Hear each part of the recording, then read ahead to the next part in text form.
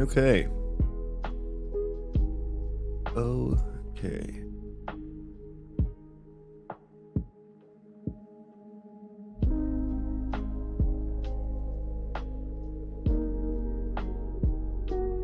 Let me see here.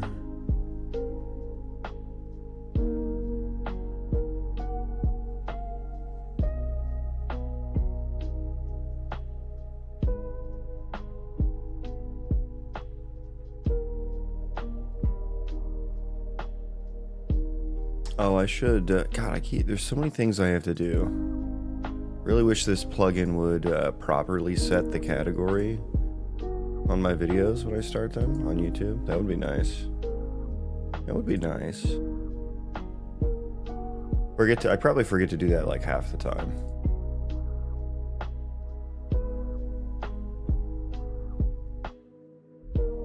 Okay, let's see. Almost done. Almost done.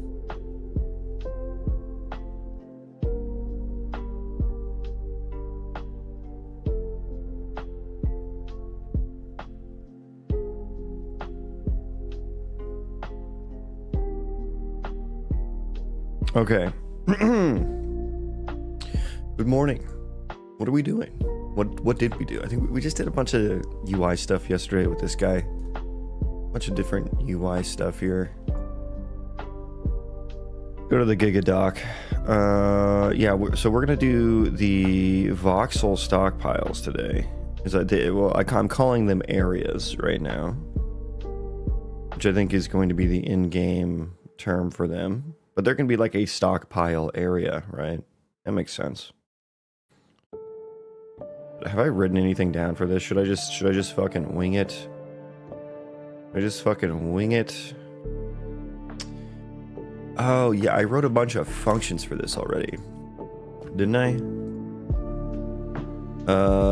What have I done here? Oh, let's commit what I have. Let's clean up the what have I done here? Some equipment component stuff here.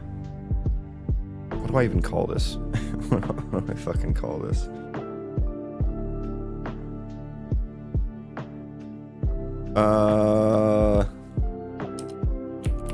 Equipment stuff. Yeah, I'll know what that means. I'll know what that means. Okay.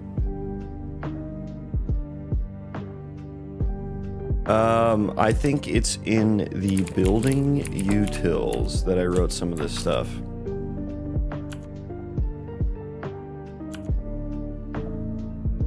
And this will be for the areas, yeah, the storage utils here. Storage spots. Dude, I wrote all this. Haven't even ran. This code has not been ran yet. I have no idea if it works. Store item in area. Yeah, so we need to get this wired up, I think.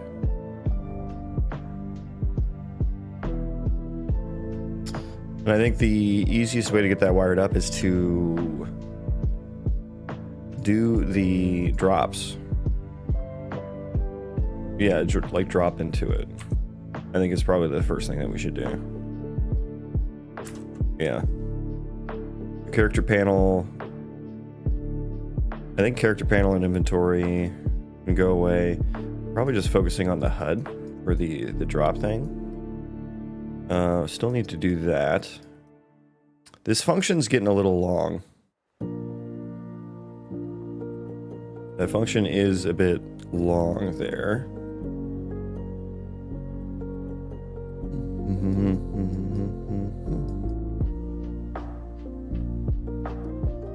Distance, that's fine. Drop item. Yeah, so I need to check what the hit result is, I suppose. So we need to diverge probably after this. So this, I think, is all a function. This is going to be drop in world or something.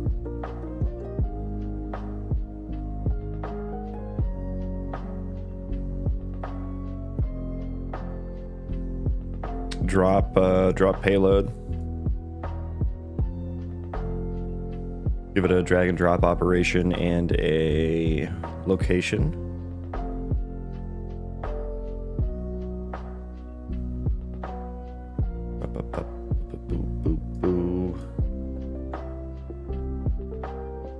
I don't have any return nodes at the end there. Okay. So drag and drop. This is going to be drop item in world. Can I put this in the same category? Or is that like a... I can, okay. You're going to take in a drag and drop operation. Okay, there's a lot... It turns out there's a lot of operation related things in the engine there. Drag drop operation, there we go. What's up, bro? Doing some Saturday morning game dev. Saturday morning cartoons here. Okay. Paste all that in there. Uh-oh, wait. Okay, thank God. I thought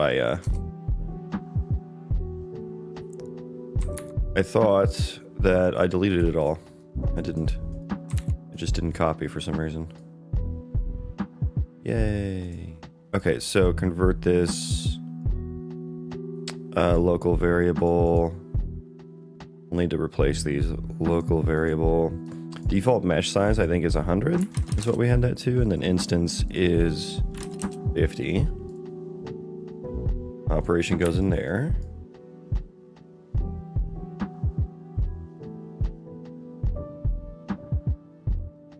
I think we actually want to return, yeah, add a return node here as well. Oh, it's all broken. We have a return node, okay.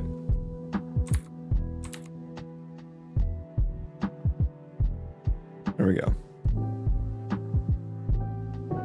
Transfer payload.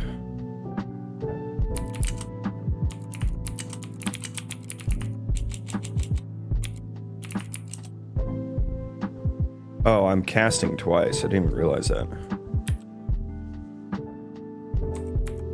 I didn't realize that.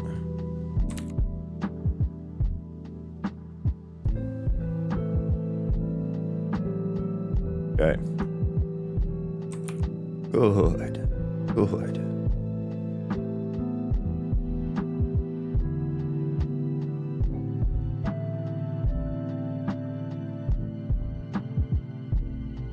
Bro, will you adopt me? No, I can barely feed myself. I'm kidding. About the feeding myself, not the adopting you. I'm not gonna adopt you. If that was unclear. Sorry, buddy. And I also need the location, right? I need the location. Vector. What's your vector, Victor? Plop that boy in there. What, why are you... Oh, you're the X and Y, duh. Okay. Drop item in world. Beautiful. I will feed on photosynthesis. Sound like an interesting person. Why do you want to be adopted? I should probably put that... okay, we copied that over. Okay, we're good. We're good. Photosynthesis. Photosynthesis.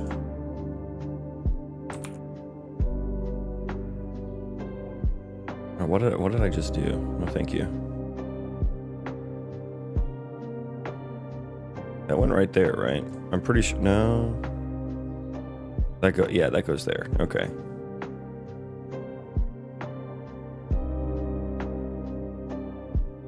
Okay, I think that's good. That's a little cleaner now. That's a lot cleaner. Okay. So we need to drop item in world. And I think maybe local variable here.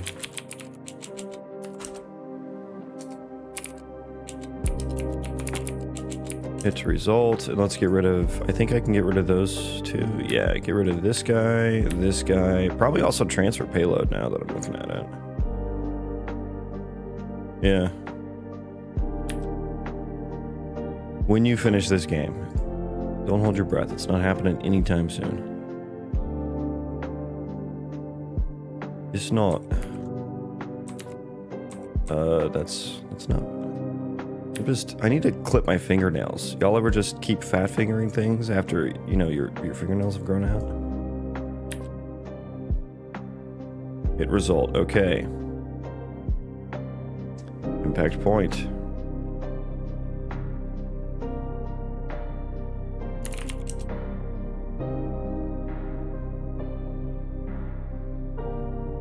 Okay, so now we can kind of reach that on over. But we need a, break that again. I need to know what the hell we've hit. Hit actor. Is a, probably cast to building area. That is going to be our first victim here. What other things did I want to... I think I wrote down other things that I wanted to cast it to, potentially. Oh boy. Oh yeah, I wanted to drop it on containers and on colonists as well. Yeah.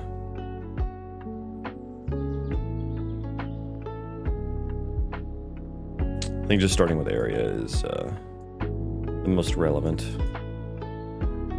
Okay, so if we don't hit one of those, we can just drop the item in the world and return that. Okay. If it is an area, let's make another function. Yay. Yay, another function. Drop item in area. You're going to take in a drag operation as well.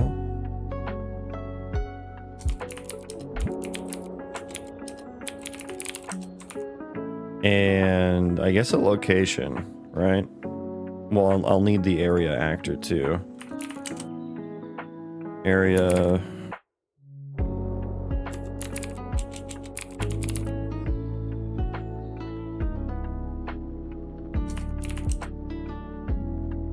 Then yeah, I suppose a location.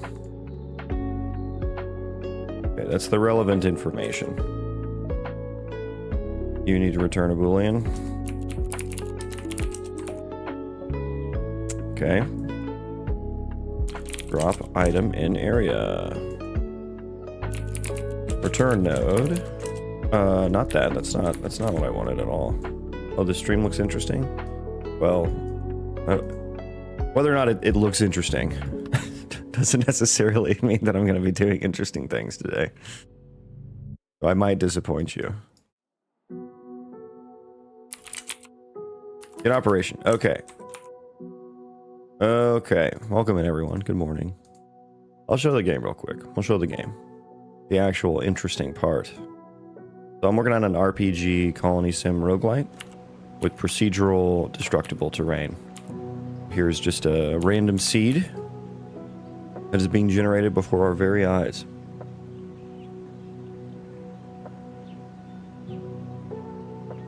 The world's got like different biomes and zones on like a world map and stuff. So this is like a different zone, of course.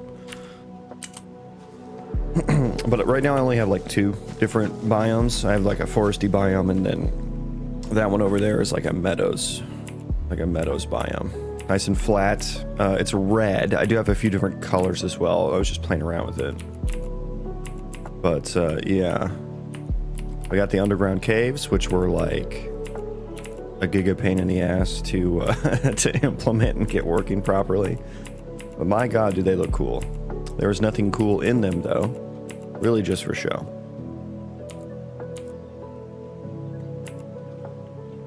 Really just for show. But yeah, here's a small part of the world stuck in a tree. Cool. Small part of the world. Where's the world map? Here's the world map. So each one of these are like the different zones or the different biomes. Each pixel on here is a terrain chunk. We are in the Jade Coast at the moment, and we are next to Frost Shadow Ridge, which was that red zone, which doesn't make sense. They're just random names. Golden Spire City, the Catacombs of Secrets, the Samurai Fortress of Honor, Skull Island, Phantom Bloom Abyss, the Czar's Palace of Winter. Is an interesting name. Blackthorn Hollow, that's a good name. So yeah, I should have probably spawned some entities to play around with as well. So it's empty right now, nothing spawned. I turned off the spawning for testing. I think there's a cave right here. Yeah, there's a cave right here. Oh shit, I fell. Sorry. Sorry. I do have some tree chopping. Some dynamic tree chopping. So wherever the axe connects is where it gets chopped at. So it'll chop clean through at some point. I got 7 wood for that. 7 wood. I already had 1,000. Just for testing. Then I can keep chopping it. That was supposed to have a slightly different collision, but that's okay.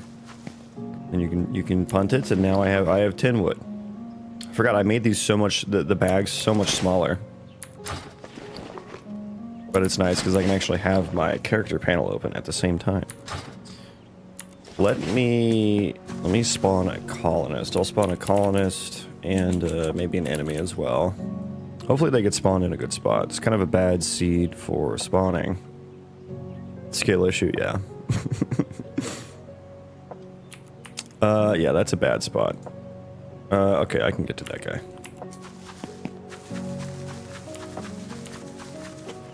I should really work my spawn point filter into the EQS query that I do there. Okay, what's your name? This is Dara Dell. It's generated quest. So this is the AI generated quest part here.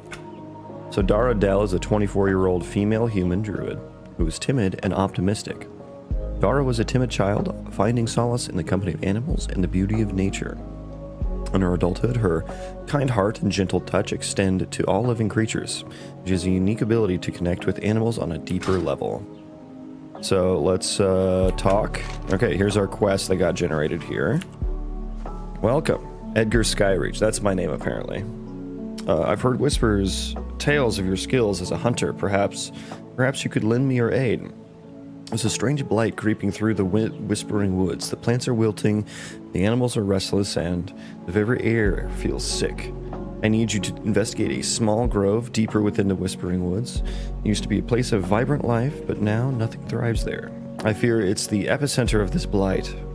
Find the grove and observe what's happening, and bring me back a sample of the affected soil and any notes you might notice. So this is like an AI-generated quest. This came back from like the Gemini API in a JSON object, and I was able to actually deserialize that and put that into memory and stuff like that. And then you got some dialogue options here that you can select from. We got the quest panel on the left side. Accept the quest, right? They're not really doable at the moment, so that's something I'll need to work on. And also getting them grounded in the world. Damage 999. Oh yeah, I guess I'm not setting that properly, am I? I just changed the default values for that. Oh, I bet it's based off, it's main hand damage is what that's on. Okay, hang on.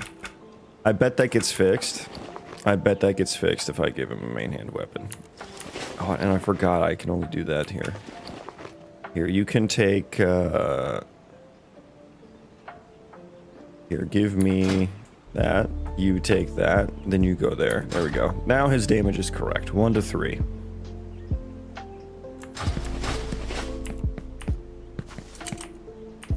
Looks interesting. How are you going to allow others to actually use this AI, since I assume Gemini is connected to your account? API keys. API keys. Well, also, I'll play around with some local LLMs as well. They are getting pretty good, so, you know, maybe I won't even need the Gemini API, but I do like it for its million context window, and it's incredibly cheap. So I've dumped my entire, like, world item database, and then everything that's spawned into the world, into the prompt for it to go off of, so it's actually been able to select classes from my database and spawn them in the world, which is pretty cool. It's terrible at picking spawn locations, but it was cool nonetheless. It basically just picked a bunch of locations that were like right next to 0, which is not always accurate for a quest.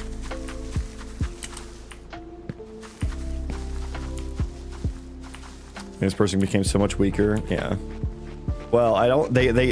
I don't have unarmed attacks working, so all he would have been able to do is stab you with his offhand, which that number was based on his main hand damage. So his main hand damage was actually 0-0. It never got updated. That's just the debug values that I put in there.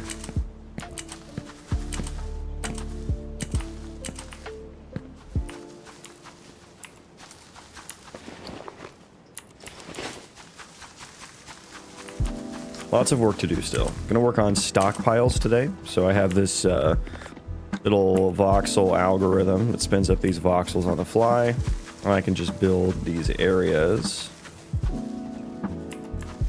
Build these little areas, and then I can, I'm gonna use them as stockpile areas, or, you know, chop trees in this area, construct in this area, forage within this area, that kind of stuff. So that's what I'm gonna work on today.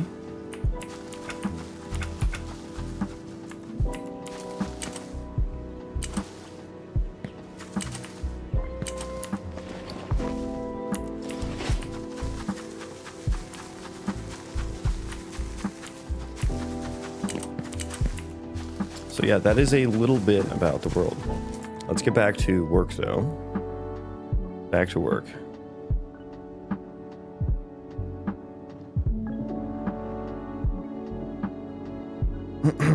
Where was I? On drag detected.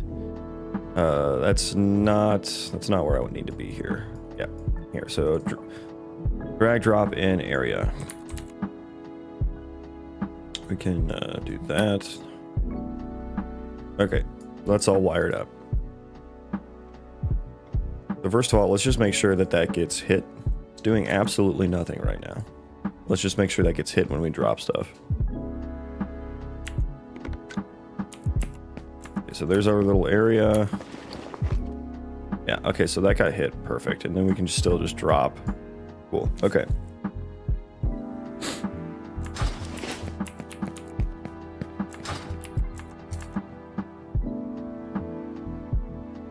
Okay, here's where I have no idea how well these functions are going to work. I wrote these like 3 weeks ago before I realized I needed to do a lot more before I got here. And we're here.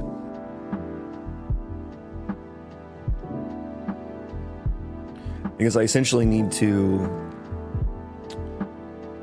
get the valid storage spots for those little world item cubes in this stockpile, in this area, which are going to be like the individual voxels. Respect you, man. Was watching yesterday, got tired, and I was just looking on YouTube, and you're still here. I'm not. Oh no, I'm not still here. I'm just here again. I haven't been here for 24 hours. Stay strong, focus, love your work. Thank you, man. Thanks for stopping by and hanging out. I appreciate it. But yeah, I have gone to sleep and gone to work since then, so I've not just been sitting here. What did you say this is made in? This is Unreal Engine. Unreal Engine.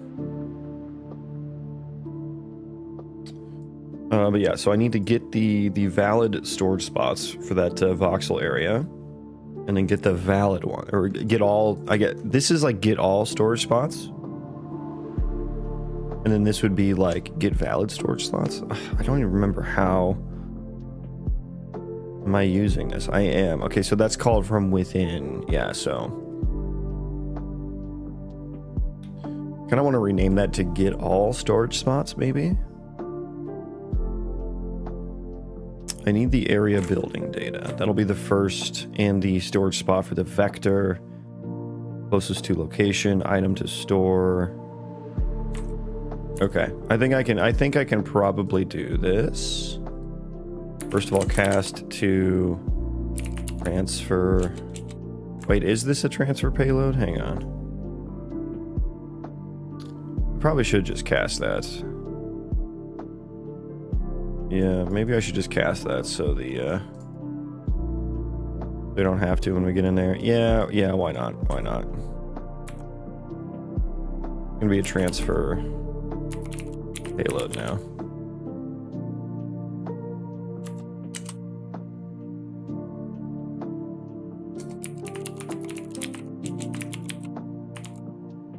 Of course.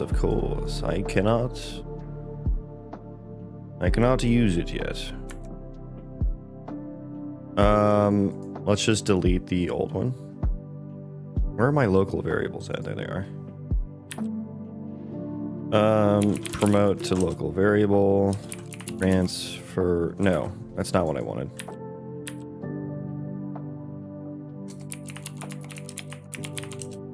There we go.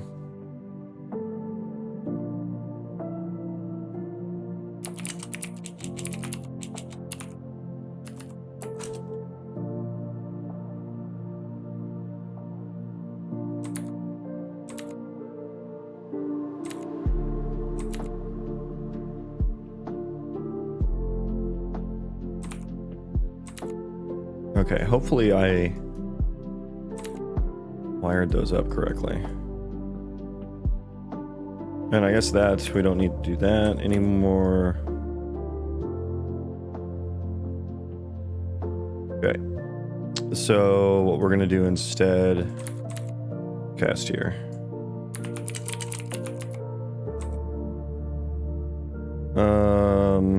What now? No, I need to get payload for right. There we go. Okay. Scooch it on over. Scooch it on over.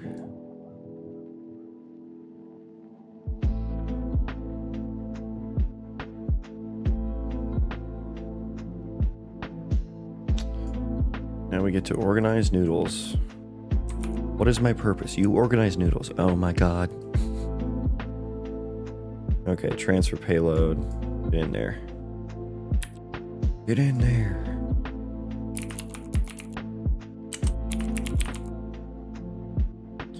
Transfer payload. Transfer payload. Okay. Alright. Drag drop area. Okay, we're here. We are here. I wanted, so we're going to do store item in area, which will probably, yeah, return whether or not we handle it. But I want to return true in any case, I think, there. Area building data needs to be a U param. Oh, I hate it.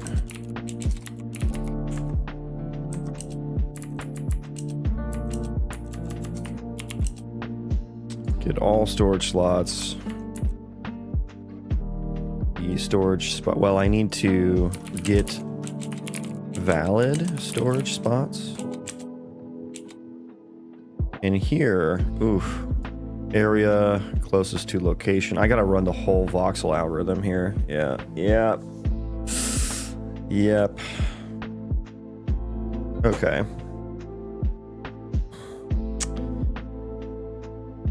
Which means it's gonna be like an async operation.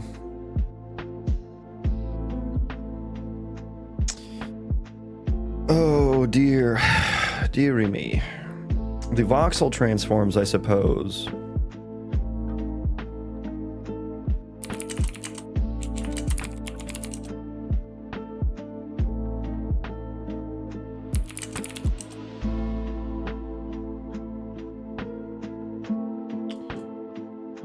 Yeah, area building data, and then I can break that. I think that has the...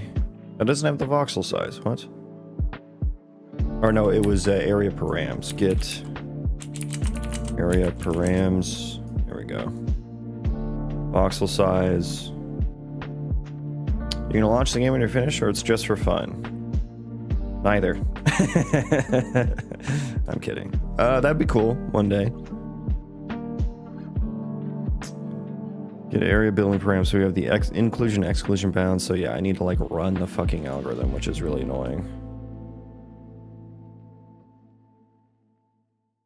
Closest to location, get valid store. What do I use that for?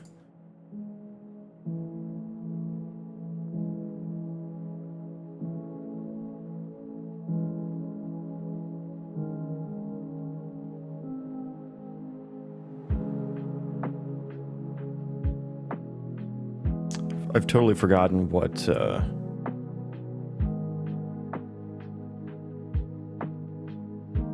this code was doing. Am I returning multiple here? Getting the stack slots. It has no stack slots. Inventory component. What? Oh yeah, I made those statics. Oh yeah, I remember doing this now. It's gonna be a miracle if this fucking works. It's gonna be insane. But I still need to run it async.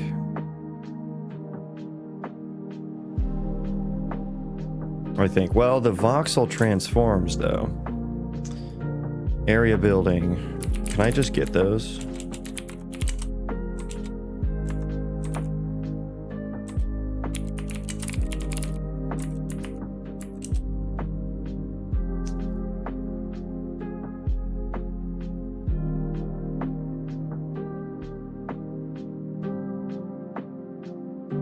I wonder if I should just, I mean, I guess the voxel transforms are just the instance transforms of the instance static mesh.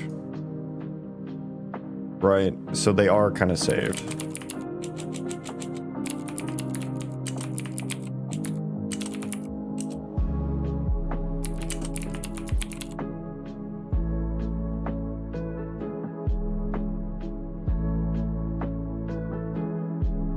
I can only get them one by one, huh?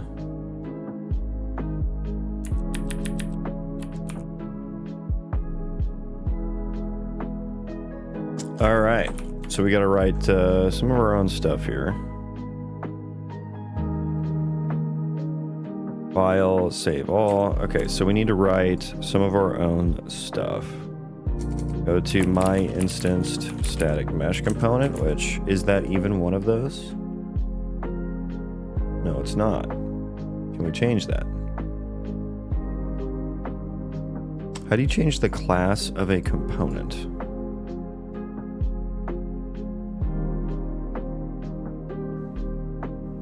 Can you do that?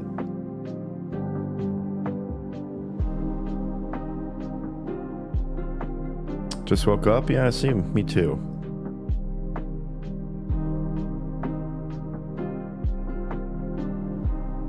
Okay, yeah, so how do you change the class of a component? Is that possible? Unreal Engine change class of component in Blueprint.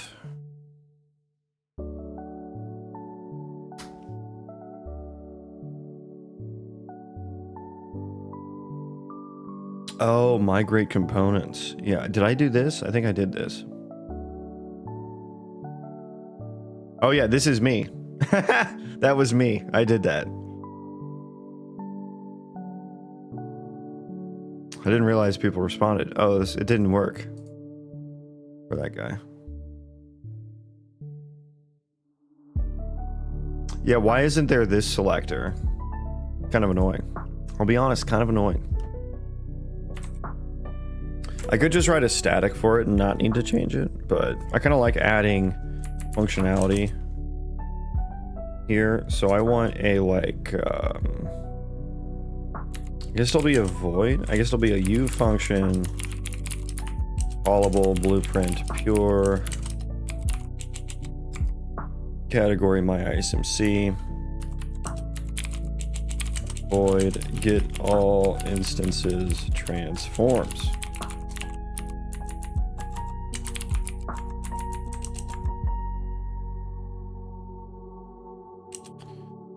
And I guess it needs like a T array ref out transforms f transform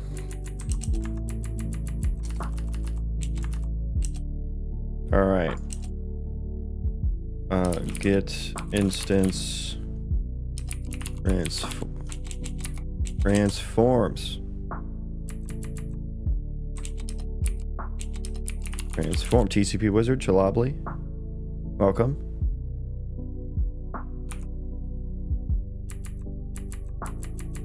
Good morning. Good morning to you all.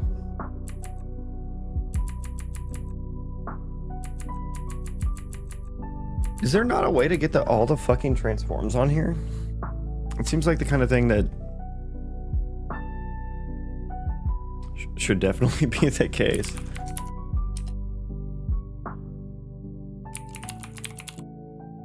Okay, let me look at... instance data per instance SM data. That's what it stores it in, which is an F matrix. Interesting. Okay, so I have to do. Oh God, are you serious? I really have to get them one by one. I really have to get them one by one. Okay, so I guess I'll do the bool for like.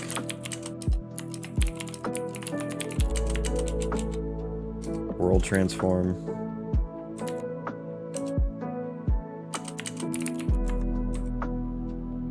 Okay. Get num instances.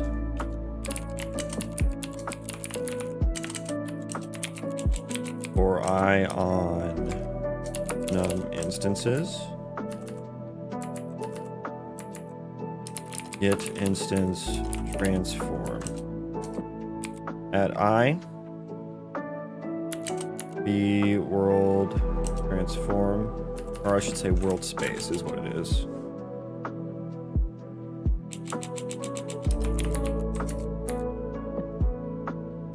World space.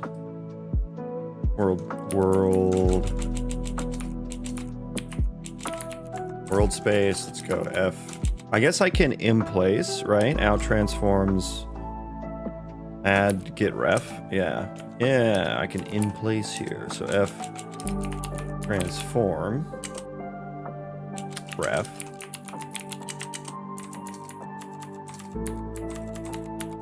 Yeah, we can do that. And then let's make sure to out transforms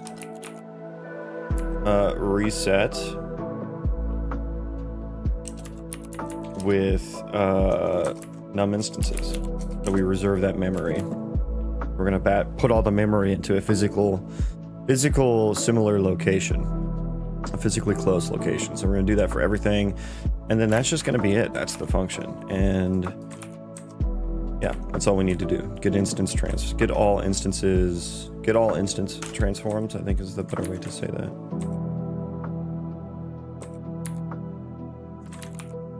Okay, should I make these other ones blueprint callable?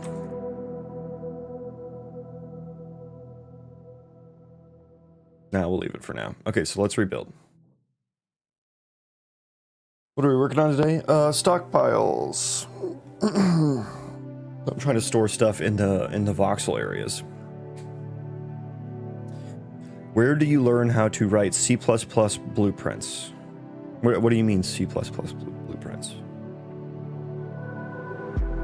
Voxel line are pretty hard to follow. How do you, and also how much C++ do you need before diving into it, or can you learn as you go? I just learned as I go, but I've been a programmer for quite some time now.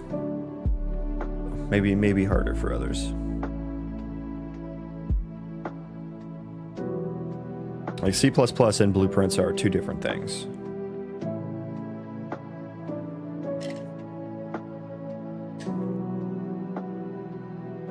God damn, I might need another coffee early.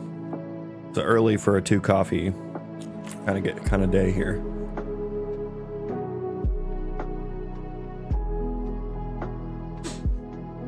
But welcome in, everyone.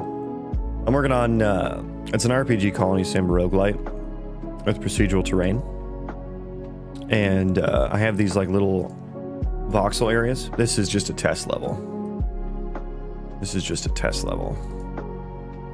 Dude, let's try a new seed here. 568, 569. Nice. Uh-oh. Okay, hang on. We're broken. Let's fix that first. Yeah. Okay. Is that going to be fine now? Of the storage... Wait, what? Oh, I have to... Get item by index. Wait, what? I didn't know. Where is that function at? Voxel transforms. Okay, we're gonna fix this real quick and then I'll show it. So instanced static mesh. Let's just rename that real quick. Old. So I'm gonna have to just make a new one. Oh, it's not blueprintable. Ooh, I hate it. Oh, that's annoying. Okay. We gotta rebuild. We gotta rebuild. To my dismay. And of course, 19 things need to be recompiled now. Isn't that great?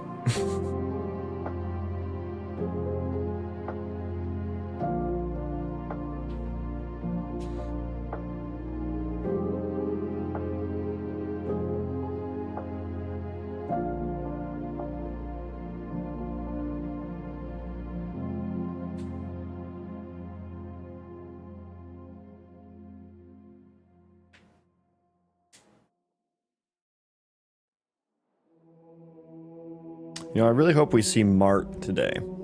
I haven't heard from Mart in like a week, and I've been worried sick, to be honest with you. To be completely honest, I'm worried sick.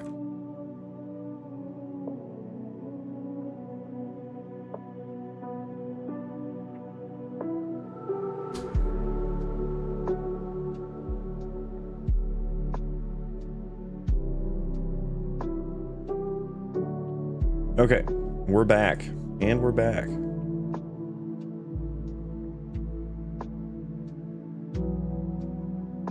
Okay, so back to this. My instanced. Wait, what?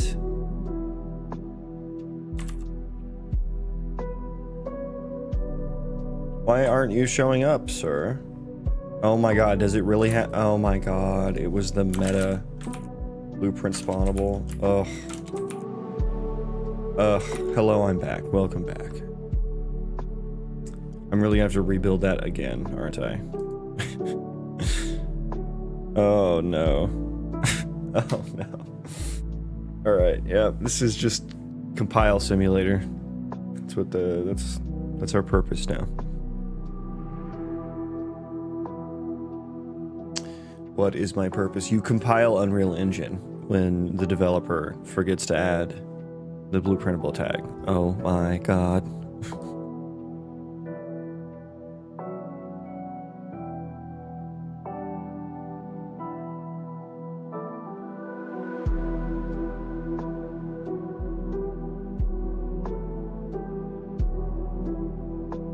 So yeah, I'm trying to work on, is this C++? Yes.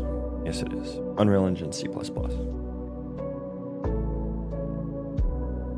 I'm trying to work on dropping things into stockpile storage areas. So like dragging from my inventory and dropping in the world. But then like if that line trace hits one of the voxel storage areas, then it should get put in like the closest applicable spot. Megatron, welcome in. Happy Saturday to you as well. I'm very happy it's Saturday. Okay, can I actually do the thing now? I instanced. There it is. Thank you. Okay. Now just call that one instance static mesh. Now let's, can I find and replace? I would like to find and replace. I think I'm only using it within this class. Go away. Find and replace? Question mark. No, there's no find and replace. That's fine. We'll fucking do it live, okay? No, that's the old. I parented the old one there. Okay. All right. The voxels are voxeling. Okay. Okay. All right. Delete, save, compile, save again, save for a third time. There you go. Okay. It still might not be saved. That's the thing. Get all transforms. Boom. Okay. Now we're cooking. Now we have it. Okay, let's spawn the new seed here. Good luck in your project. Thank you. It looks similar to Java. Yeah, probably just for all the Pascal case and stuff. Me too. Yeah, it's been a week. It's been a week, hasn't it? All right. All right, so I got these little snoxels here. So So I can do things like, what can I do here? Uh-oh, it's broken, isn't it? Yeah, it's broken. Shit. Why are you broken? Why are you broken?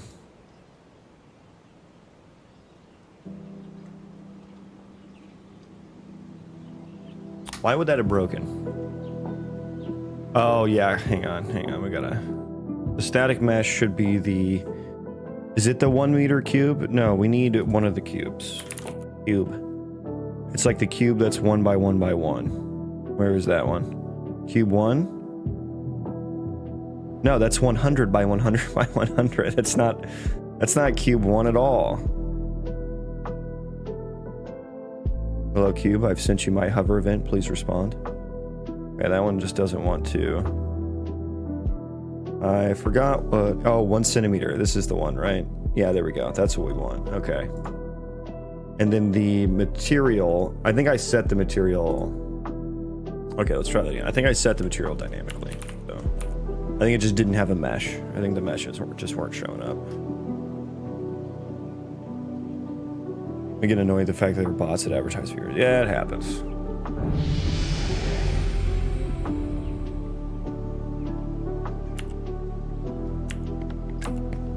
Okay, we got our voxels are back here. So here's our little voxel algorithm that I need to I need to turn off the collision on. Yeah, there's our voxels. the collision. Oh my god. Okay. Yeah, so we need to turn the collision off there.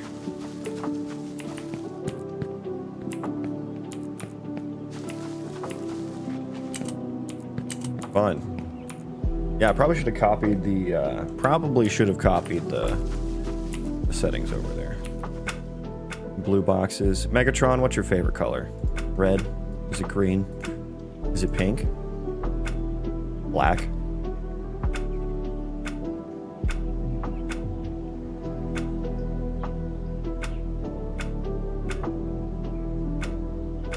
Unironically, I think pink is the most, blue, actually? Okay, well, we'll stick with blue there.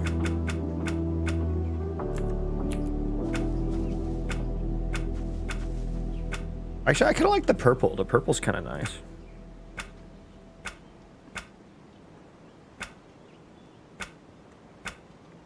Okay, I'm getting sidetracked. I'm getting sidetracked. Okay, I need to restart.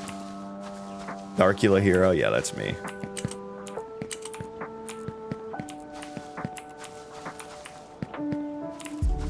Yeah, I need to change the collision settings there.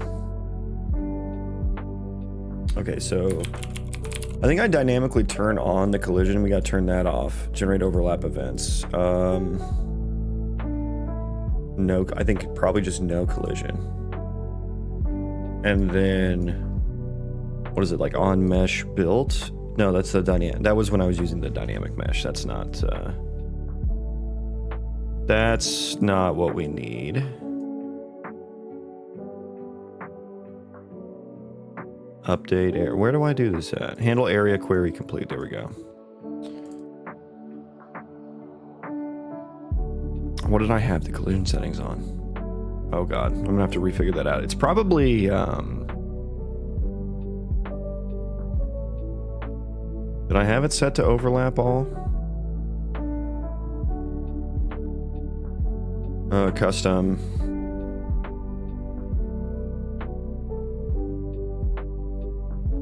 It should be should it be a building itself? I think it should be a building itself. I thought like I turned the collision off when it was building the mesh. When it was building the, well, these are all ISM instances, so.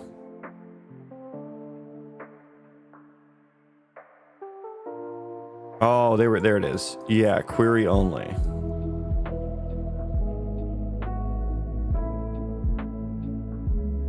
Yeah, but I don't turn it off. So it's just kind of always on. Okay. Well, if that's what it was, I'm just gonna guess that overlap all was the settings there.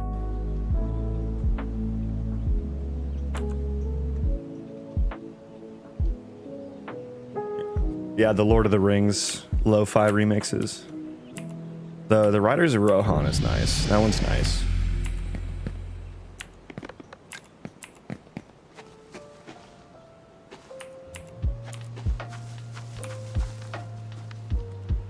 Okay, give me a... We need to get a colonist. Give me a colonist. Where is he? He's in the cave. I can't get up there. Give me another one. He's also... Stop spawning them in the cave. Okay, thank you. You there. Oh no, he's stuck up there. He's on a nav island, isn't he? No, we can work with that. We can work with that. Okay. Okay, join my colony. Thank you. Okay, so let's just to verify that these areas work. Okay, that should get all of the mushrooms there. Okay, you sir. Forage within area 1. Okay, he did get the overlaps on the mushrooms there. Good. Good slate. I mean colonist. Good colonist. Okay, so we know that that's working now. We know that that's back to working. At least somewhat. At least somewhat. What are the chances I can do this and compile without breaking everything?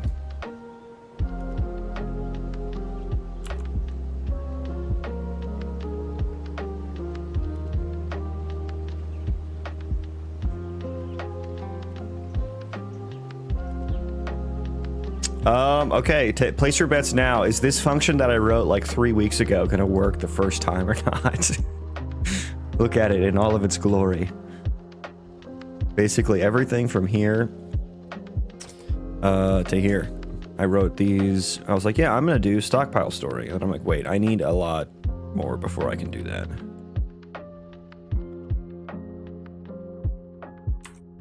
Should we step through it? No, let's just fucking send it. Just send it. And actually, my whole UI is broken. Never mind. Yeah, because I compiled a blueprint. Yeah, look at that. That's nice. So we'll go back to the test level and do this. Fuck around and find out. Yeah, I'm about to. I am about. Wait, where is my backface culling?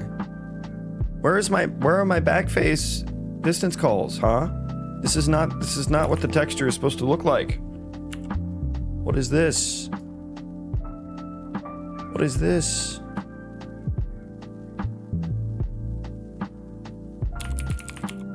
What setting did I change? Where is the material? Huh? Is it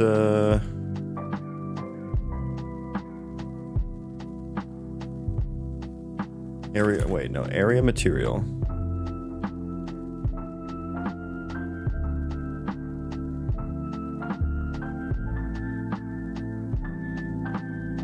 Do I not set that? Do I need to set it here? God, I forgot. Oh, I should not have just deleted that thing.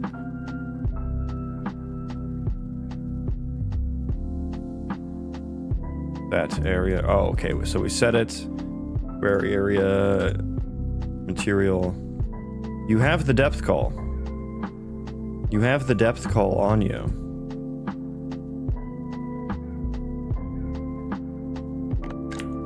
I mean, this is a side quest. Like the basically, like you're not supposed to be able to see the, you know, like the grid.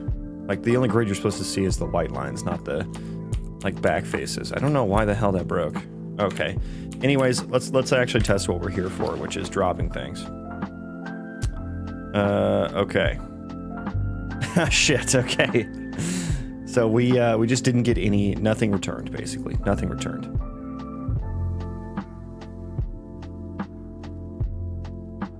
Nothing returned.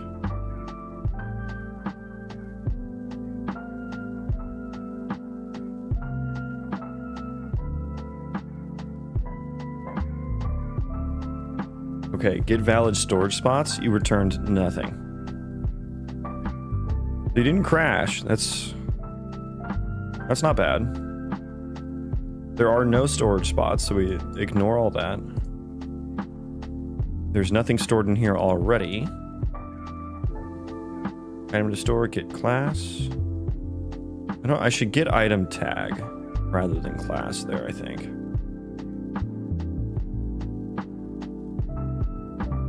I want to see that. So we might crash here or something. No?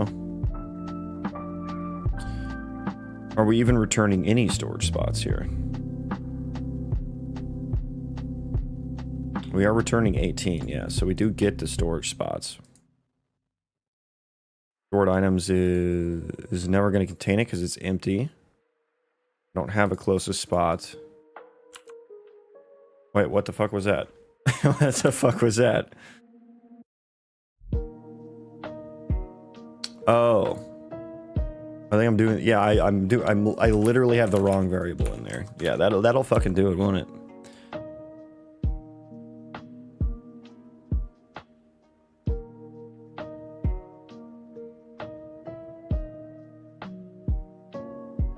Okay, by the power of Tim Sweeney, this will work.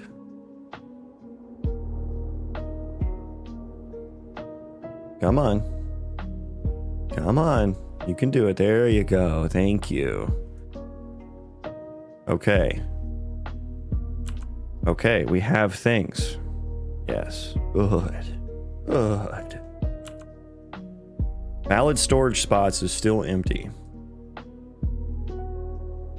Oh, I never set that to true.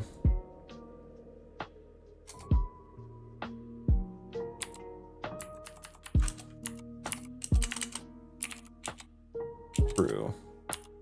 And then I just add... So I'm returning a set, but I'm only ever adding one thing to it. I mean, that's fine. That's fine. I think I was doing that for, like, if I wanted to return multiple, like, just in case or something. I'm not doing that at the moment, so... Really just,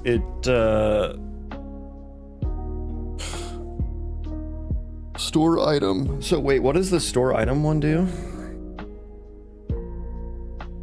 Item to store. Stored item. I don't think that's going to work. Yeah, nothing happened there.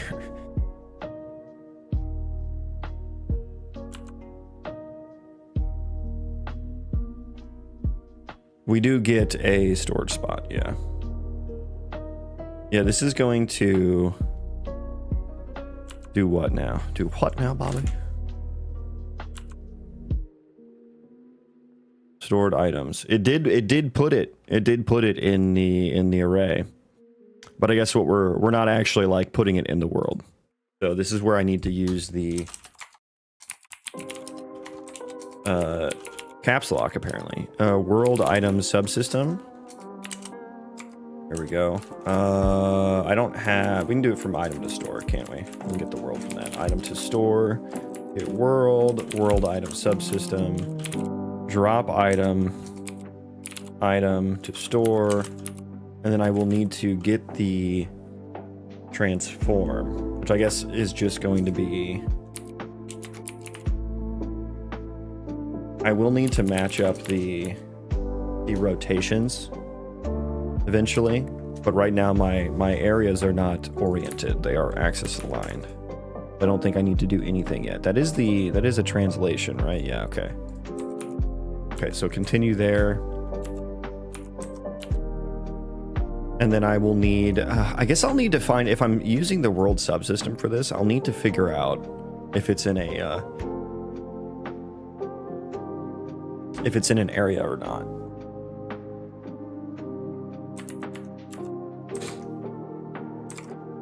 Okay. Oh my god. It's huge.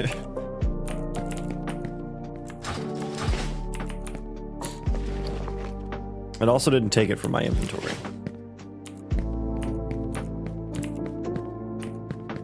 Yeah, so the scale, yeah, I don't have the scale. So this should maybe be a That's some big wood. Hey, only the biggest wood here.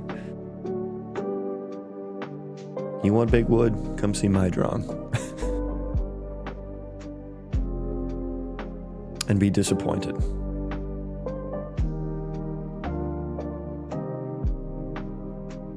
Okay, so yeah, the transform has baked in the size, so... Hello? Hello, who is that? Is it Imaginary Villain? No, it's Johnson! Welcome in! Why are you running? Why are you running? Why are you running? Mango tear. Put it in reverse, tear. Put it in reverse. Oh, Thank you for the raid. Welcome in, everyone. I'm hoping you're having a wonderful Saturday so far. We got him. What the dog doing? What the dog doing? How was your stream? What were you working on? I'm working on Snoxels. I'm trying to drop things. Now I found an item dupe hack here. Nice. Nice. That was interesting. Yeah, a little bit of chaos. Just a classy amount of chaos to start your Saturday morning off. Welcome in, Raiders. Thank you, Imaginary Villain. If you're not following Imaginary Villain, you should consider doing so, because he's another Unreal Engine dev working on a like a 3D platformer Castlevania type game. And it looks pretty fun. I'll be honest, it looks pretty fun. His game is a lot further along than mine. I think if I'm not mistaken, do I remember hearing you talk about a Steam page? If you're still here. If you need to go, no worries, no worries. Yeah, I'm trying to store things in these area voxel stockpiles. I was breaking my save system. Oh, I've been there a couple times, yeah. Still broken. Guess I worked on package project bugs, but overall, I threw the bomb and walked away as it all went up in flames. You know, it's a very 2 steps forward, 1 step back type of line of work, isn't it? You'll get it tomorrow. You'll walk away, fresh mind. You got a Steam page, needs a decent trailer, but overall it's pretty decent. Yeah, feel free to drop the link if you'd like. If it's public. I don't know that I know of it. I would like it for myself. Yeah, I need to pass into scale here, and then I also need to take it from the inventory after it's dropped.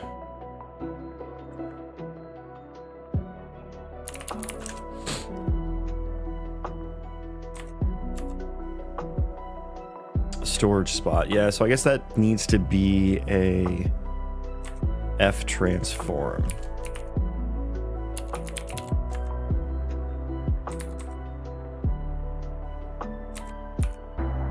Oh, hell yeah. There we go. Poppet Quest. I never knew the name of your game. It's been public for 2 weeks? Hell yeah, congrats. Only took me 4 weeks to actually make it. Oh shit. Got volume. Oh, I love the little, they're almost like Oogie Boogie guys from like, Nightmare Before Christmas, you know what I mean? Very tiny. Also low res.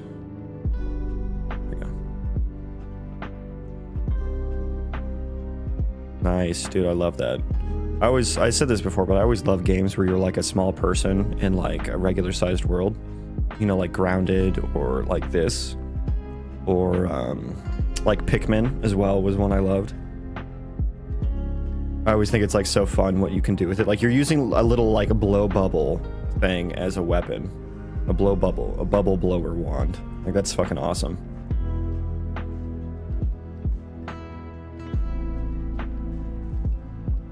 Are you actually shooting bubbles? You get a lot of enemy types too. And is this, am I detecting a hint of motion matching here?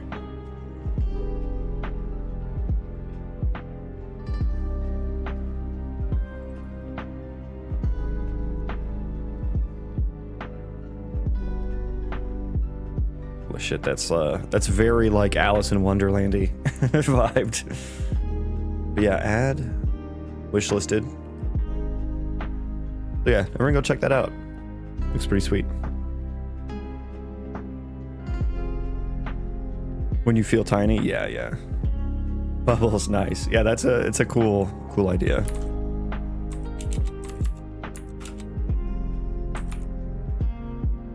I need to, yeah, we're just gonna get the location. Storage location.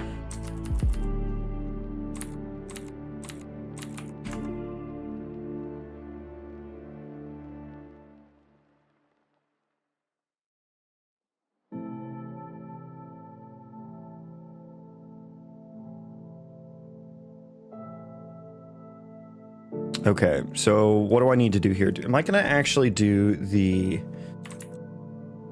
inventory handling in that function, or do I do it outside of here? Like, if this is true, then I have all the inventory information here.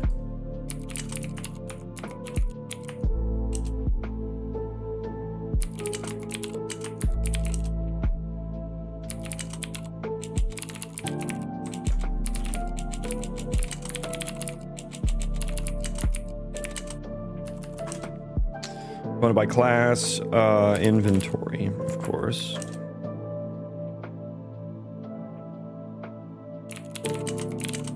And then I would just do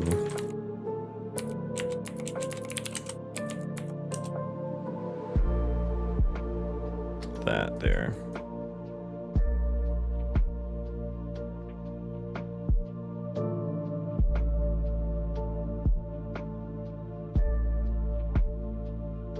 Okay, yeah, get the noodles behave. There we go. There we go. Molix, thank you for the follow. Welcome in. YouTube be for real struggling, keep a 10-second delay on the stream. Is it bad? I'll have to look into that. Other than that, I had the awful idea of trying to start streaming at 8 a.m. 2 days out of the week, then doing one at 10 p.m. the same week. Because I hate myself, apparently. Yeah, that doesn't seem like a compatible schedule, my dude. Woo, noodle work. And Twitch usually has like 5 seconds. Yeah, is it longer on YouTube?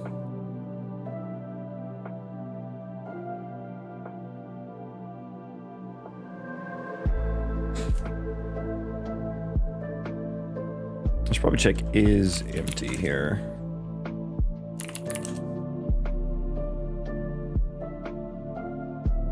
The noodles are getting a little rowdy here. I must admit. I must admit. It's quite simple, really. Quite simple, really. Oh, but I'm also gonna be calling this. I'm actually surprised. I need to do this on a background thread because it's gonna get gnarly performance-wise. And I'm actually calling that fucking twice. Gonna get executed twice. I should maybe make that not pure. I don't want that to be blueprint pure. I only want it to run once, right? So yeah. So we need to pass transform in. We can do the scale.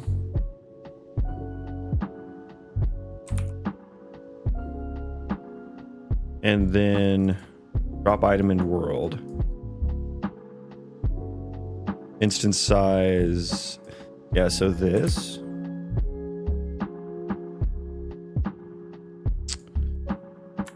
This is a get world item instance size scale.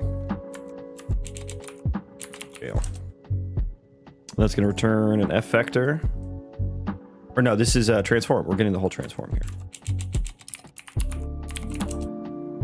Return the transform.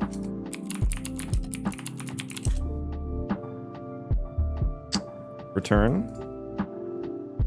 Convert local variable, convert to local variable. Oh no, that I did an actual variable there. That's not what I wanted. Fuck. Undo. There we go. Default mesh size is 100. Instance size, we want it to be 50. There we go. And then we need to pass in the location.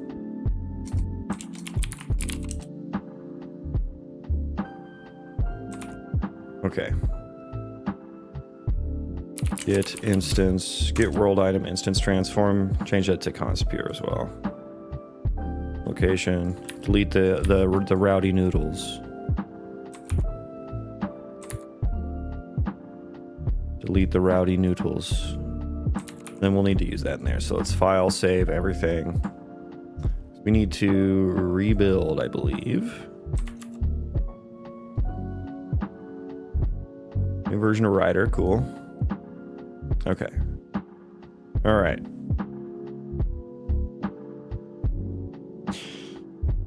I tried to make delicious Italian food code and it ended up burnt. I should have added more spicy nodes before setting it to cook. Yeah, you want some nice al dente noodles. I've come to find. It'll be difficult to crash me. Yeah. Well, not when you have an area the size of Manhattan. That's gonna crash anyone's computer. I have to do a lot of algorithmic things to calculate the areas. That one just happened to be small enough that it, you know, the time complexity wasn't so bad.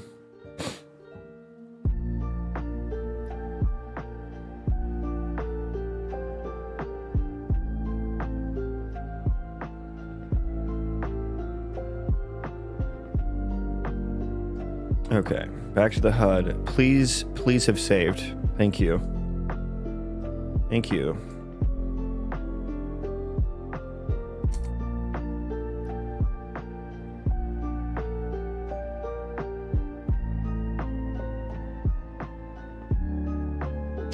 Really want to make my area the size of Earth? Well, you can. I just have to run it on the background thread.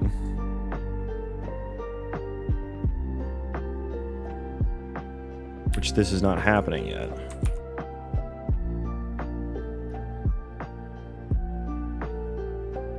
I mean, theoretically that should work.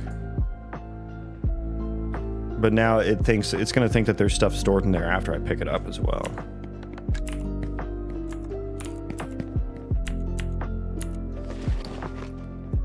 Yay.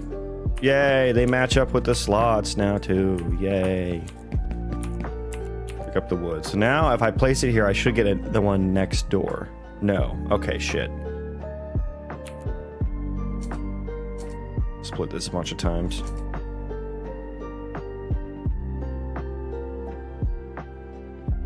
God damn, the drag and drop, the built-in drag and drop, it just sometimes doesn't fucking work. Like, I can see the events, like...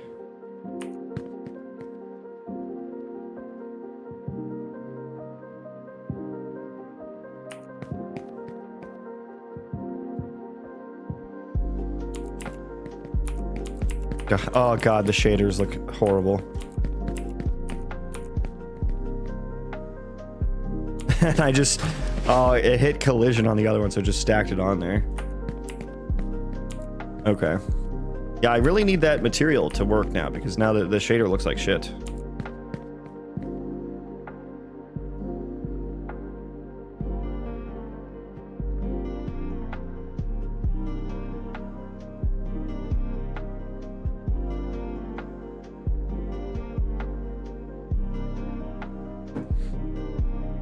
Isn't it that bad? I mean, it shouldn't be the case though.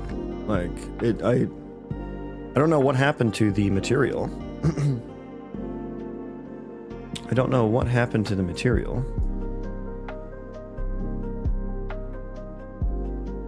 Because I literally built the material to not do that. And it's all because I'm wondering if, like, I should just by default set it here too. It was like, what, fucking area square or whatever.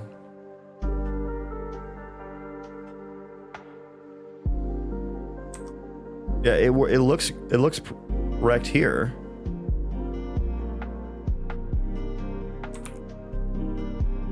Where is the... Wait, let's just see. Does that fix it? No. No, it doesn't. Well, let me do this.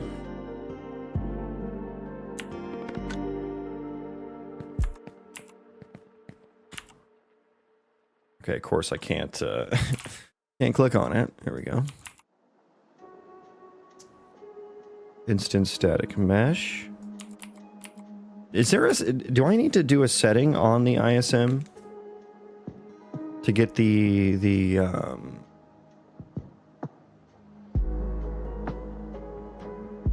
depth call to work?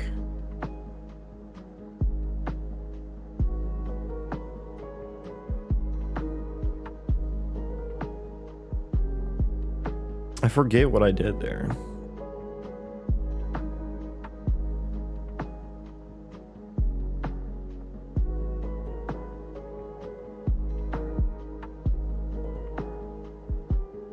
No shadow.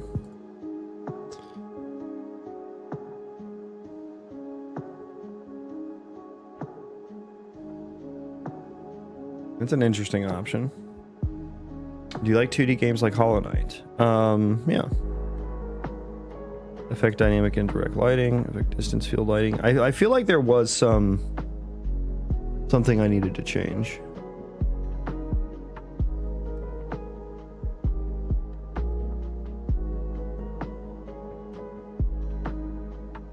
Doo-doo-doo.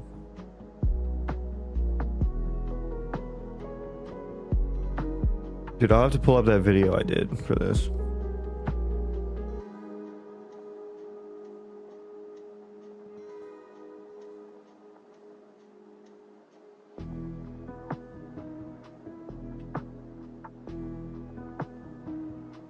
Receives decal, hold on, RC.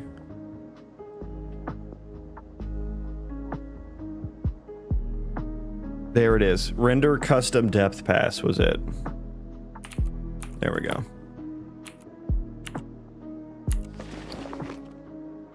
There we go. Now it looks a lot better. Okay. So let me remember to do that. And probably turn off shadow, of course. Like we don't need that.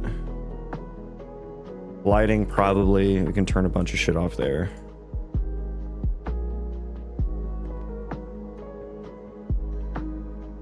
What was it? Custom depth pass? What was it? Render custom depth pass, yeah. There we go.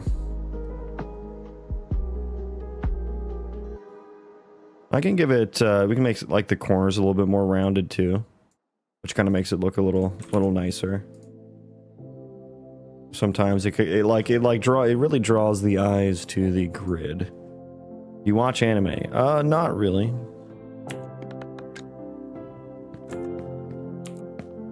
Honestly, it could be a bit higher actually.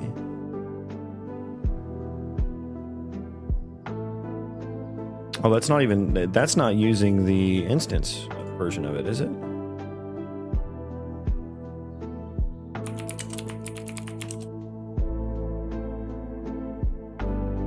Yeah, we're not even using the... Here we go.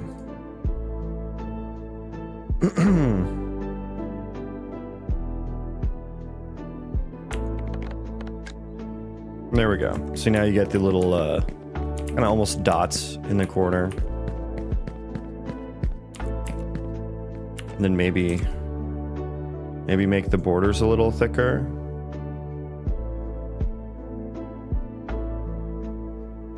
You know, you can do that as well. God, it is quite there you go.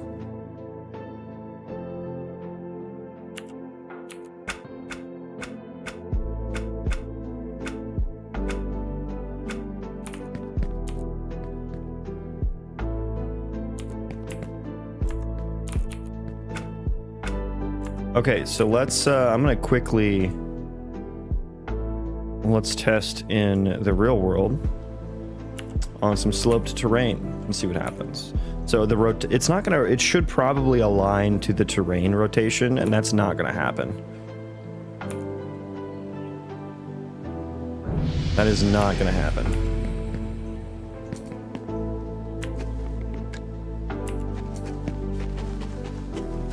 Okay, and it's also going to be a lot laggier now.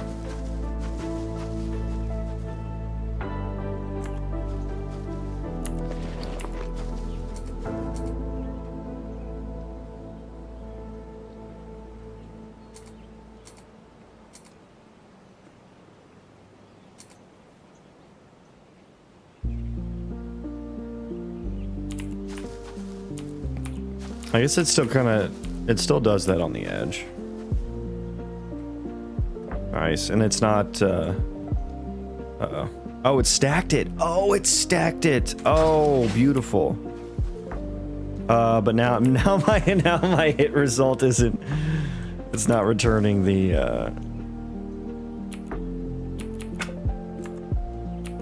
there we go. It's not, it wasn't returning the, did it? Wait, did it stack it? It actually shouldn't have. I think it is though. Or no, it's returning false, but still removing from my inventory. What the fuck is happening? Or item and area. There is no item to store, or if it contains that location.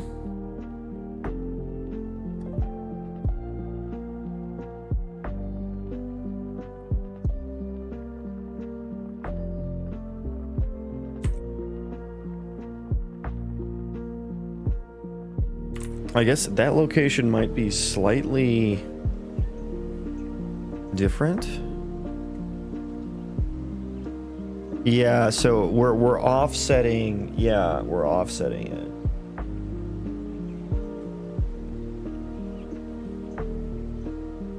And I need to store. I need to store it at the place that I spawn it at is not going to be the place that I store it at. So I'm actually kind of thinking that this part should happen outside of this function, because the storage spot should be the voxel position, not the instance position. They can't be the same, so I think that's why we're getting some conflicts there. It was probably just adding a bunch of them on top of each other, so that's probably why. And then I need to do some collision. Okay, let's write some things down here. Let's write some things down.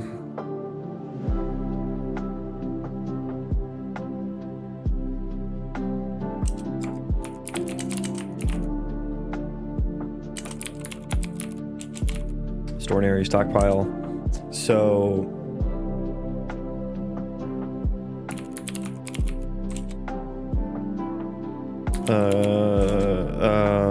interaction, trace, collision, hits, area, and world item. It maybe shouldn't hit both. I think I might actually make the world item slightly smaller as well, so you can kind of see the difference. Yeah, I think I should do that.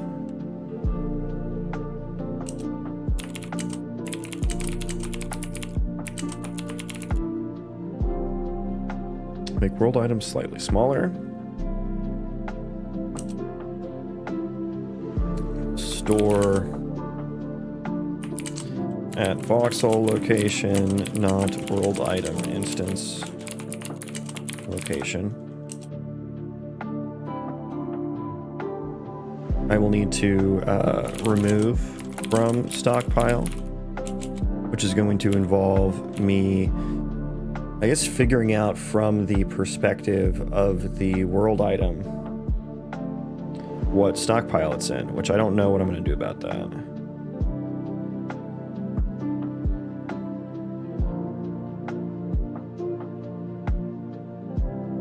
I think this all calls for another coffee as well.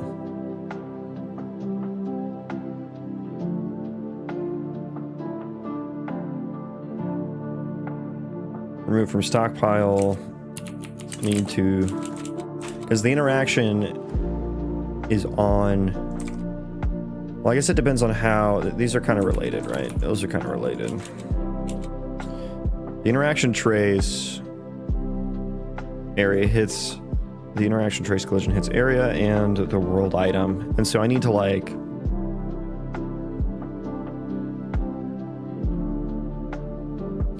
I think it would be nice to just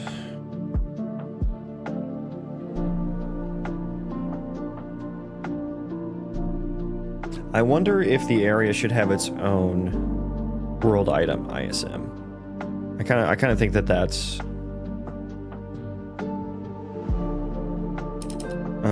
world item ISMC. Yeah, so Yeah.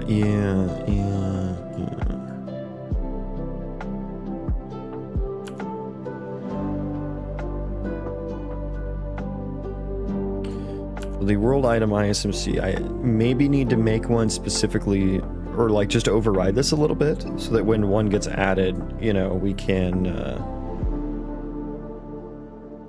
yeah, I think I need to override some of this stuff. And maybe it can be a blueprint type thing. I think blueprints can handle this.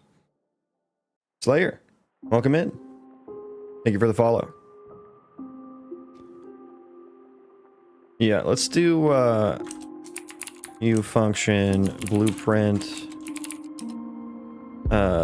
native event. All my homies hate blueprint implementable event. Blueprint callable.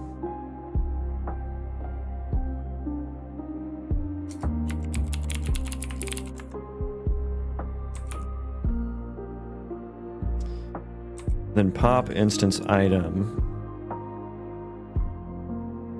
contained items. Because what I'll need to do is change contained items into a map.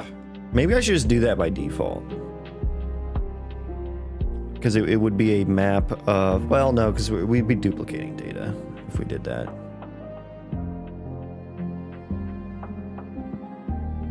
Because I guess my storage settings are now just going to turn into the ISM itself.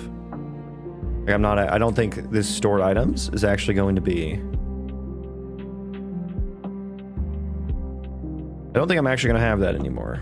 I think it's just going to be... They're just going to be stored on the ISM has all that information, so I don't need to duplicate the data there.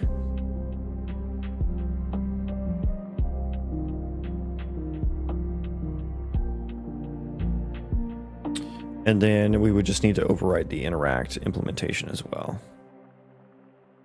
Make sure that...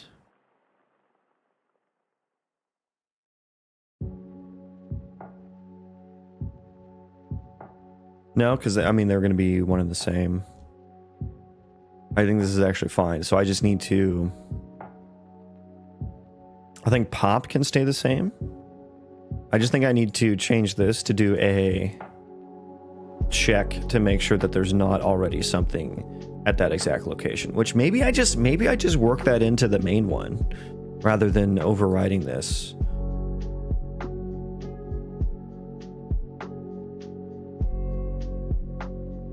Having to look up locations, though,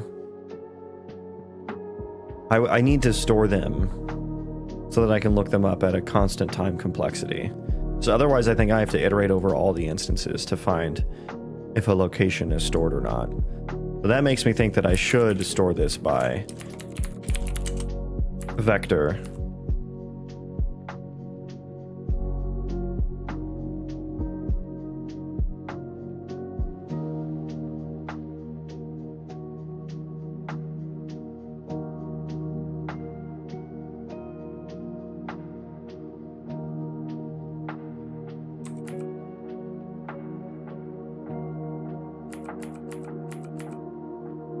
I could store a T array and a T set. Is there such a thing as a T ordered T map? I would like an ordered map, please. And there's probably ooh. Sortable map base.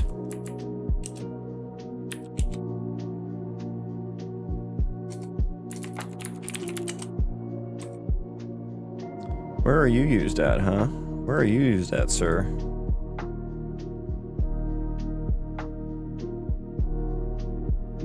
No usages of it.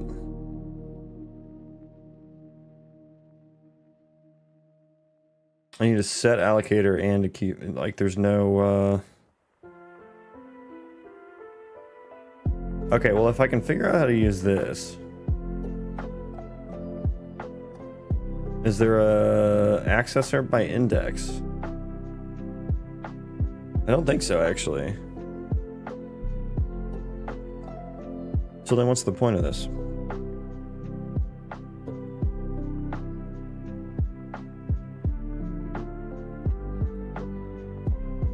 A multi-map. Interesting. Oh, a T-map is a sortable map. Okay. So, but there's no index accessor. There's no constant time index accessor. Unless I'm missing it.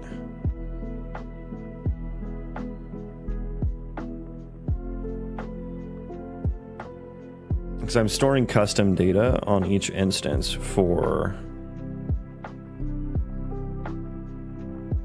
what item it is.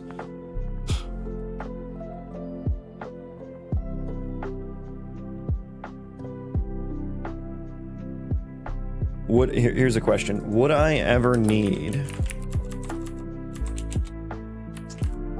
Do I just need to know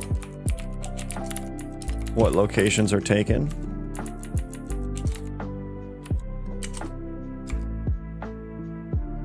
Which ones are like this would be valid, like invalid locations, which would be the ones that which would be instances that are already added. If that's all I need to know, then I can just do this and everything else works fine.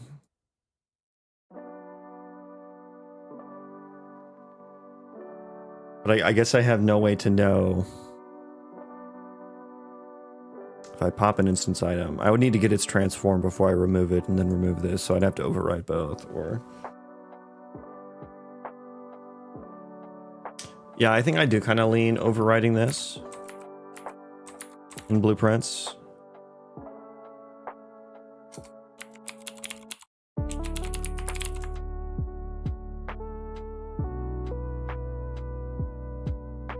Hello? Okay, there we go.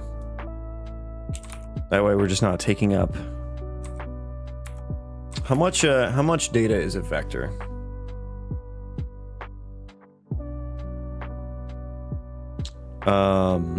Isn't it supposed to tell me the size when I hover over it?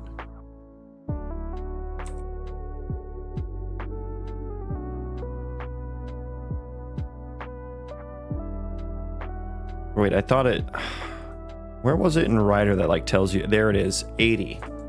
Oh, that's for a T set though, hang on. F vector P poo poo. Okay, what size is P poo poo here? P poo poo is 24 plus 8 padding.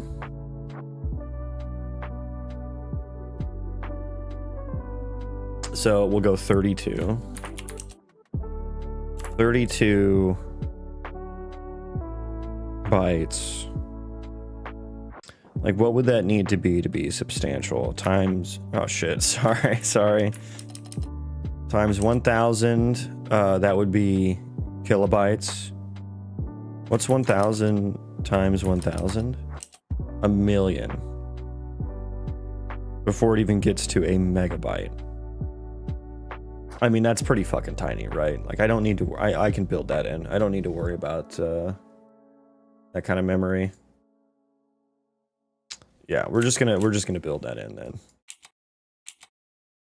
Because yeah, I shouldn't, for world items, I don't want them stored at the same location anyway, regardless of if it's an area or not. So yeah, let's just build that in. If item returns 0, if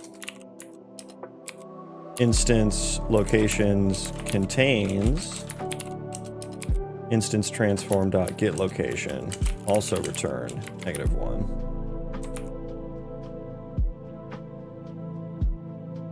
And then once we've added it, instance locations, add it, and then if we remove, I guess I need to get transform first here.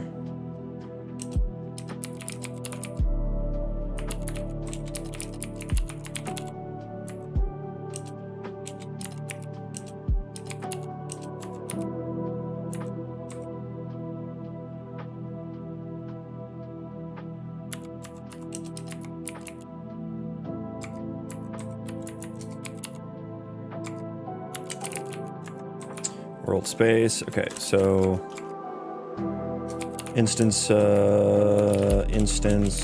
locations dot remove locations. Transform, get location. Okay. That should be all we need to do. Then I can just check if the returned index is -1 or not.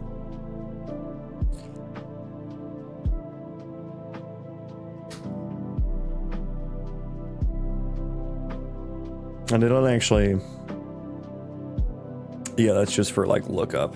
Yeah. So I think we're actually good.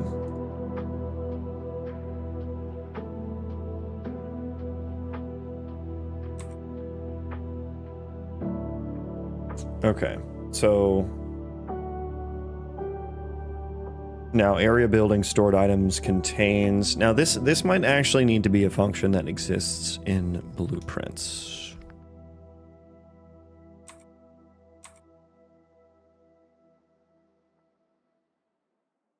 Which means this would need to be blueprint callable.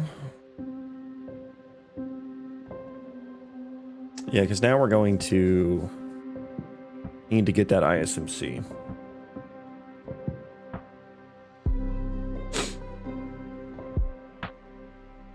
Yeah, I'm liking this. I'm liking this. But I think I'm actually going to delete this function and move it to blueprints.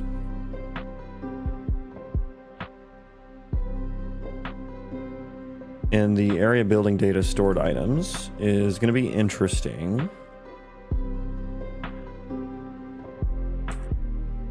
It's a map of vector to item. I'm not using it. I am actually for the contained items. We're getting like the valid storage locations. Okay, so I will need to populate that actually from within blueprints as well. I think that'll be okay. That could become quite costly though.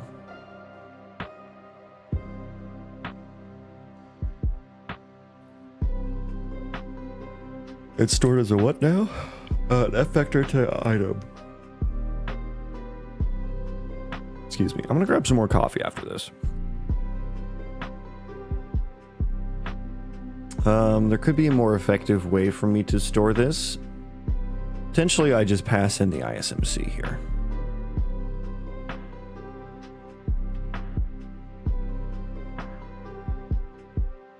I am looking up by storage spot.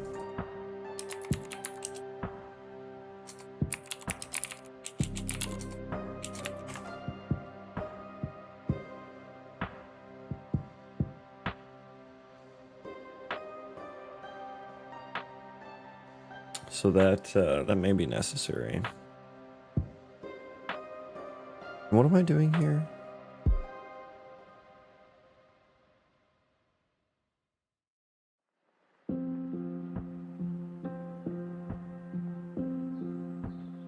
God, I need to go back through that this little algorithm here and figure out what the hell I was doing.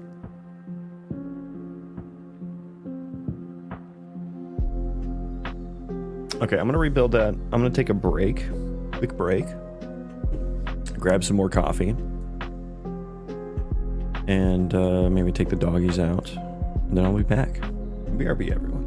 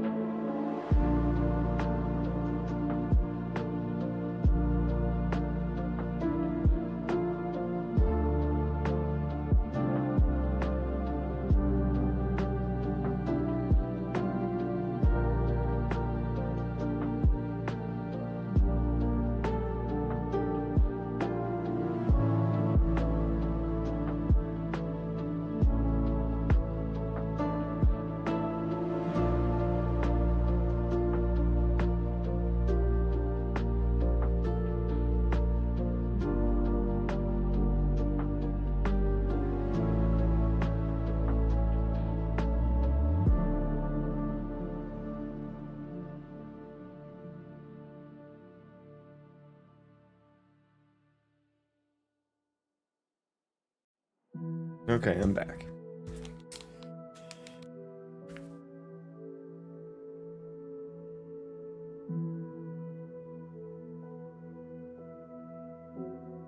Okay.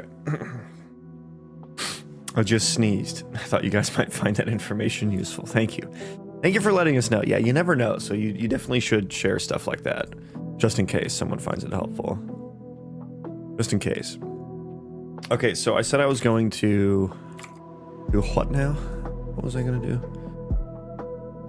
Oh, yeah, right. I was going to rewrite this function into a blueprint function on the area. Store item in area.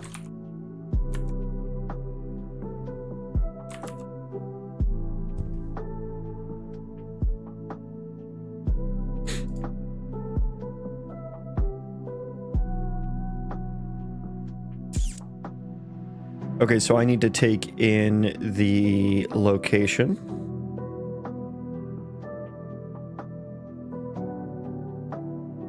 Yeah, I need to take in the location. But then I need to adjust it.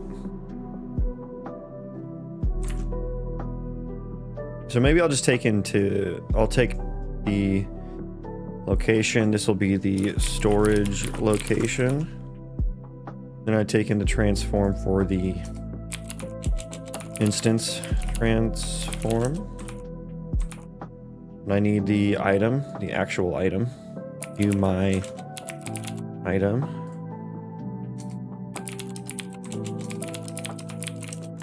Item to store.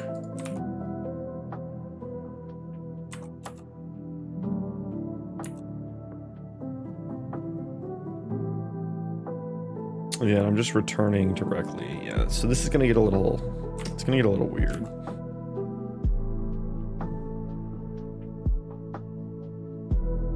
Stored items.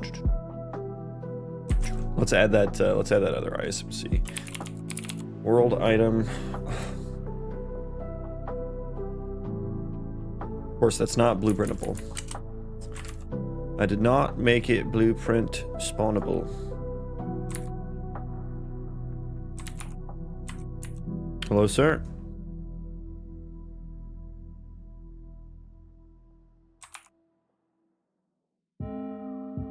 Yeah, I would like to do what?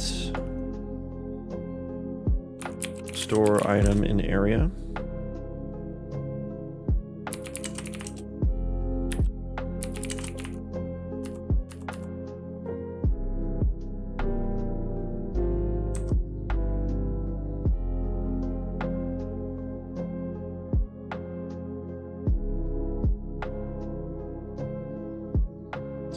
So we do that.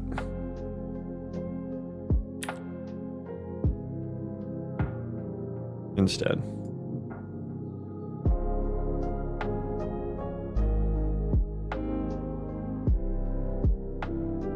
We do that instead. Okay.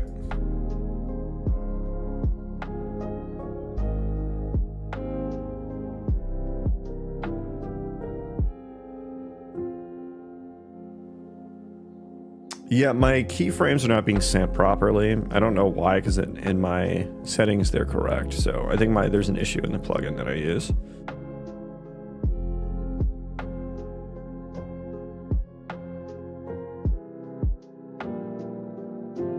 Which can cause buffering. Yeah, current keyframe is 8.3. Yeah, I don't think I can change that either. Yeah, my keyframe interval is set to 2 seconds, so I don't know. I don't know why it's being sent to YouTube as 8 seconds.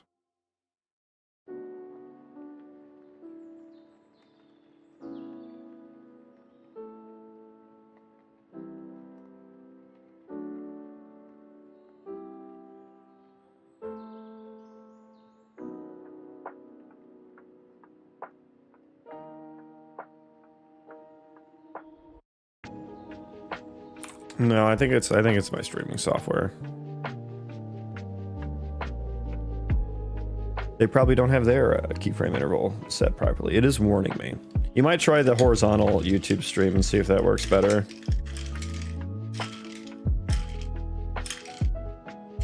See if that's any different.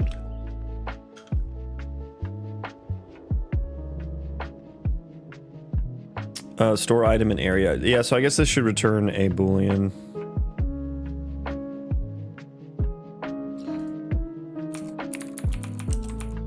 For success. There you go.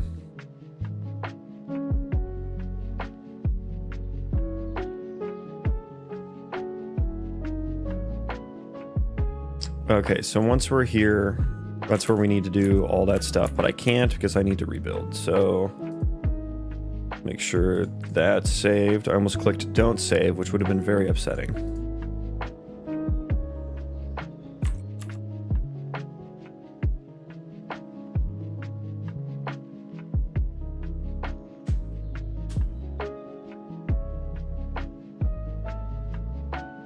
Okay, thankfully not as many items here.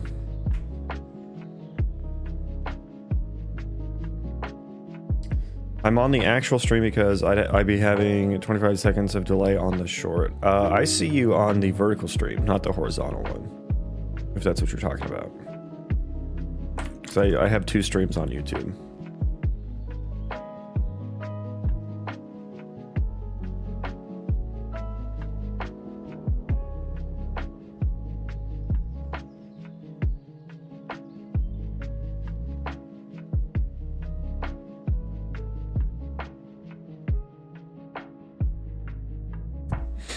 Okay, can I actually add the world item? Yes, I can. Good. Good. Okay, what settings do I need here? A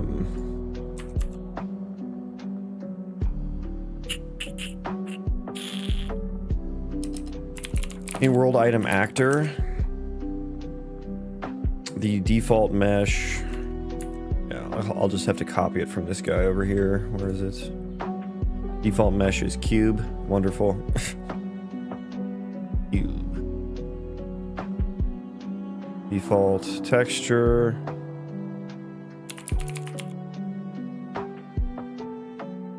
Overlay material. Override materials.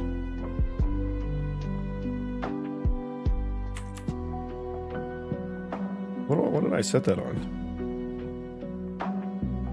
It's just set material. Do I have to dynamically set that? I think you do.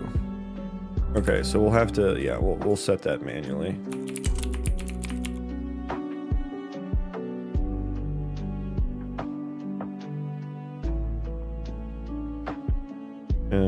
Pop that in there. Okay. Test message. Yep, doing the other one now. Yeah, was the delay any different for you?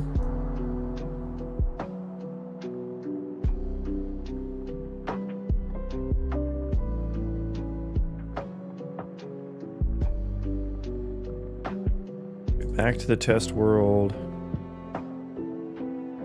That looks good. So now we need to actually do the things in here. Well, let me set like the collision and stuff. And character step up on. No. And then I had basically ignore everything except for visibility, which I did as block. Collision is query only. And object type, world static. Okay. Multi-body overlap, probably don't.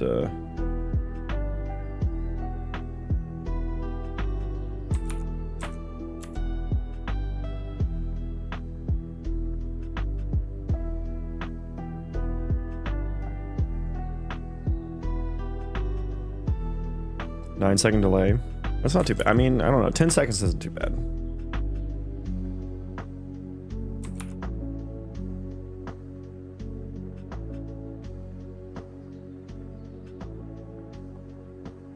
Two-second difference. Yeah, and also just like the player likes to like the live player likes to pause and then resume instead of like staying live, you know what I mean? Like on Twitch it's like always live, you can't rewind. But then on YouTube it can pause and stuff. So there can be some slight delays, additional delays as well.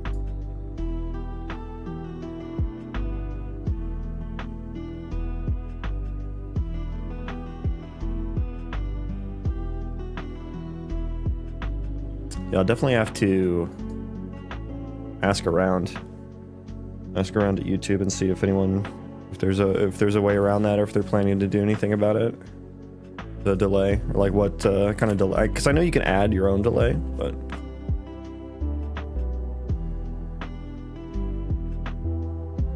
anything else? Any custom floats? Yes, I need to set the custom floats on here too. Custom floats 1. Anything else?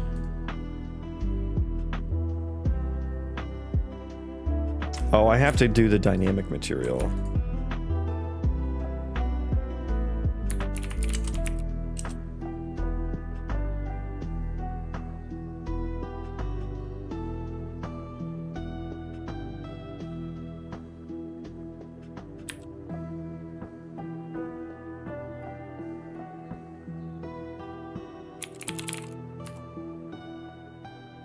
Do I have to promote that to a variable?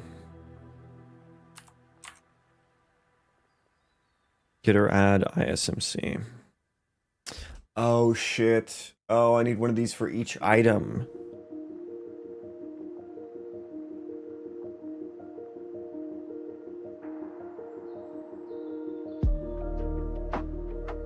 I forgot the way I did the material.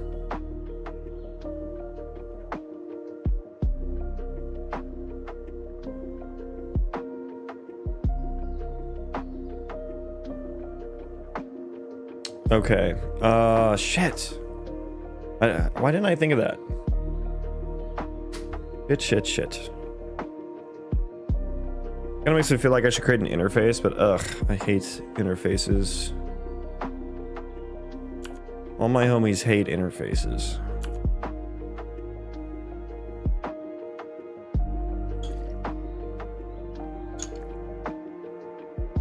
Okay. What are my options? Get all ISMCs, get or add ISMC.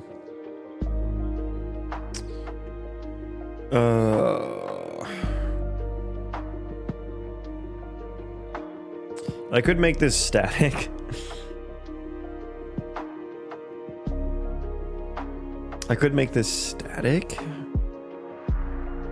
Just have the actor, but then I would need the actor to have.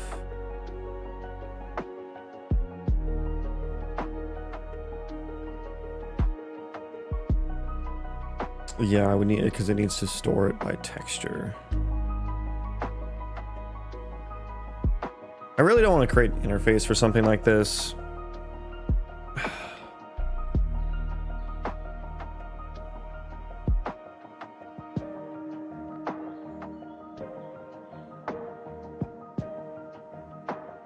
Because this is kind of...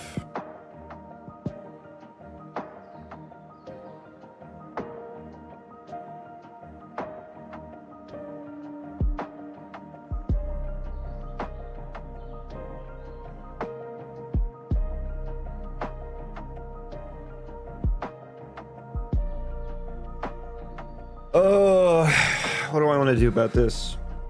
I need to everything's pointing to interface, but it's just like the stupidest little functions that I have to that I have to override. Pickup item.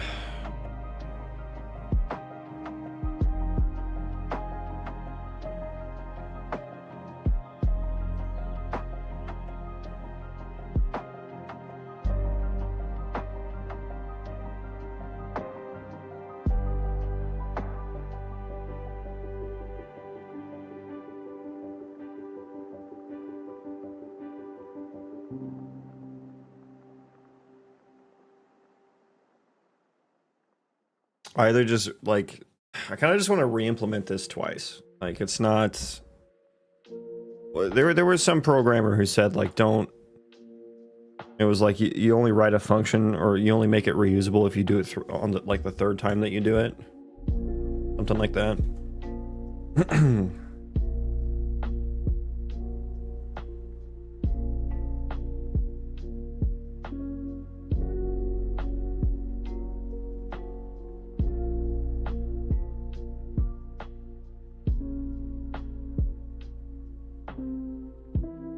So now I need dynamic world item ISMCs. That's not gonna work.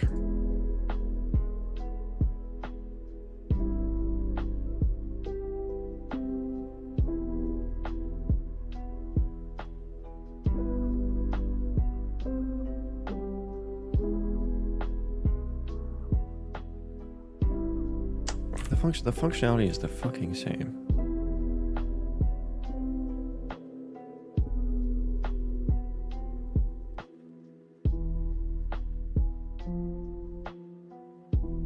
Okay, I could do something like this.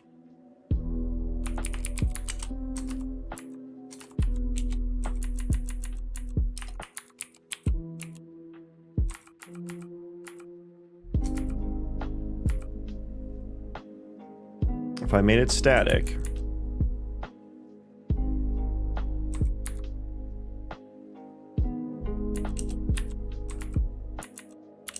I'd have to pass in a ref to the ISMCs.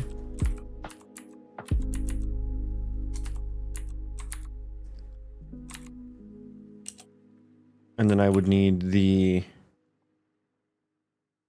mesh.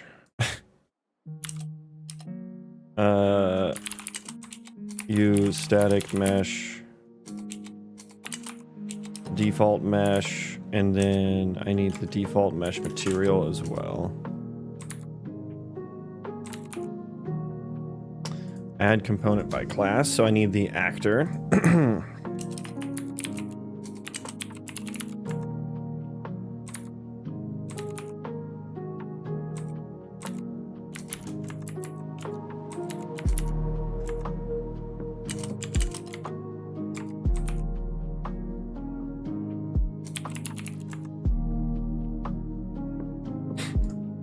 Yeah, I mean, that works. They're at ISMC, and then this one is this world item ISMCs. Yeah, that's perfect, actually. Good job, AI. Good job.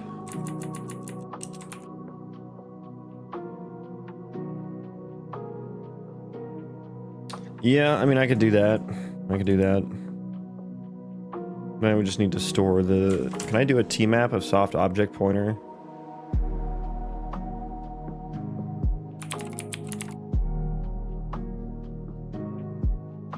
I can do soft object path. T-soft object pointer.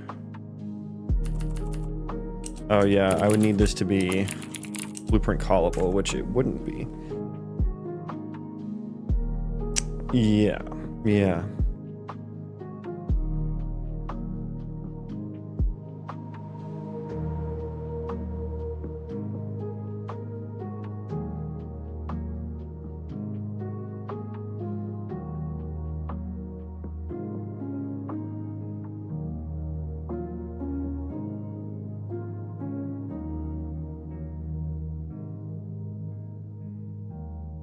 Yeah, just call this mesh and then mesh material instead. Oh, it's because of the... Oh, is it just because of the name?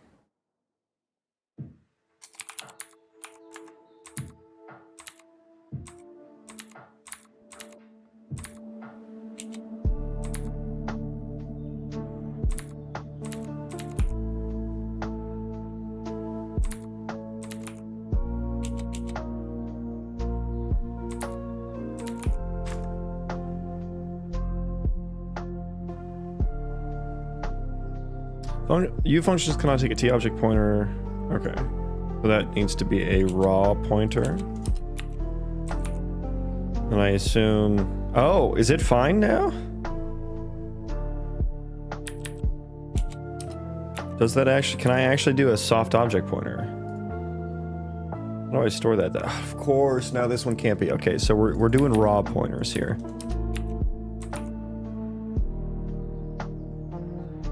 We're doing raw pointers.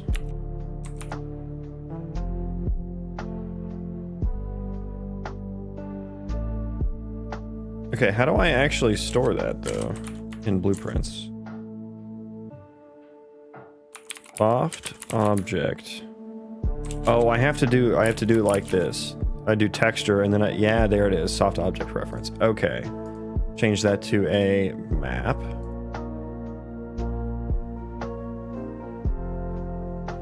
Of soft object texture.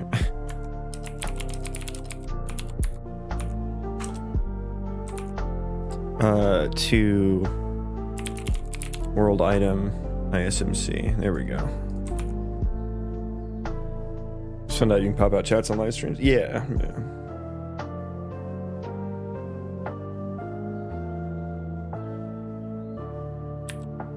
Delete that. This instance static mesh. Rename this to Voxel instance static mesh.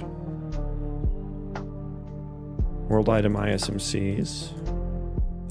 Yeah, so we'll be using that there. So I can do it. I can do it. Iterad ISMC. Yeah, I don't want that to be pure.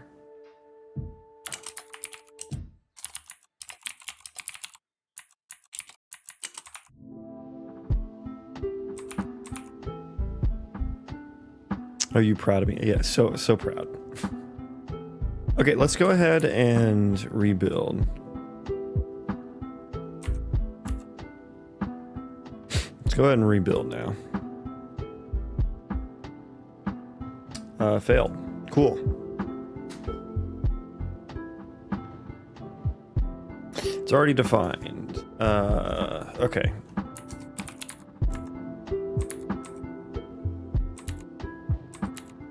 ISMC owner.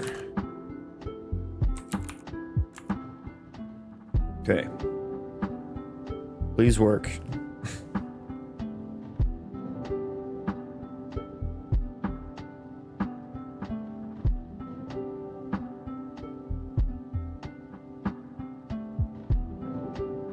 All right, let's see if it works. What's this about? We're doing some game dev. What's the issue here? Oh, yeah. We can change that. That's fine. That's fine. Okay, try again.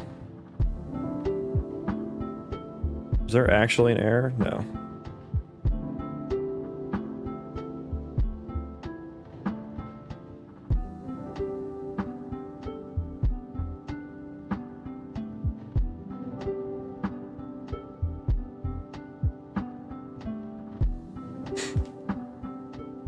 I'm working on a RPG Colony Sim Roguelite combo, so I think something like Vanilla WoW plus RimWorld plus Hades. It's kind of what I'm going for, with like procedural terrain and stuff. What are you gonna name the game? No idea. No idea.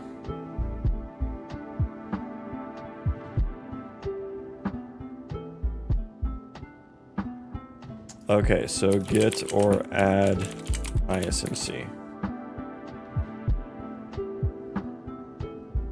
Fuck, I didn't make it a goddamn U param. Oh, I hate it.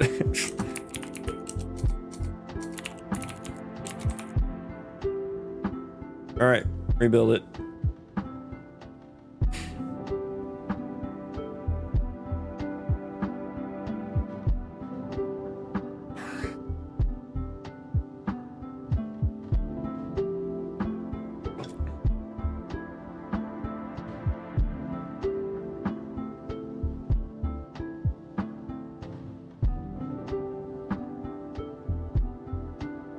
Okay, come on. Come on. There we go. There we go.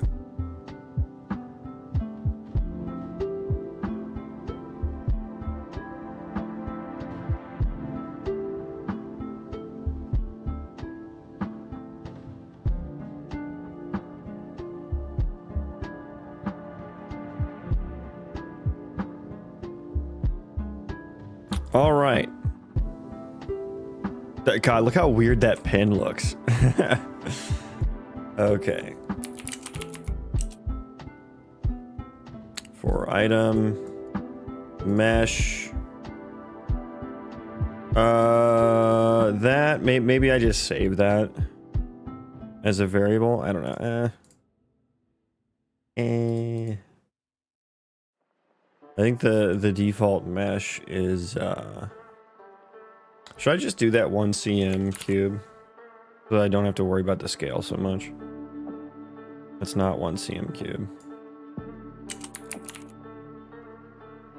Yeah, that one. Yeah, we'll just do that one. And then material, I need the, should be in here, right? World item actor, yeah.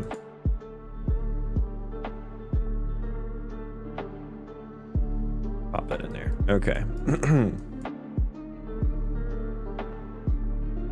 Does it, Unreal Engine, use internet? No. So with this ISMC, now I have it.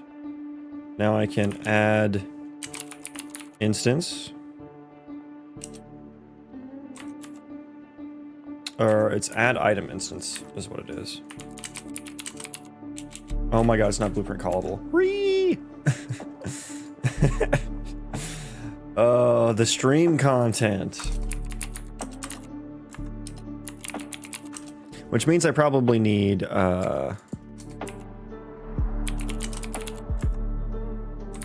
probably need to do that for these ones too.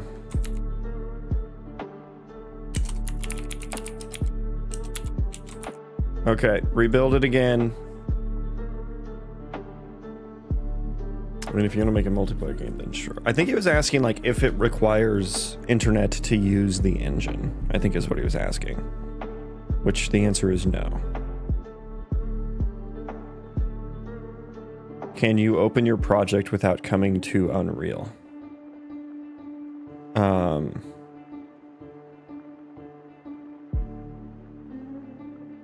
I mean, it's a video game, so I mean, yeah, I can run an executable. Like you would any video game. But I typically don't because I need to work on the video game, and so I want to. I assume you're talking about the editor, which is this window. Yeah, I do need the editor to work on the game.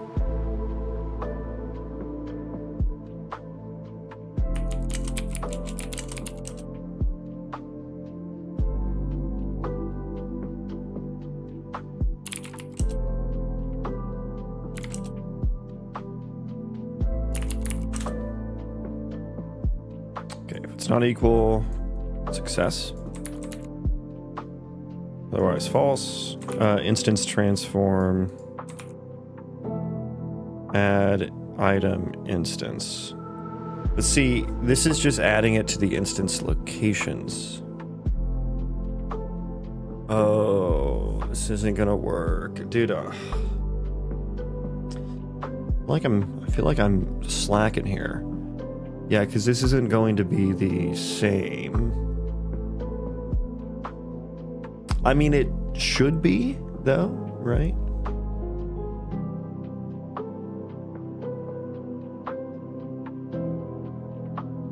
It should it be? World space is supposed to default to true. No, I defaulted it to false.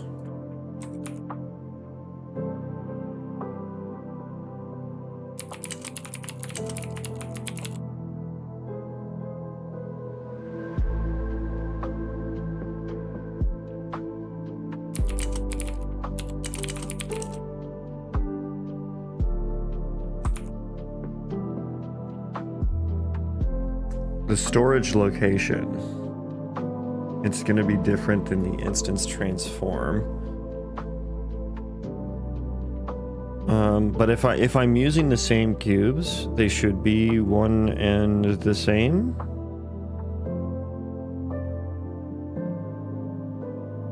Question mark.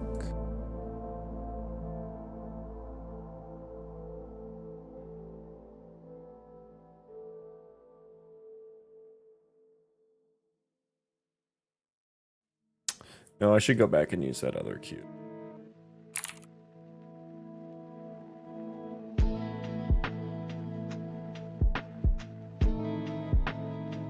No, just put the one CM cube in here. I don't know what I'm thinking.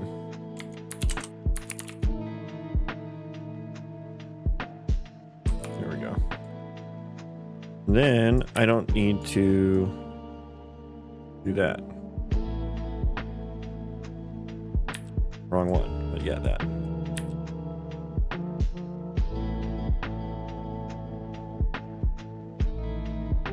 And then I need to change that in my other level too before I forget.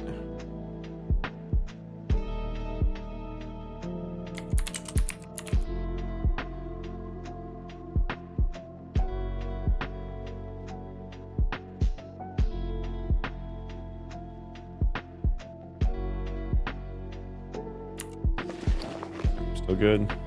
Still looks good. Why did the textures on the top look so bad? Why are they faded so much? Huh. Okay, anyways.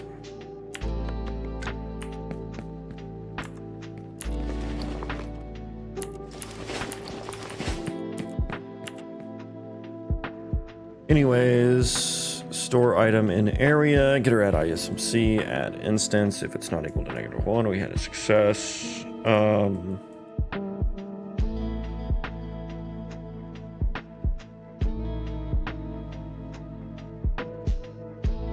Did we get there?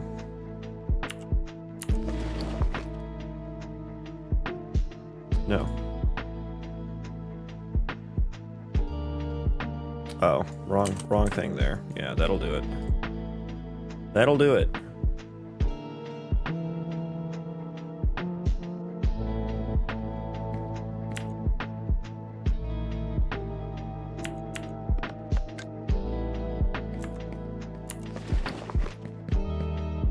Okay. Okay. It has been added.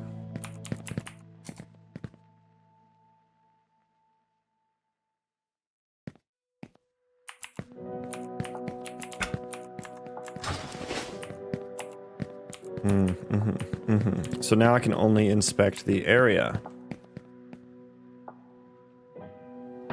Now I can only inspect the area. Store item in area.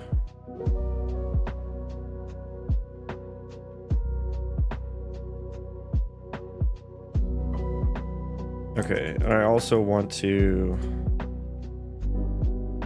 actually recombine. We're going to do that inside here. So I just want to take the instance transform. We're going to make it slightly smaller. Location and rotation can still go in there. And then we're going to multiply by, change that to a float. You really got to reset me like that? Do a float.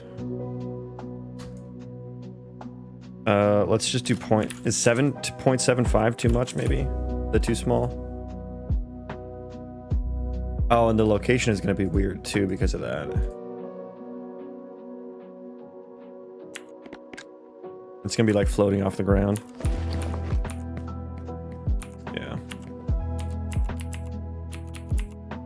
I do like this slightly smaller though, so you can kind of see. Right, so you can like... Oh, that's stored in the same spot. Yeah. Yeah. Yeah. That'll happen. That'll happen.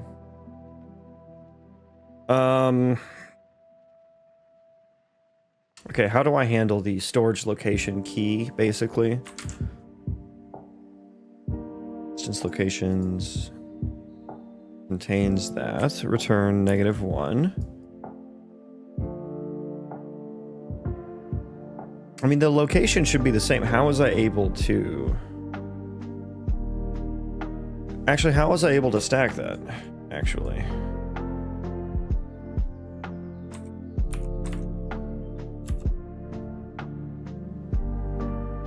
Sending love from Nigeria. Well, hello to you over in Nigeria. Crazy. I like it. You mastered it, and you know what you're doing. Good. I don't know if I'd say I mastered it, but yeah, I know my way around the engine a bit, I suppose. Yeah, this should be blocking it, right?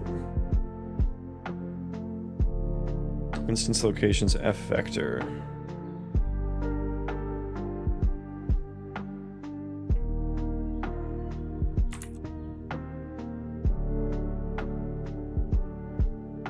I shouldn't be able to add things at the same spot. Yeah, that's fine. Well, let's hang on, do this.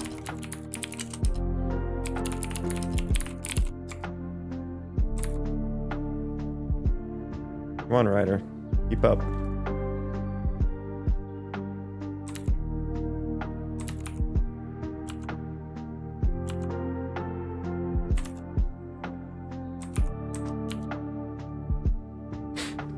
Alright, live coding. I can actually see the location. And see what we're like keying on, basically. Okay, that one returned false.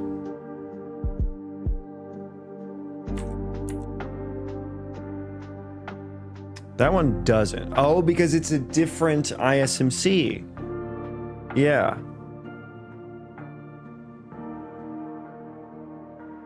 Interesting. Interesting. Okay. So I need to reconcile that in the blueprint actor. Your keyboard sounds good, thanks. It's a virtual keyboard, but it's using the same switch as my actual keyboard has. That's why, because it's a different item. So I have to store that location on the area.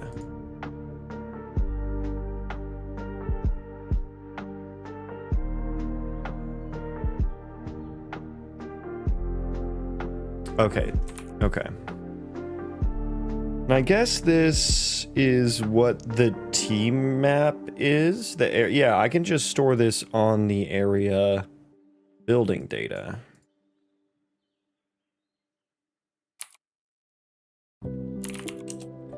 It will break. Stored items contains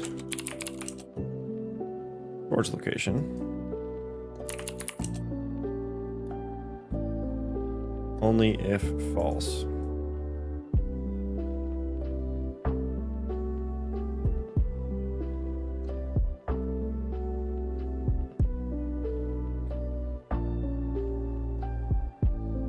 I subscribe. Thank you for the sub, my dude. Appreciate that. I kind of wish I had sub alerts for you, like I do follow alerts.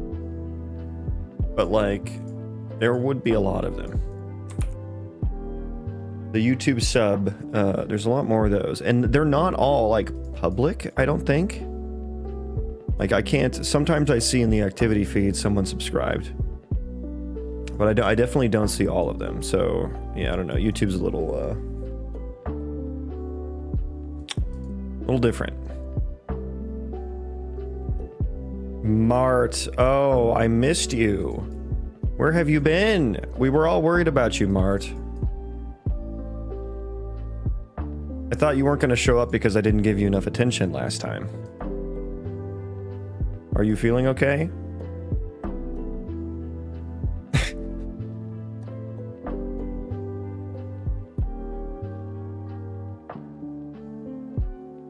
What do I need to do here? I need to, after we add the instance ID, if it's true, we need to add to this little map.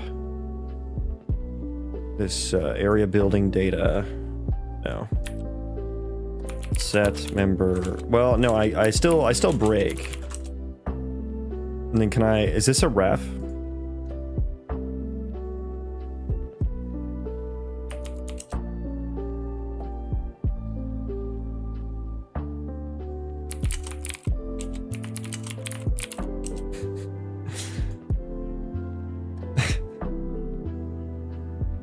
The prodigal son returns.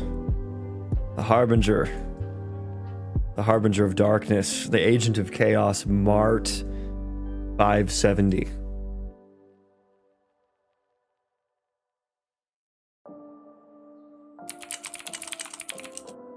One of the 4 horsemen of the apocalypse as well.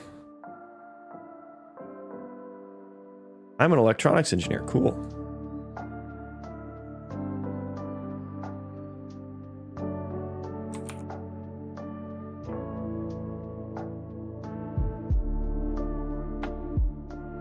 My chat disconnected? What are you doing? Mart, we're doing game dev. And I know that might come as a shock to you. I'm trying to store things in an area stockpile. And it's somewhat working. I'm just trying to figure out the edge cases. So we've got like our little stockpile area here, right? And so I can like drop items in it. And they should go in the individual slots. Now, they're floating. We need to fix that. And I shouldn't be able to stack things of a different...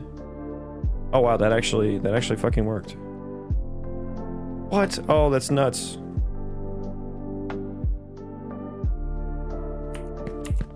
Wait. Oh my god, it gets the closest one. That's so fucking cool. My algorithm is working! It's working!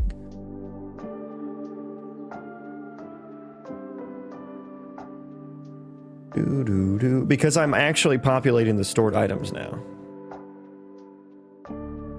Wow. So that should never happen, actually. No, but it's like a just in case, I guess. It's a just in case. Bruh, looks like a cube. Yes, that is the intention. That is what I'm going for.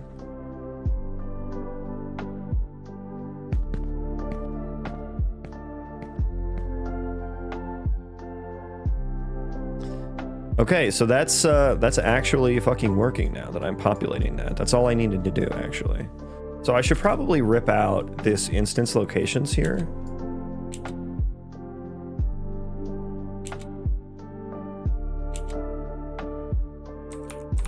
They don't actually need that now. Okay, now we need to make them not...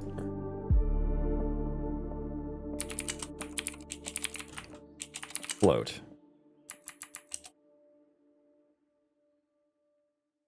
So for one of them, I'm going to make them smaller. That will be this one. The get world item instance transform. I'm using that here, and then also drop item in world. And honestly, just move this back in there. I don't know. Instance size. Yeah, I do kind of want that constant instance size, though. I do kind of want that. I'll just need to...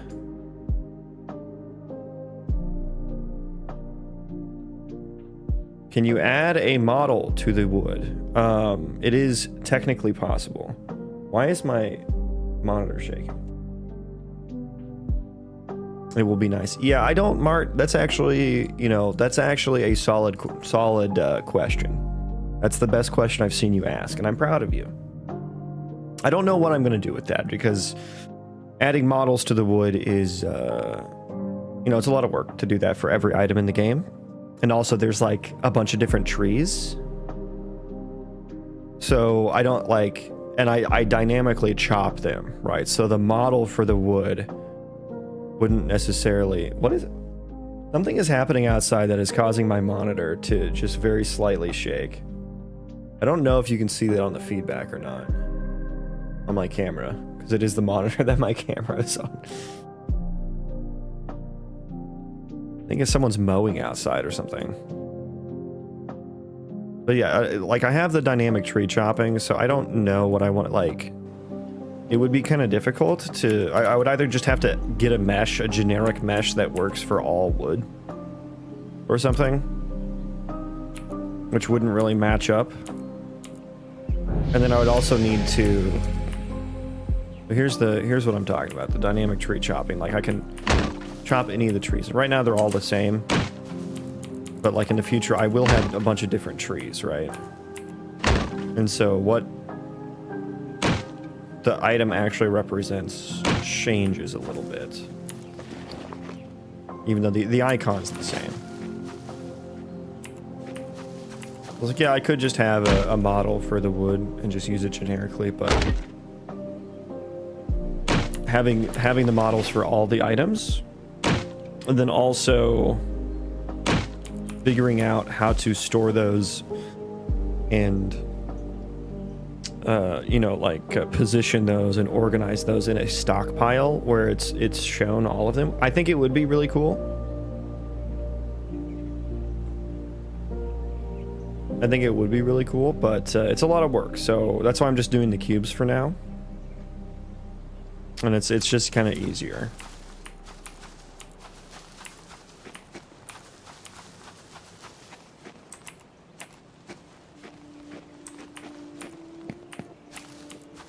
Does your object slide due to relief? Yeah, it should. It's just asleep right now. This is the entity.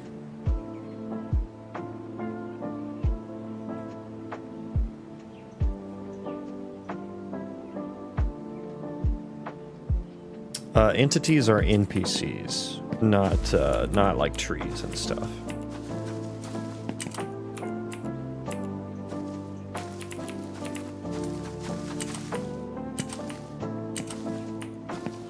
So yeah, the answer to that question is I don't know. I don't know yet. We're just starting small. Got to start small and figure it out.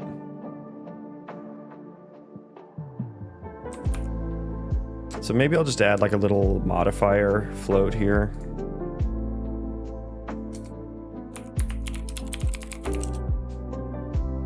Can I set the default value to 1? Yeah, there you go.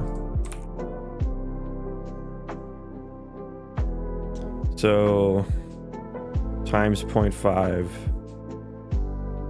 We take the location and add half of Z. I guess we also do a scale modifier. And then instance size multiplied by the scale modifier as well.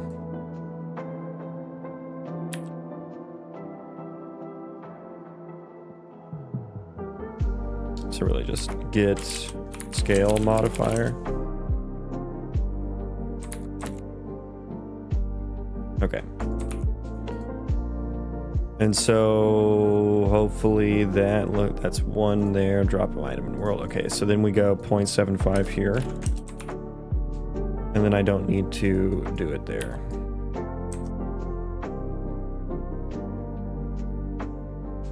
There you go.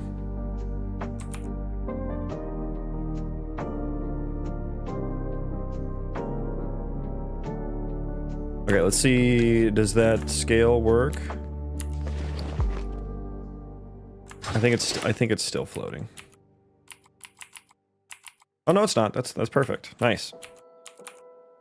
Do NPCs attack you when attacking them? Yep.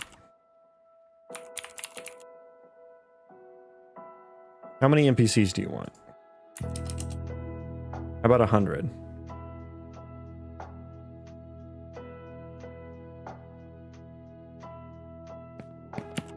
Oh, wrong one. Wrong ones. I meant to spawn enemies. 255? Okay, I can do that. Now they're all gonna fucking fuck up that guy. They're all gonna fuck up that guy so fast.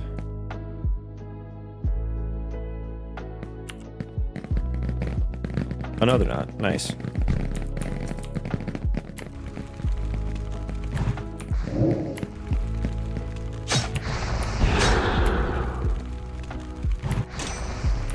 Easy.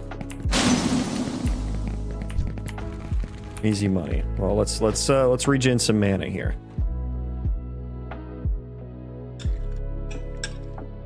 Got a drink.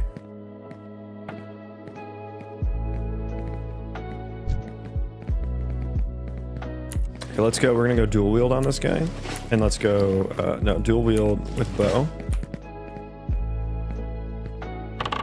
We're just gonna start here, dot him, get the fire buff on there.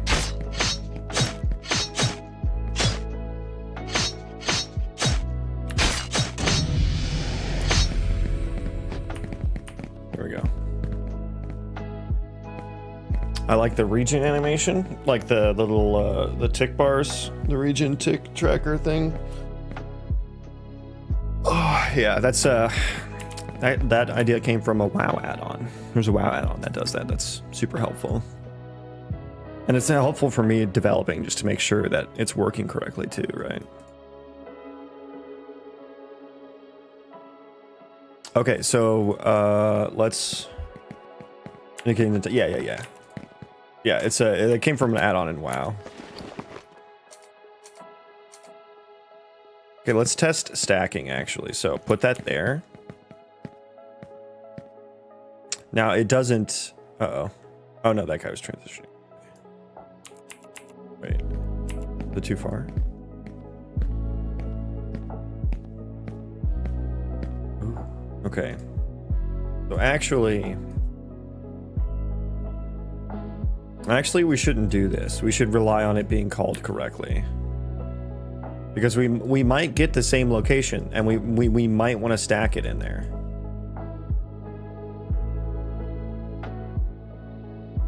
Add item instance. Well, no, here's what we want to do. Here's what we want to do, actually. Take that. And only... Actually, do sequence.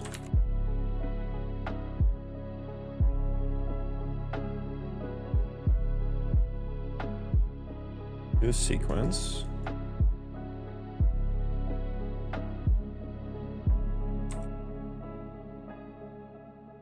Should I always? I think I should always return success here.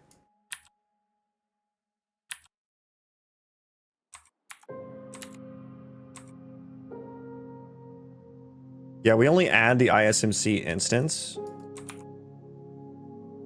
Oh shit! But what if it's the same? What I need to? I need to handle the stacking. So I've returned the stack slot, but now I need to handle the stacking itself.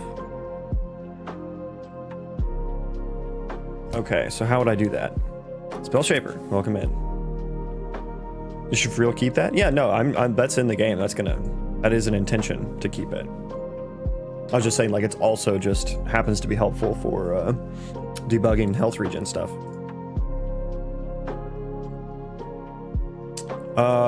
So add item instance. Contained items. Okay, so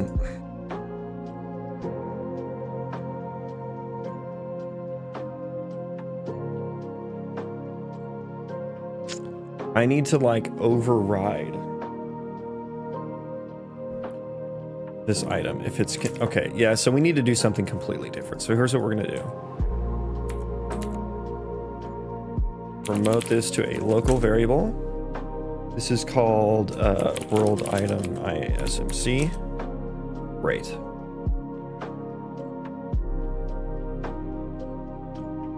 And then check if we contain this slot already.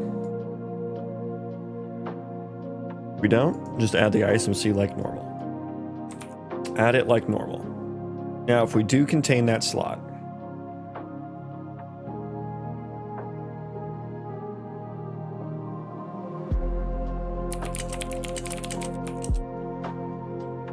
now, if the storage already contains that slot, I'm going to attempt to stack them. That's what I need to do here. So I guess I need to use this guy here. If we contain it, get it. No.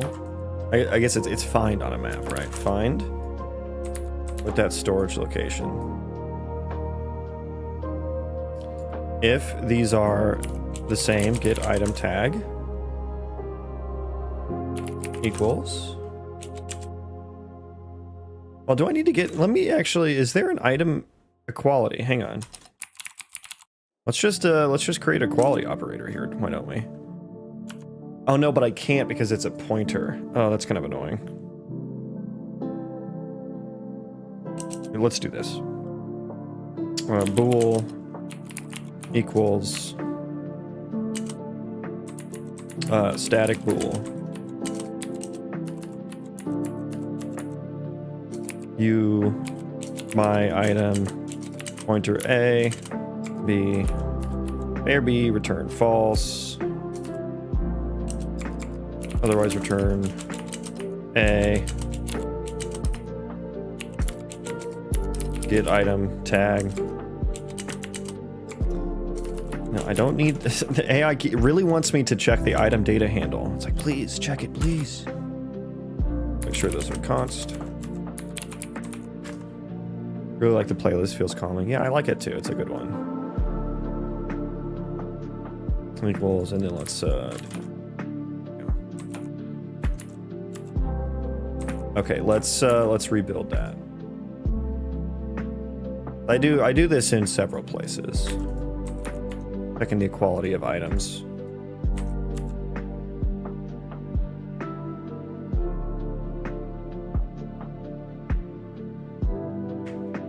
"27 actions." Wait, okay, so should this be a static?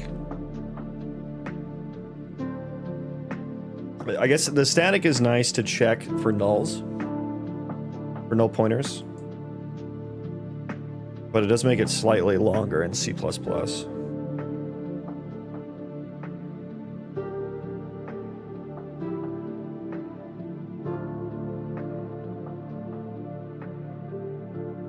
I would like to just override the equality operator, but that doesn't work for pointers. Unfortunately. Especially like T-object pointers and stuff.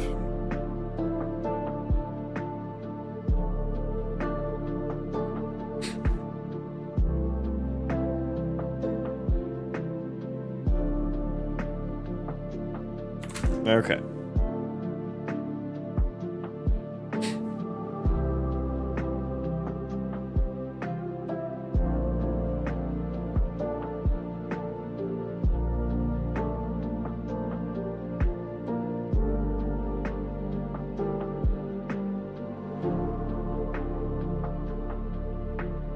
Okay, equals.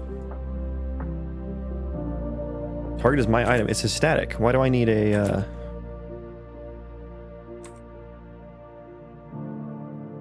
wait, it's a static. Yeah, what was that one? Weird. Okay, if that equals... No, equals is the wrong term here. It should actually be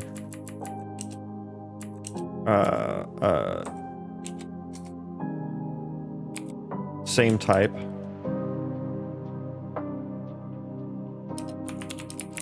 Same item type.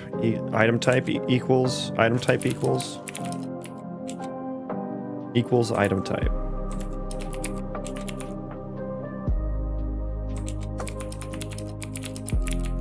Well, it is same item type. I like that. You want item to store. Okay, so if those are the same item type, if not,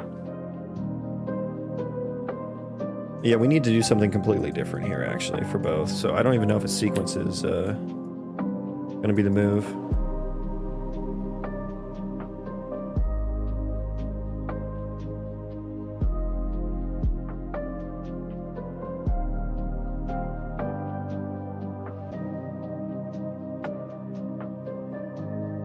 If they're the same item type, if they're not the same item type, return false, I guess. Yeah. Otherwise, we're gonna basically, we're not gonna add a new item instance, but what we are going to do, no, we need to pop and put a new one in there, I guess, actually.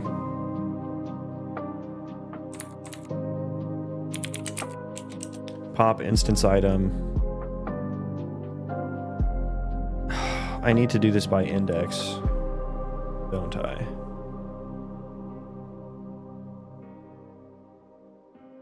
Wait, is there a way for me to remove by item? Do I have a constant for that?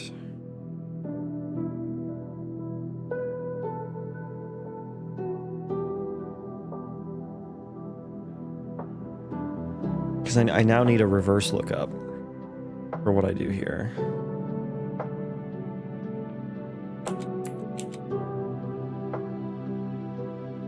Is valid index. For item index. I guess I guess I can get it at. Can I get instance at transform?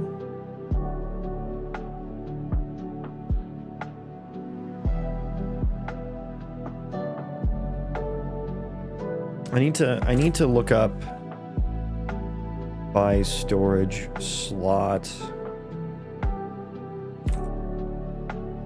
So I don't know how to remove from this list. I can get instance, I can get by primitive instance ID. But I guess I'm kind of containing this out. The container is actually kind of outside of this. Hello, welcome in. So contained items. I think I might need some functions to just like edit this. But I don't know what index it's at. I don't know what index it's at. I mean, it is the same item, so I think I just edit the quantity. Yeah. We're just gonna edit the quantity in here.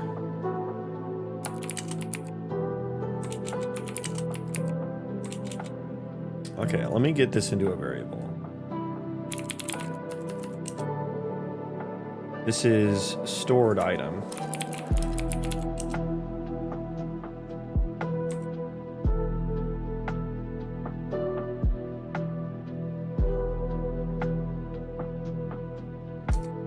Okay, we can do this. Yeah, I can just edit the item. I don't know why I was thinking that would be so difficult. I don't need to pop it or anything, because it's a pointer. Because it's a pointer. Pointer? I barely know her. Okay. Get quantity? No, not. I typed in get quantity and it gave me get animation sequence. Set quantity. Equal to get quantity of each of these. Get quantity. Okay. Add. Ooh, but I need to handle stack. Okay, stack items.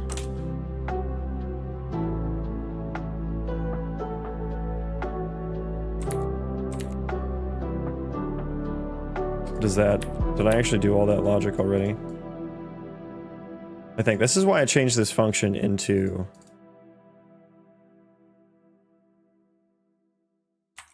Some remain in item to store. So yeah, we need to return. It's not. How come I can't do a return node from there? It just added a return value. No, thank you. What new feature are you building today? We're working on area stockpiles, like world area stockpiles, so I can like drop stuff from my inventory into the world, and if that hits a area, it should like socket it basically into the stockpile. Now this is like my stack items. I'm back. Welcome back. Mart's already gone. I'm a little disappointed. He hasn't been as entertaining recently. Imperialism, thank you for the follow. Welcome, my dude. Yeah, so we return false if not all items could be stored, which is good because that is what I'm keying off of as to whether or not I remove from inventory. But it should be editing that item, right? Remaining quantity, yeah. I'm always here though, so are you proud of me? Do you have some issues that you'd like to talk about? You're very concerned about whether or not I'm proud of you. You see me as a father figure?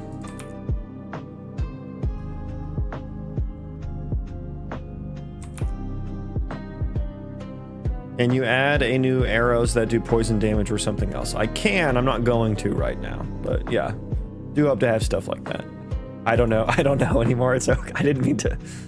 Sorry, you should talk to a therapist about that, not a game dev streamer.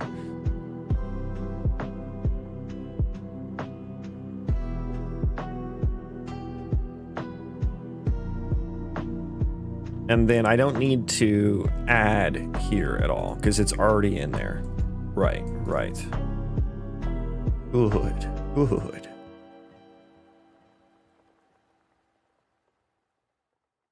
Okay.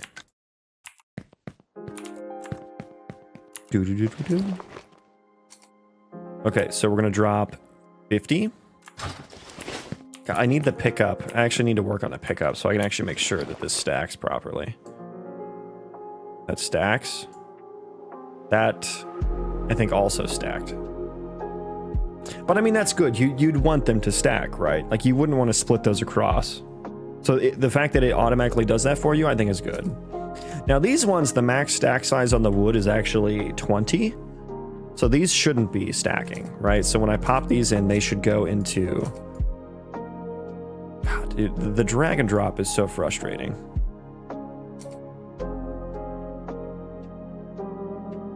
So these should go into... Nice. Oh, it's beautiful. Oh, look, honey, get the camera. Ma. Oh, look at it. Oh, that's so beautiful. Now I just need this gnat to get out of my face. I want that playlist. It's on YouTube. Bits and Hits. It's in the player. You can just look it up. Maybe you can get blindness when you look at the sun. Okay, yeah. Okay, so now let's work on pickup. This is going swell. This is going a lot easier than I thought it would be. He says seconds before disaster. Seconds before he realizes a critical flaw. Yeah, the interaction trace hit result.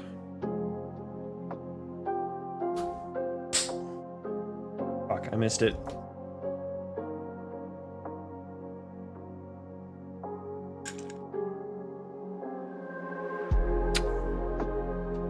Yeah, there's a Spotify link in the description too for the music. Should be at least.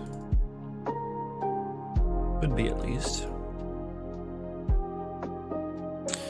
Okay, so what I need for this fucking gnat, fuck off, Jesus Christ, man.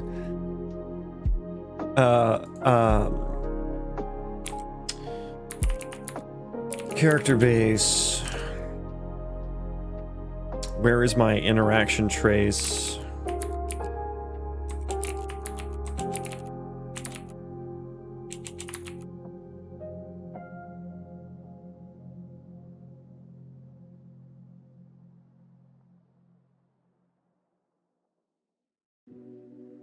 What's your opinion on cloud gaming, bro? You know, I guess it turned out to kind of be a failure. You know, Google shut down Stadia or whatever. But I would have thought that it would have been something that would be popular.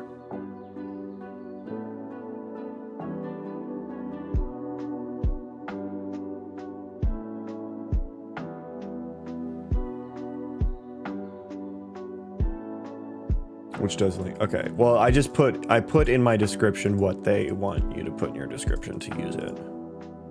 So that's the link they want you to go to.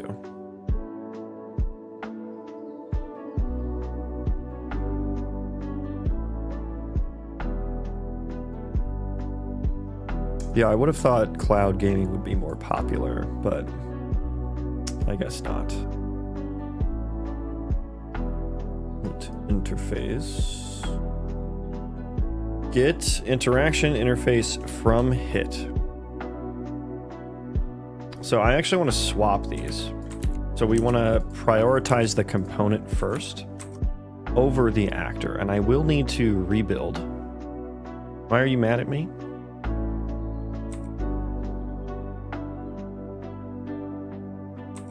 Oh, do I need to... Let me forward declare this so that shuts up. There you go. Okay, rebuild.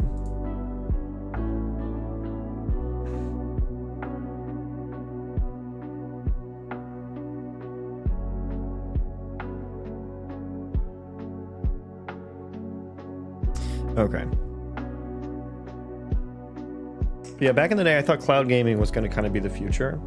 Like, I thought that, I mean, GPUs now are just used for AI, right? And crypto, it was crypto, but now it's AI.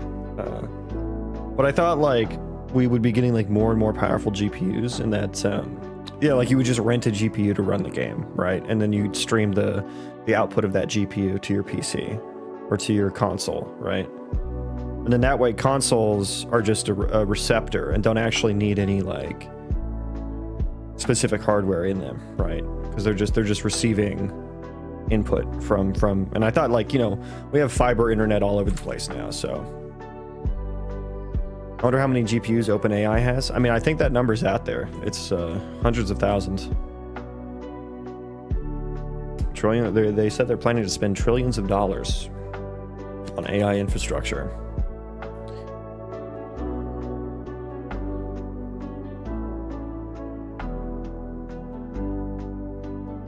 Yeah, I guess I just thought with network speeds and with, you know, the increasingly powerful hardware, like, if something like a Game Pass just had that included, like, I think a lot of people would go for that. I wouldn't, because I have my own hardware, right? I have my own PC. But, like, if Game Pass had a thing where it's like, yeah, you can play any one of these games at the highest quality settings on any of your devices, just because, you know, I have, like, do you guys remember the NVIDIA Shield? Do you guys remember that? It's just like it's a tiny little device that you can just stream things to from your NVIDIA GPU. So I figured consoles would just turn into something like that, where it's really just like a Roku box or something. You know, there's another similar concept. It's just like a tiny computer that's really super cheap that you plug into your computer or any device. Then you can play, like, any game at the highest resolution. But then, like, you do have input latency and stuff like that. So for some games, it's not realistic, right? For, like, shooters and stuff. So, I mean, I get why it hasn't caught on. I just thought network speeds would eventually get to the point where it wouldn't matter, but I don't think we're quite there yet. Ripro, I swear I won my first hackathon. Congrats. What did you build? I rebuilt. Because why? So yeah, okay, that should actually be hitting the component interaction interface now. Let's see. But yeah, that's still inspect area. Nice, it's working. It's working. Except it doesn't. It doesn't. I do need to override that, because I will need to... Yeah, I need to respond to that.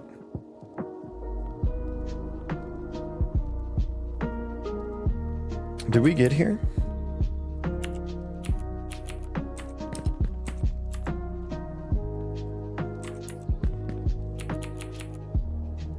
Okay, it's just not interactable.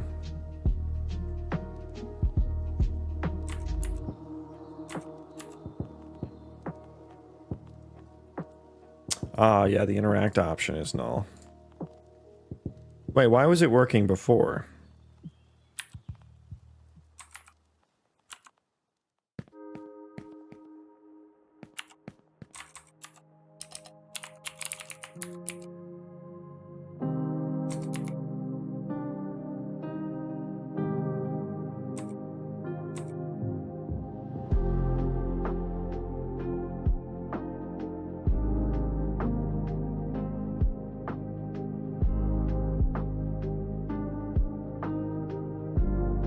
We should have gotten there. Oh, but I guess it's a building now. So we need to swap this, I think. Well, no, because then we're gonna hit the voxel thing.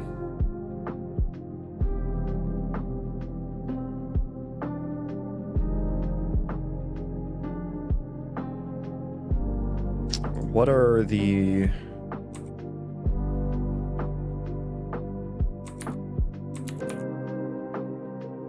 So we should do it like that.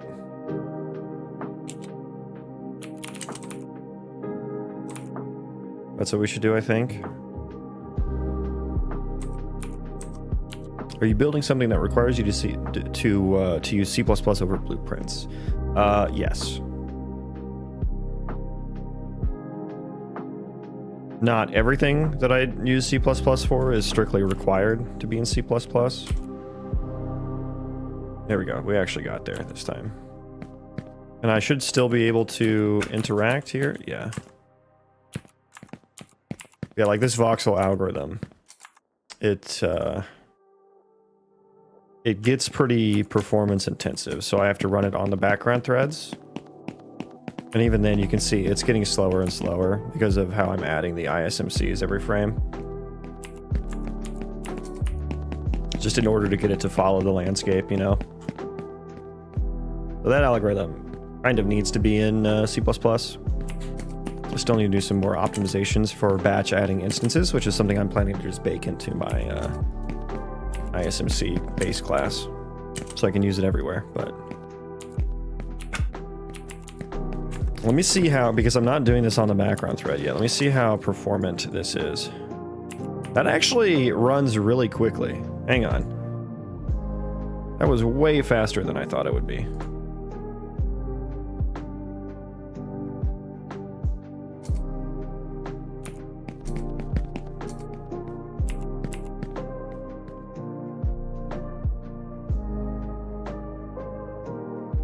Do I?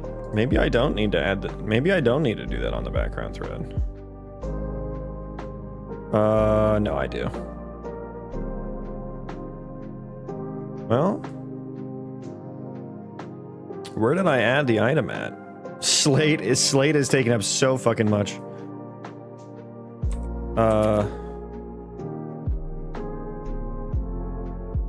Item?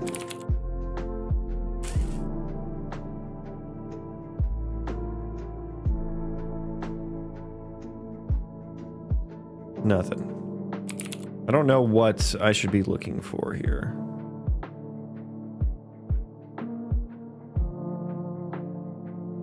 About just drop item.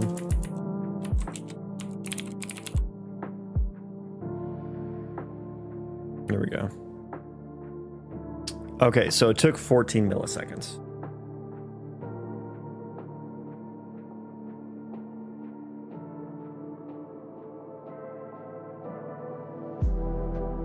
Oh, that one didn't, though. Oh, because it found one early. Because there was already one in there.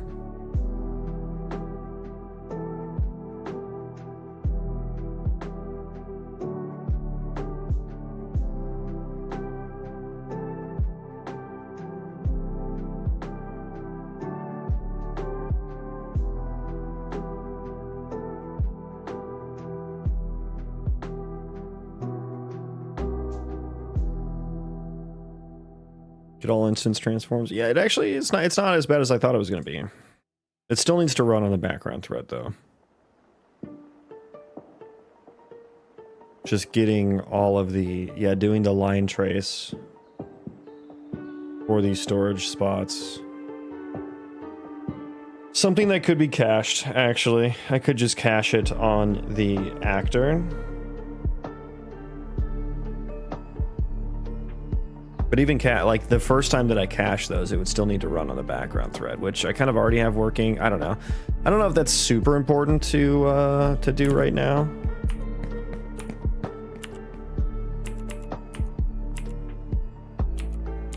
Would be nice to get that rotated with the terrain.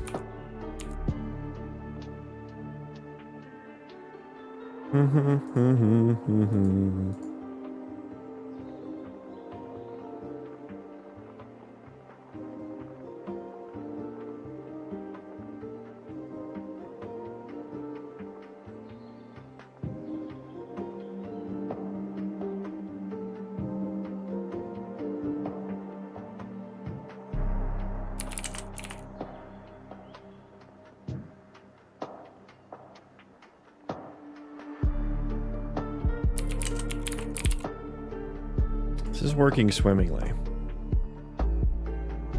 Is working swimmingly.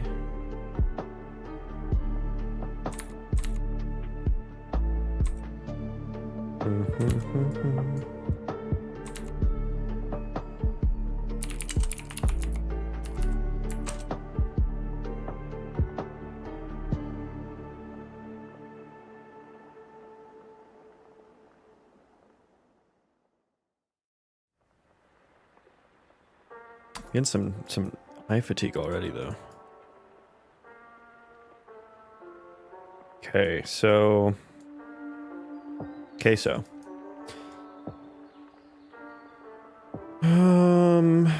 what do I want to do here? I want to pass in the rotation, I guess. Which really just makes me feel like I should pass in a transform.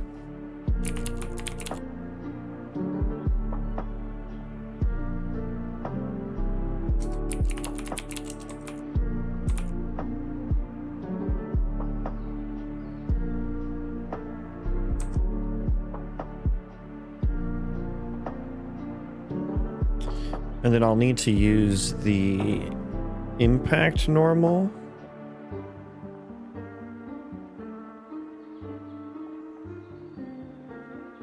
For line, this should be a line test, right? Yeah. So make rotation. Rotation. Find look at rotation. How do I just rotation? Rotator.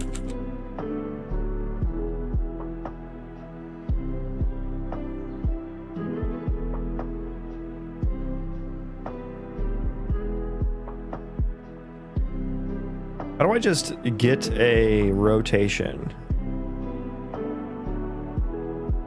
from a vector?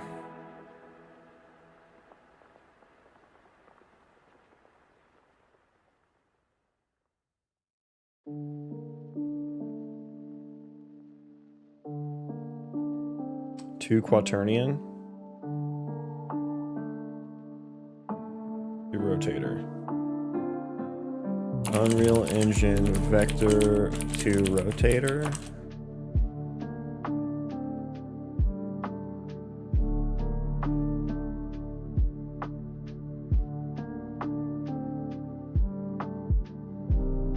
I guess, is it just make rotation from X?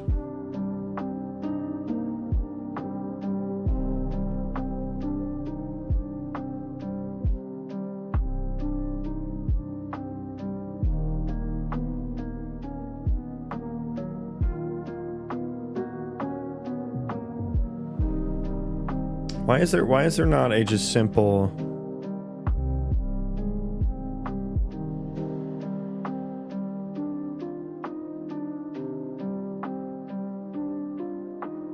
rotate a vector to an, I mean, we'll see if that works. Convert it to a quaternion. Yada yada.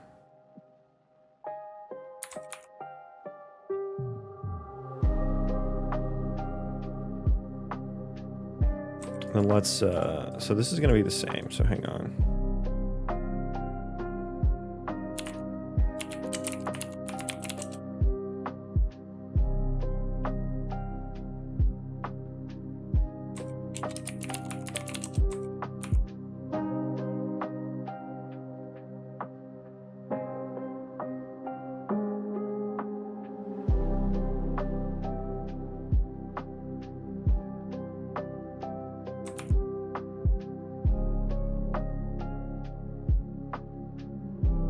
This is going to take in a transform now.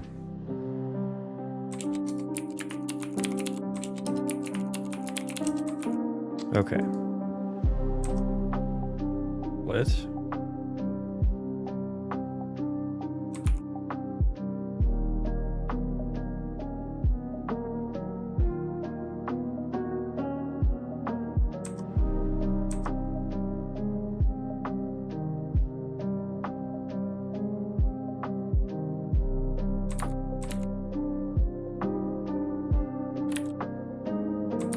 So I get that.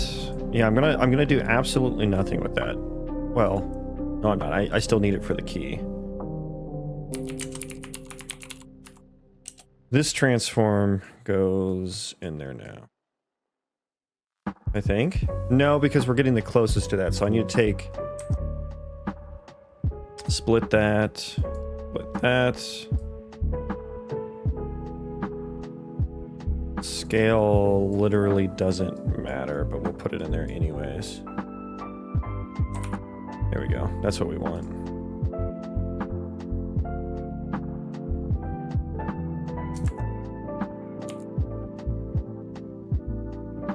Okay, can we drop... That was perfect. So it's aligned. It's aligned. Let's make sure we do the same in an area.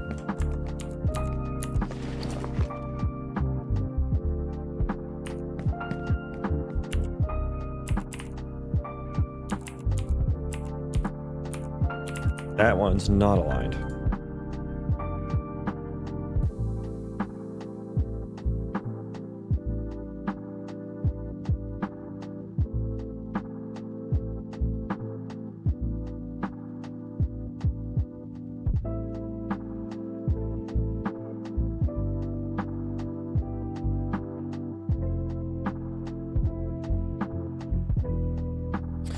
It's the same. Oh, because the hit. Oh, because the hit. Yeah, okay. That makes sense. That makes sense. I actually need to go into here. God, I hate rotation, man. Storage spot. So I need to output the storage spot.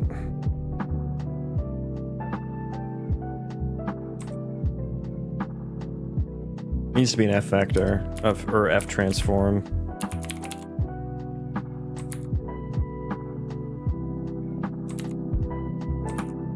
I'm hitting the actual area, not the ground underneath it, with the hit trace, which is intentional.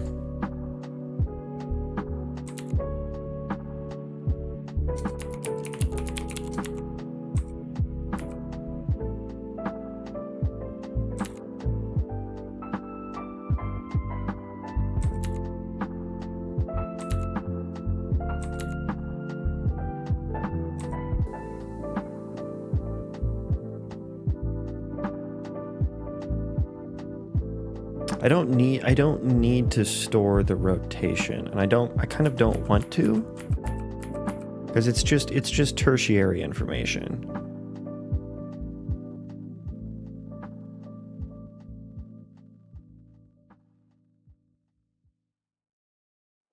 But the get all storage slots, that should return transforms, because this is what's actually doing the line trace. So I should return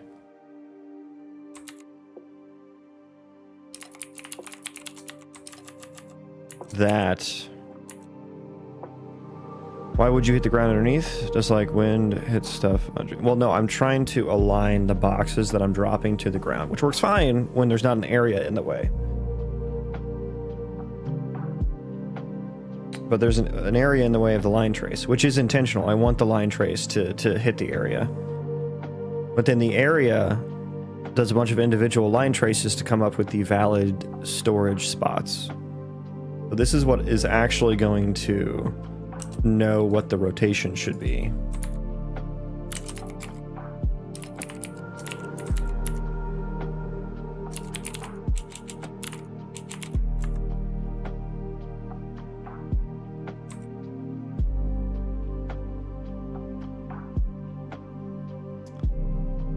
You really do rotation first.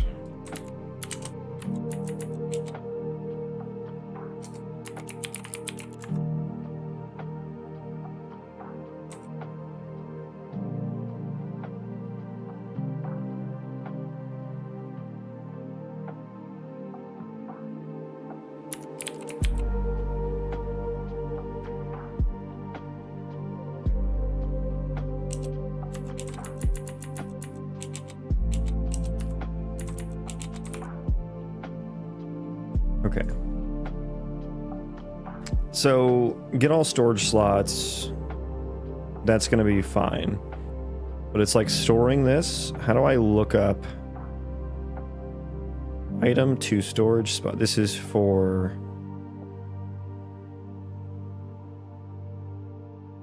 valid store. I think I just wrap this in an F transform.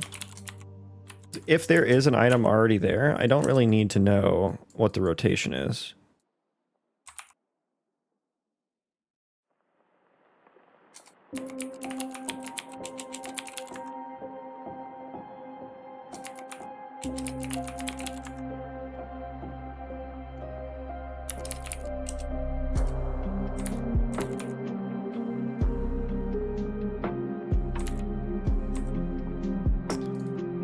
Closest spot needs to be the F transform.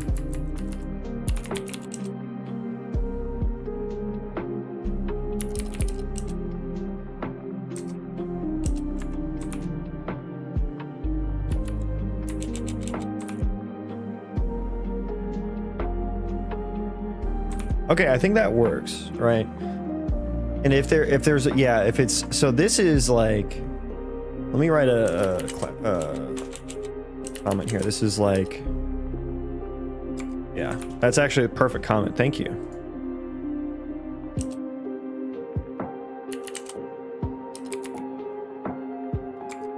It's actually, if we couldn't find enough stackable slots, find the closest to, thank God, AI was so good at commenting that for me. Okay, so we need to rebuild. We changed all that to return the transform, which was easier than I thought it would be. And I'm gonna run to the bathroom real quick while that builds. So give me a quick second here.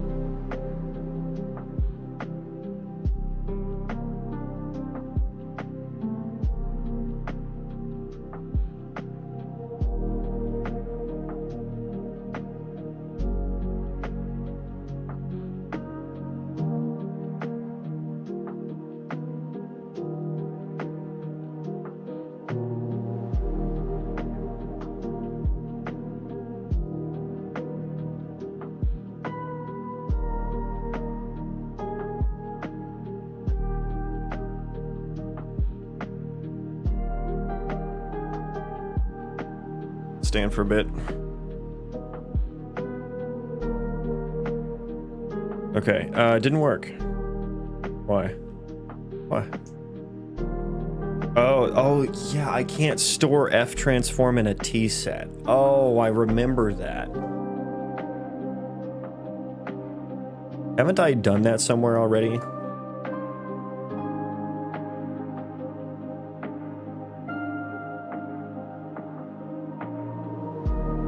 I swear I've created a wrapper struct for that already.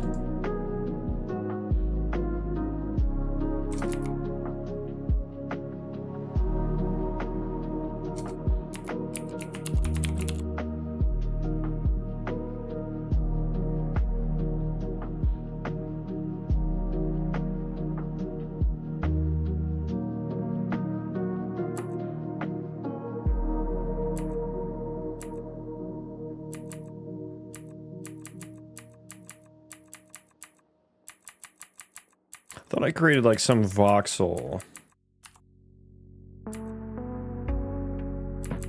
definition.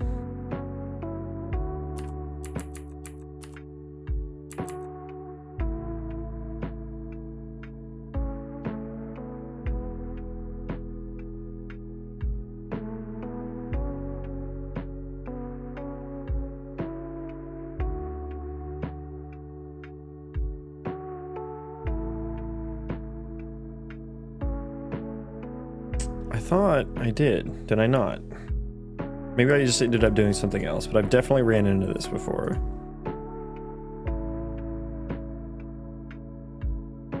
Okay, yeah, I guess I just want to create like a little voxel struct then. Just, I feel so stupid that the F transform does not have equality operators.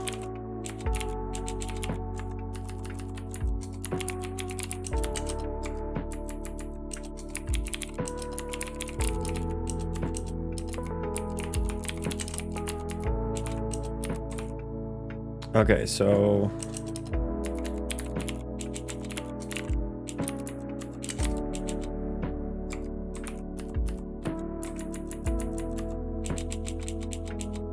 God, it would be nice to just forward all of the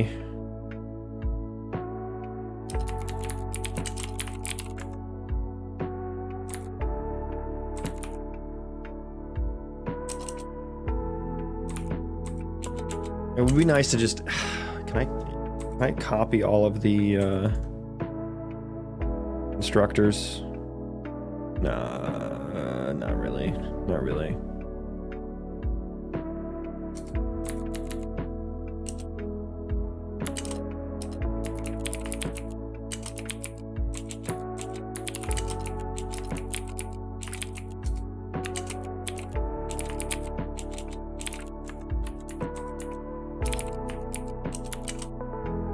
Might as well put them in the same order, even though I don't like it. And then we need to create some quality operators. Okay, which doesn't have one because we need to get location,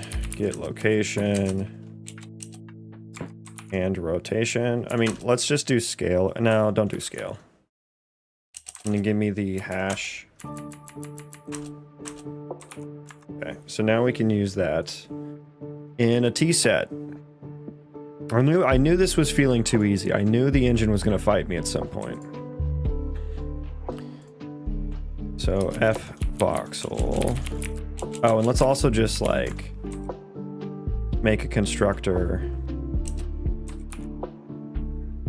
from a transform as well.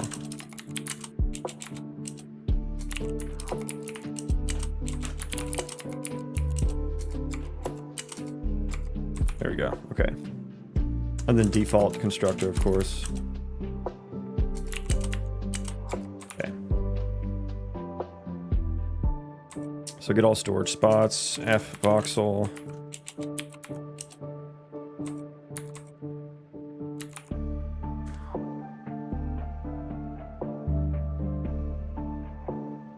Return storage spots. Make that. Yeah. So you can just add the transform, which works.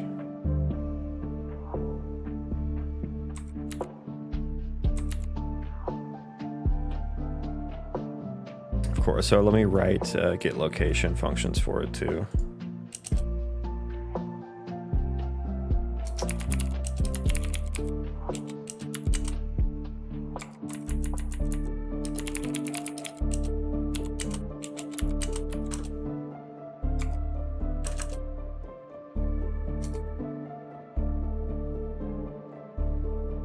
Oh right, it's a struct.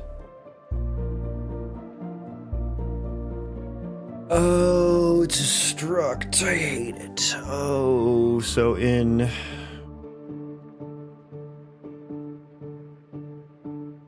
this is turning into such a big class, dude. I need to build from source, dude.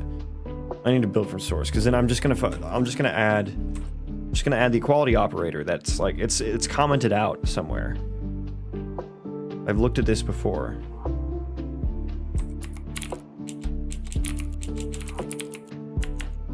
It's fucking commented out. That wasn't commented out. I would not be needing to do this.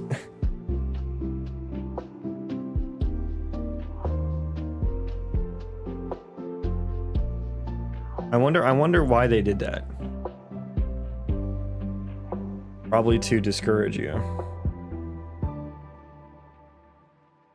That won't stop me because I can't read.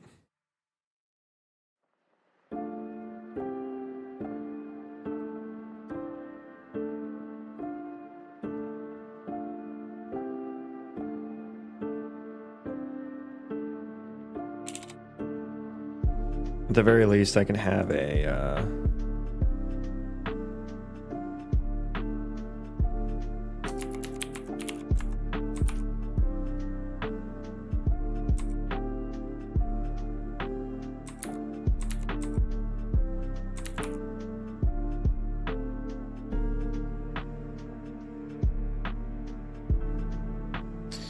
set of statics that'll help me in blueprints, which maybe I can just fucking add that.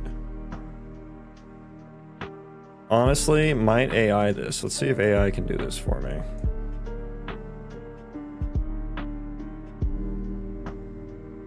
And maybe I want to put that in its own class because that's kind of large. Okay, new chat. Edit. Do we have GPT-5? Okay, GPT-5 it is.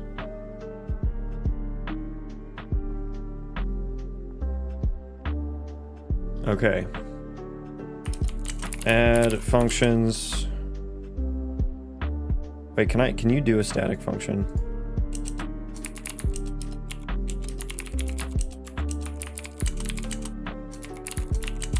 Is that fine? No.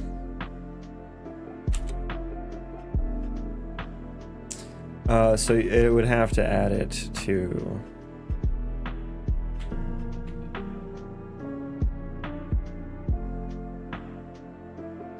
It would have to add it to the building utils.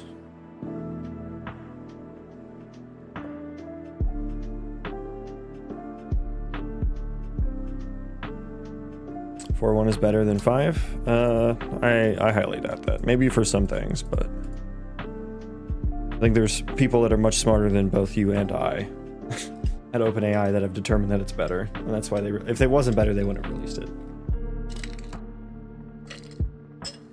Especially for coding. Yeah, maybe it's not as good as roleplay or whatever the people are bitching about when 4.0 got taken away. Add static functions to get the location and rotation from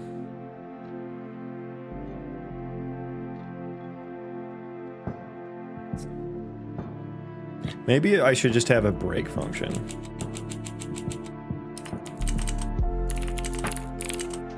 A break function for f voxel that, and a break function for f voxel, and a break blueprint function for f voxel that works the same as f transform. See if I can do that.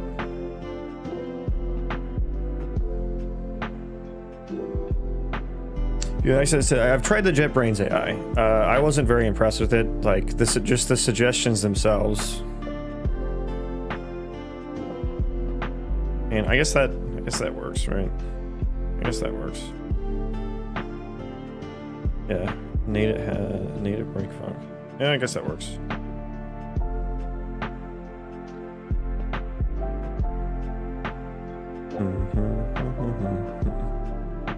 Yeah, I don't know. It was slower than Copilot. The suggestions were worse than Copilot, and for those reasons, I'm out, unfortunately.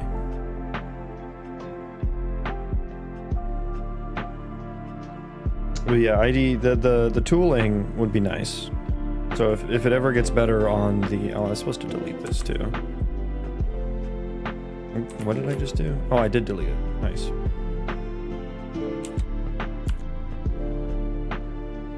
Yeah, if the suggestions actually get better, then I am more than down to try.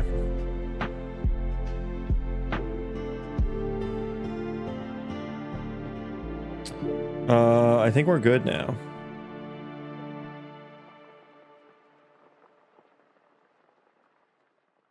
Cross his fingers.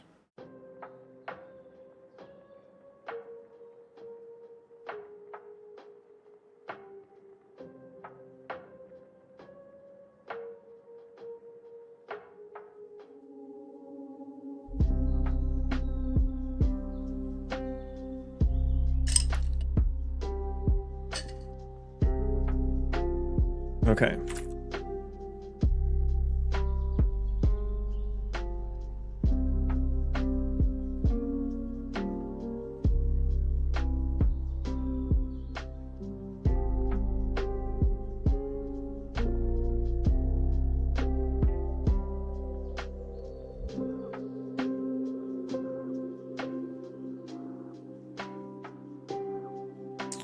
Okay.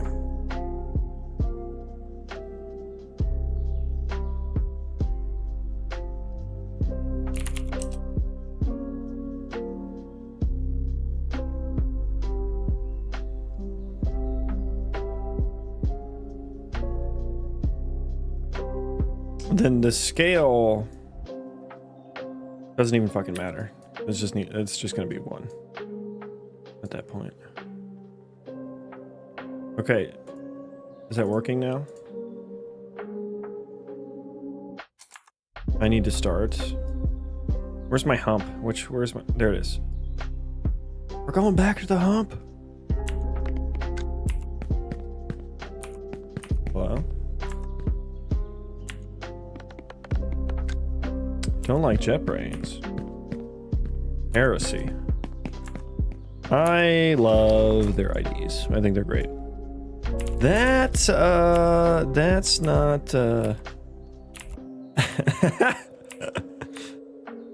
the scale ain't right. The scale ain't right. Do I need to use that scale? Orange Juice, welcome in. I just want to see my drunk spaghetti, him being a blueprint worshiper now and all. Yeah, it is true. I am converted. I am converted. Why is the scale all weird?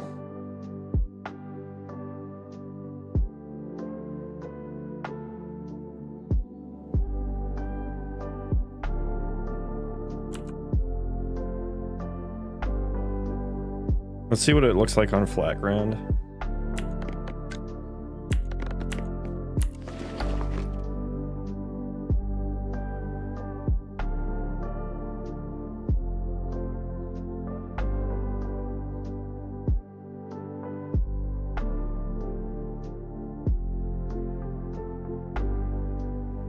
Yeah, I mean, it's just 1.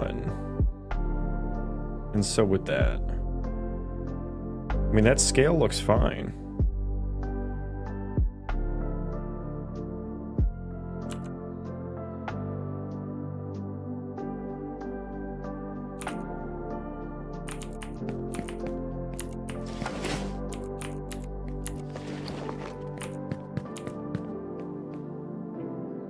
What is setting the scale so weirdly?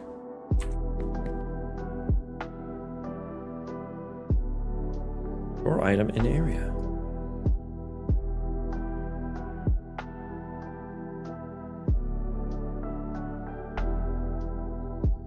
Yeah, we're just passing the transform. Love JetBrains IDs, but language and its tooling should be agnostic. Nothing's stopping you from writing your own VS Code plugin.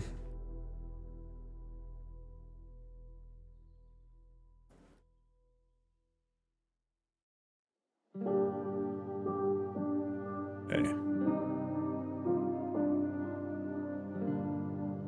Why is this rotation so bad?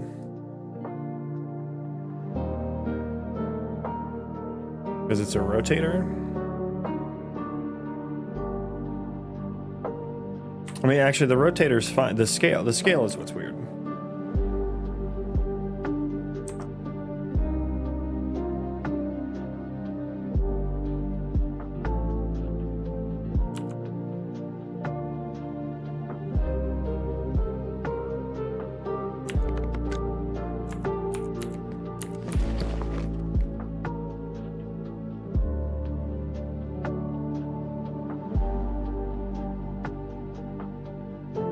Yeah, what the actual fuck?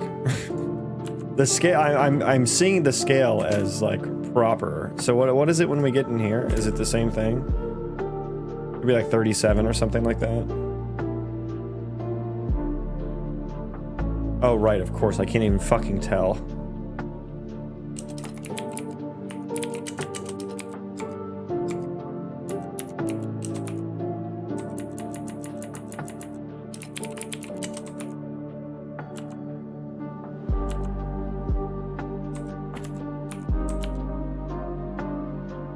Can't even tell, because I hate quaternions, which are probably the issue.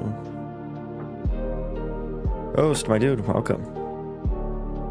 Okay, what's the rotator? Or no, it's the fucking scale. It's the scale. Why I keep thinking rotation. It's the fucking scale. I'm an idiot. And the scale is correct, so... What's the issue? Why is it getting stretched? How's it going? It has been going good. It has been going good. I don't know why I thought rotation would be the answer, but the scale looked fine here too. Why is the scale all messed up?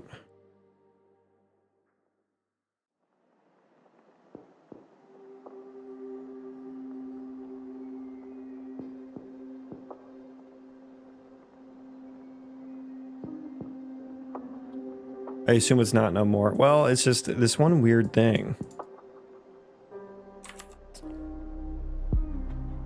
What would be fucking causing that? It looks fine as I add the instance. It looks fine.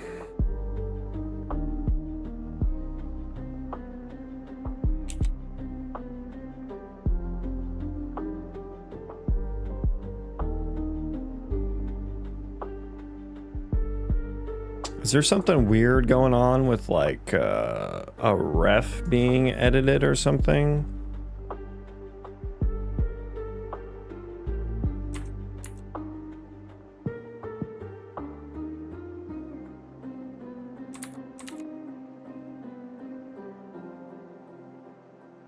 Let's not do a scale modifier.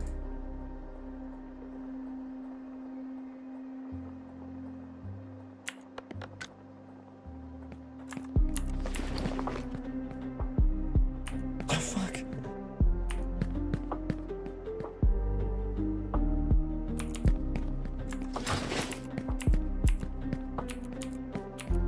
That did look like a wood plank, didn't it? It did look like a wood plank.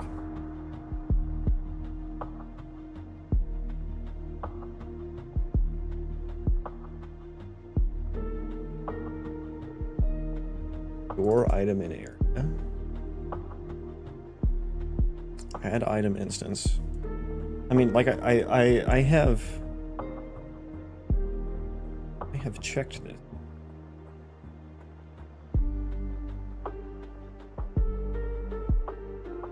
I guess I'll take a peek there, but like that should be fine.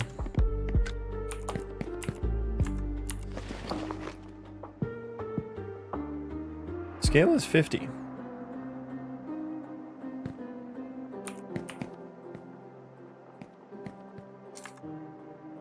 I guess let me make sure. Is the scale of the interesting. I think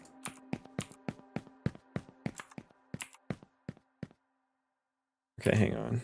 Just give me a 1 voxel.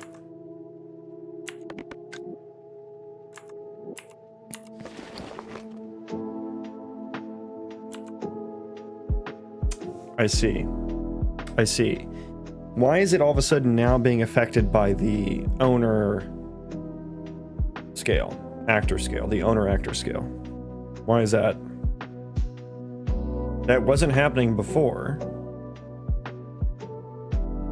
Just, yeah, why is that happening now?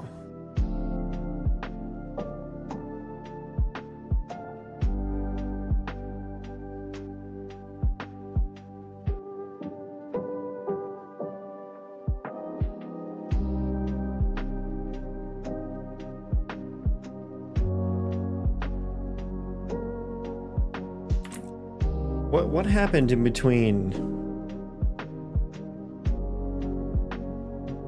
The only thing that changed was me changing how I do this.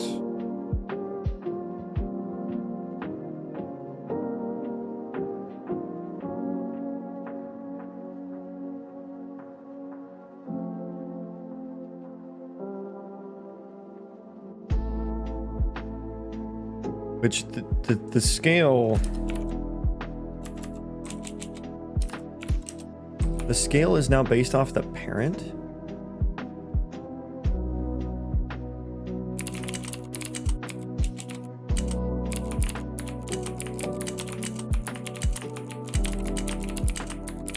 I don't want that.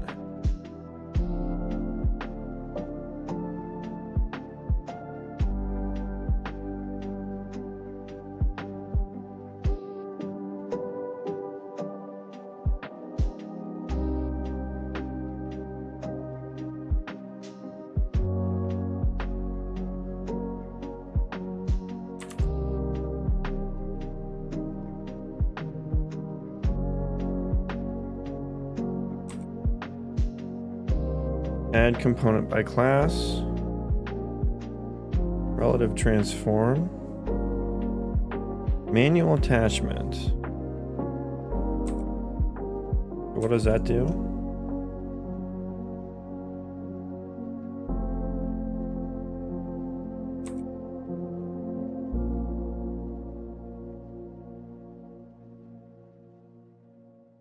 This does setup attachment. Set relative transform.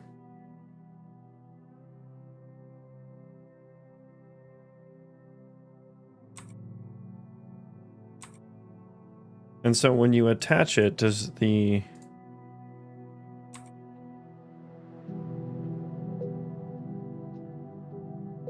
snap the scales?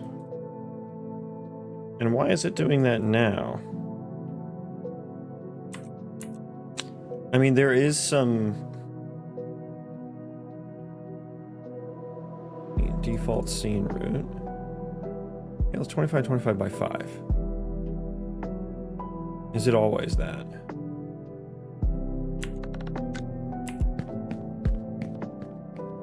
Okay, this is a square.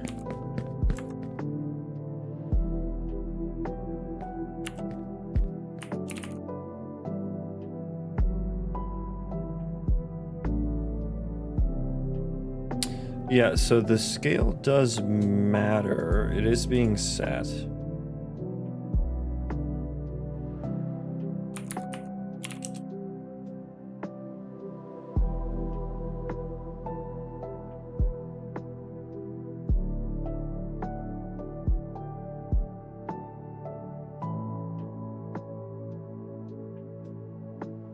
Yeah. I do set that transform, and I do set actor transform.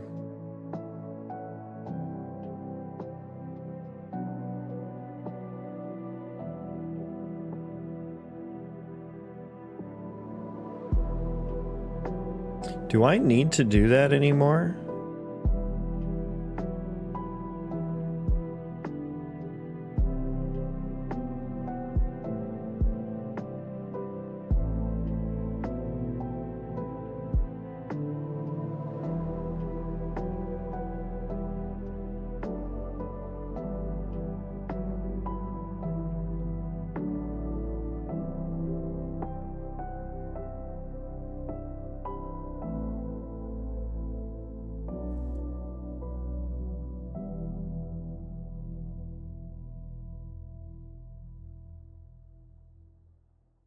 I am specifically getting the scale there, but I'm using that for other things, not just...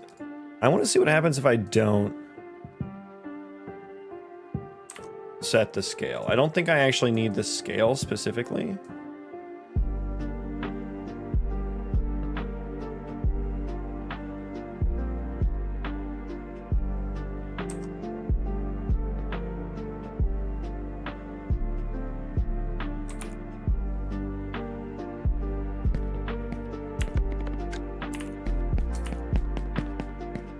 Yeah, it doesn't seem to have broken anything.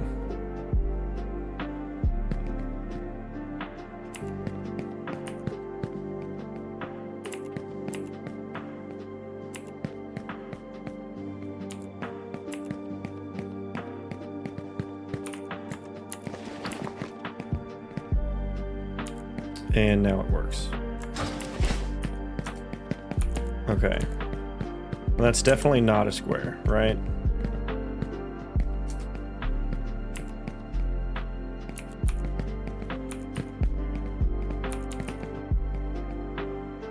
Oh no.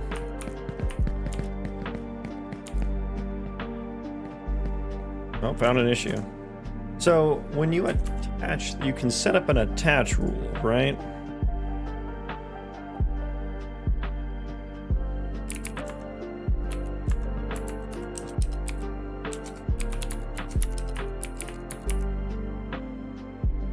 Yeah.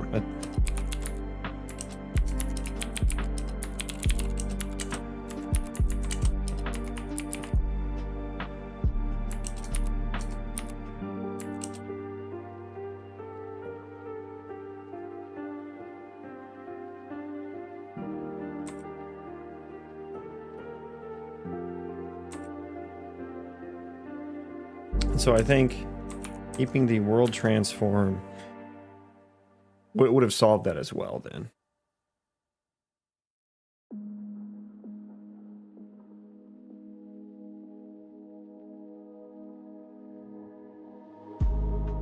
Okay, so I think we're good. I think we're good. I just need to make sure the ISMC stays in the right place.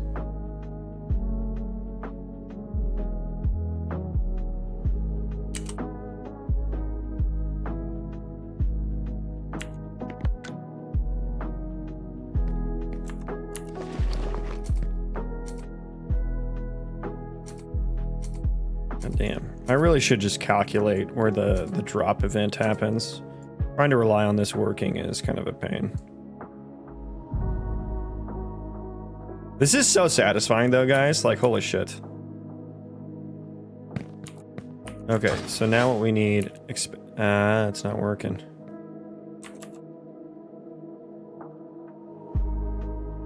How to handle transforms and welding when attaching.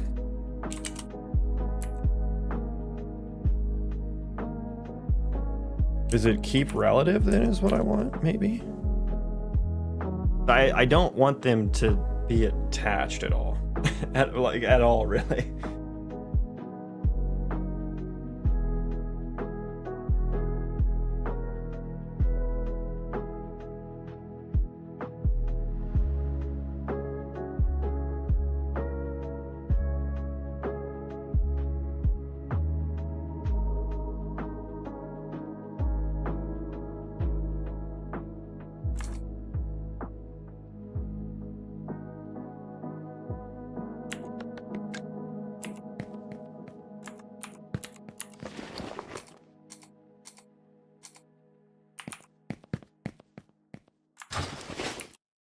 Fucking hell, how do I get that to stop happening?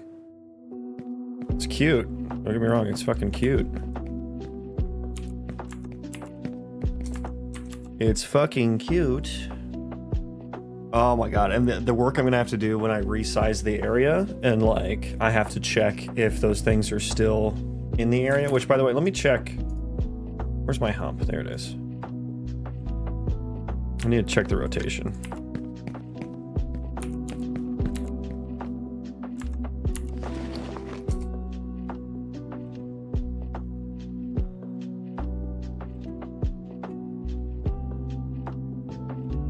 So I need to add that to, I think I need to add that to the rotation.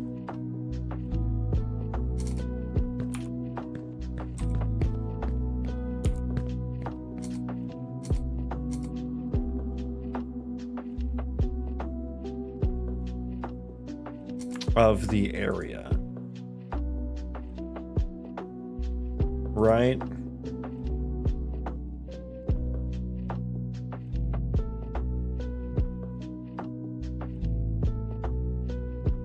Let me think. This rotation.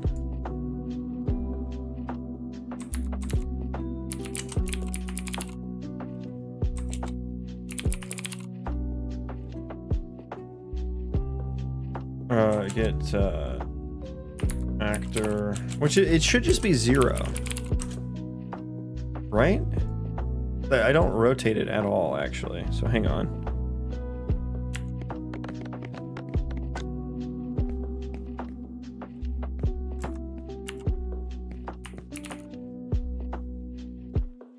Yeah, the rotation is just 0.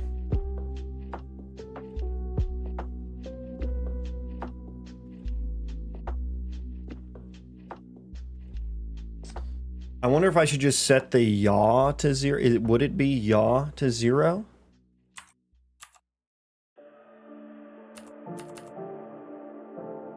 Like the twisty. That should get set.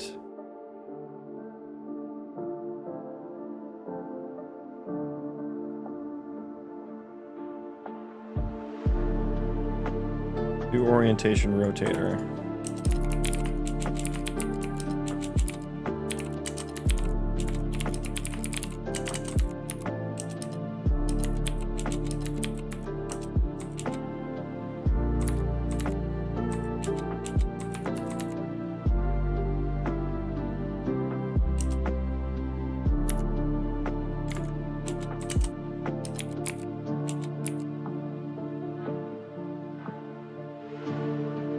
Looking up and down, 0 straight ahead, up.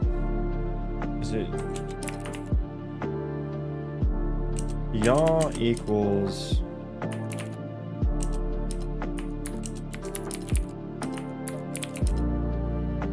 is it that?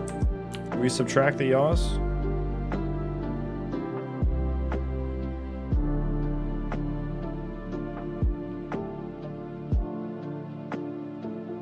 Rotational math sucks.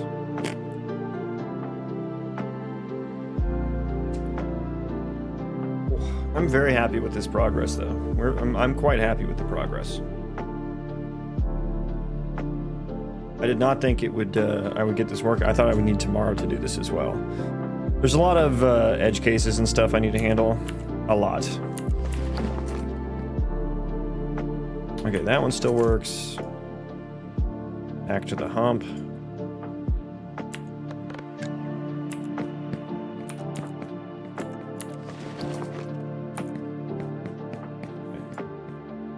Nope. Okay, that's not correct. Let's just set it to. That yaw might be incorrect. Yaw might be incorrect there.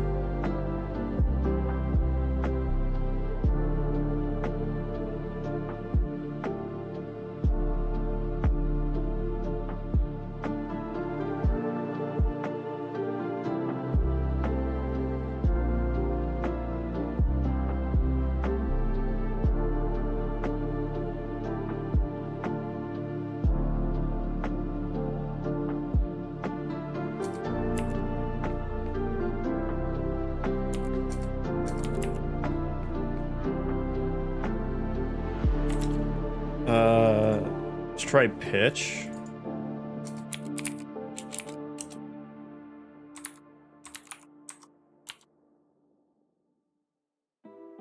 I don't know which one's which. Is it roll? I would have thought it was yaw. I would have thought it was yaw.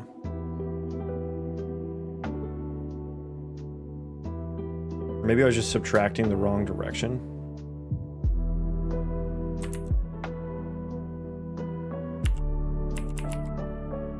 It's like neither of those look like they're... Well, actually... That might just be 180 degrees from where it should be. Yeah, that actually might be correct. I might have been correct the first time. I was just subtracting them wrong.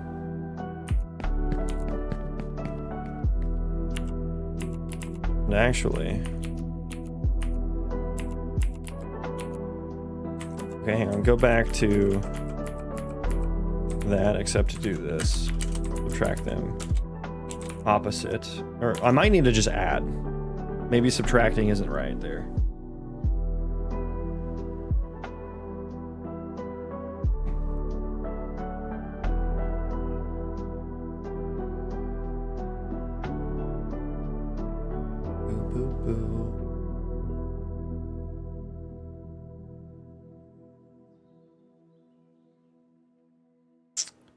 Boy, what the world would look like if live coding could run a lot faster.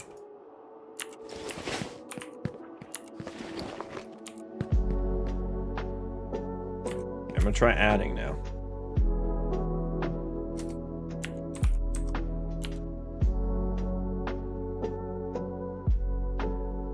Now we add.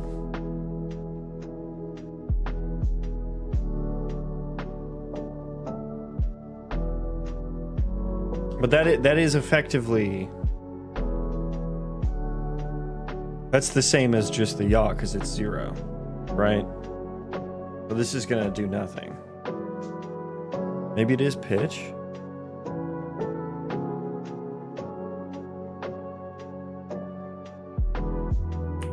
So this one looked the most right. Or was it this one?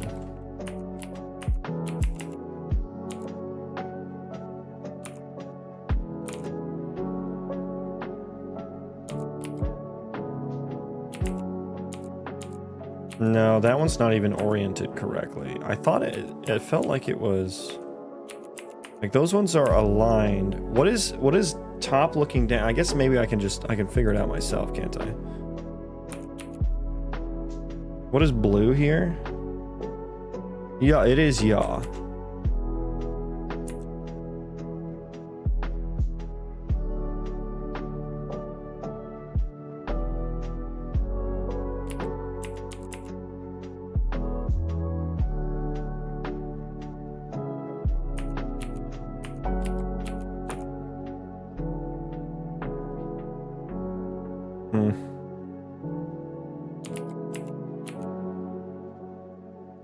It is yaw that I want.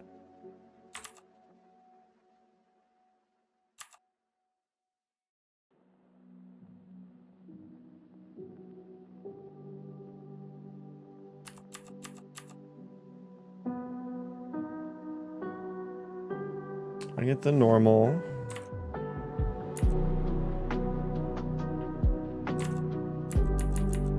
And I tried to just set it to 0, which is basically get actor rotation. Yaw.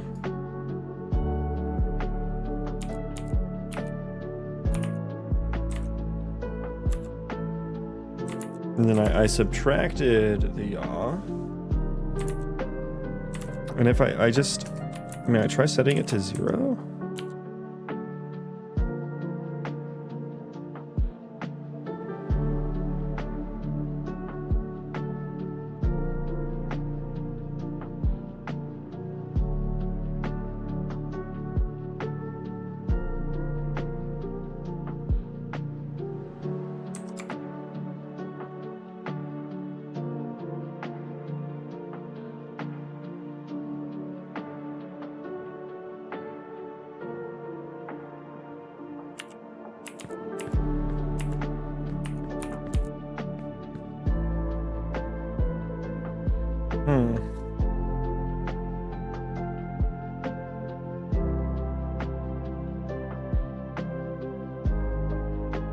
I can edit like the individual instances, no?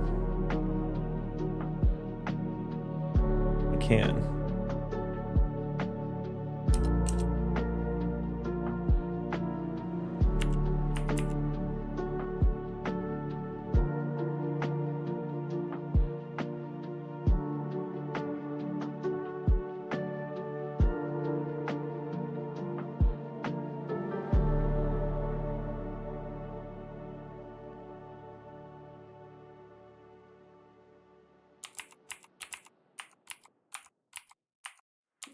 That's roughly what it should be.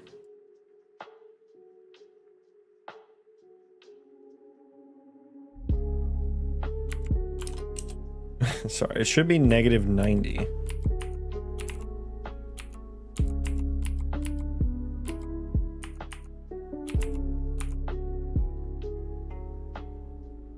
So it is yaw.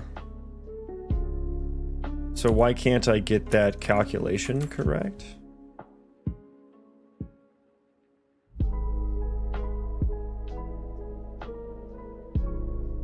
Do I just need to flip the yaw?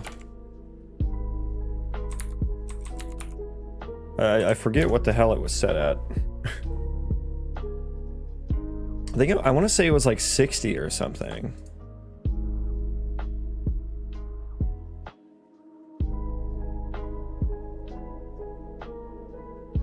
Or do I just want to take the... I think maybe... Do I need to subtract a flat... I think I just need to subtract a flat number, right? Area actor... minus 90.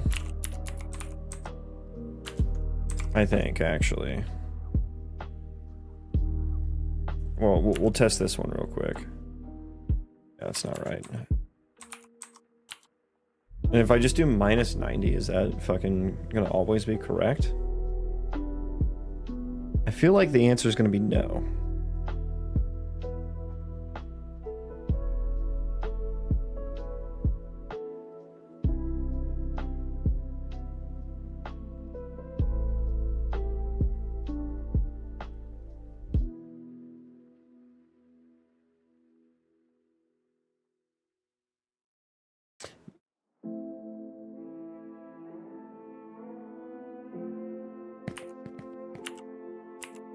Yeah, that looks correct.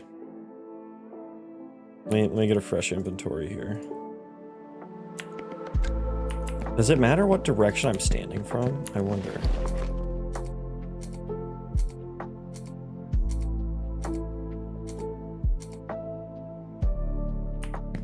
Yeah, that's correct. Okay.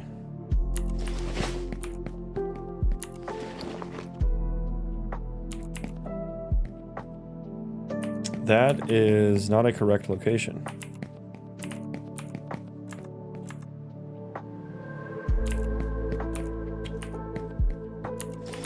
If I stand like, I don't know, some cattywampus angle, is it still fine?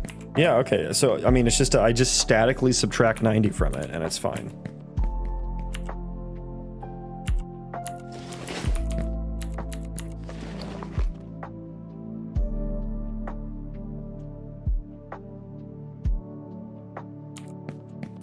I snuck another one under there, it's funny.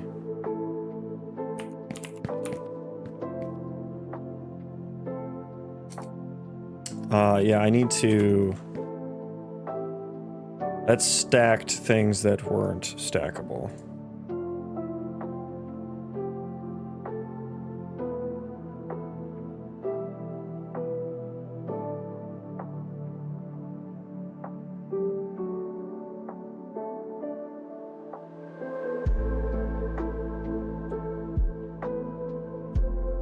If the desired quantity...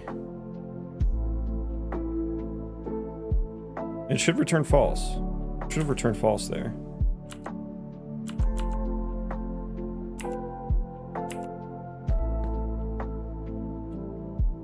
Okay, it did that time. So 16, 15. It's gonna return false there. Now I should still have like a less than 20 stack in my inventory. I don't know that it did that. I think it's still accidentally removed from my inventory. Okay, so 15. So that stack has 15.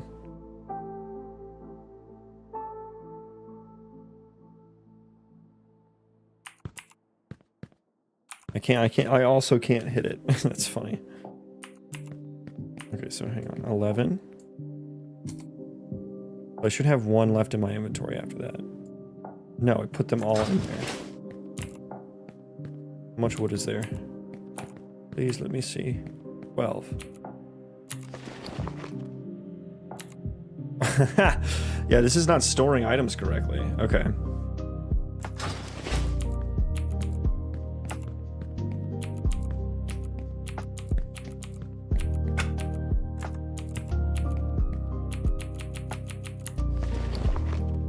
Oh god, I'm all full.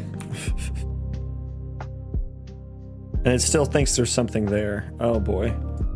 I mean, I'm happy with this. I'm very happy with this, right? Like, it's your wood stockpile. Your wood stockpile's there.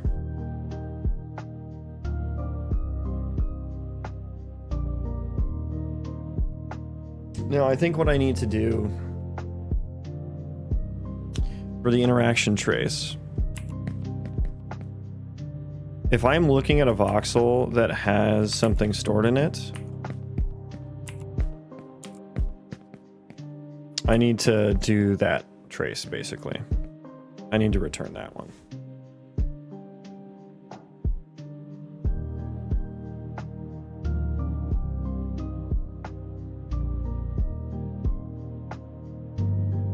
And then what if they're all full? How would you ever interact with it then? How would you pull up the... Which is not currently working at the moment. Wonderful. I also need to know if it's allowed or not. Okay. Let's write some things down.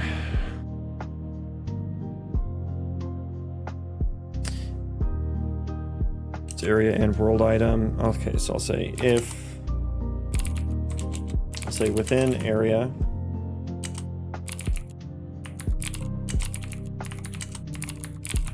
Within area interaction interface functions, if trace hits a voxel with something stored, forward interaction to the world item ISMC.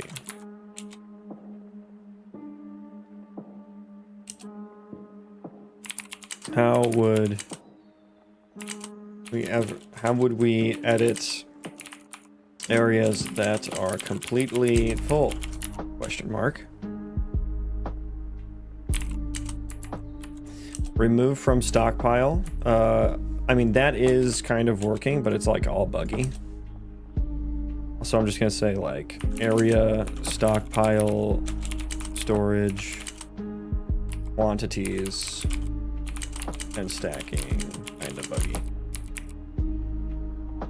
For a voxel location on world item, make world item slightly smaller. We did those.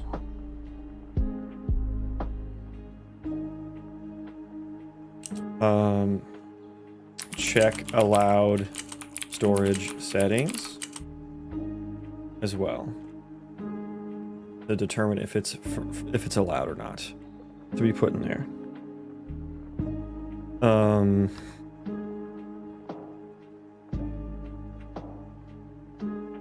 What else?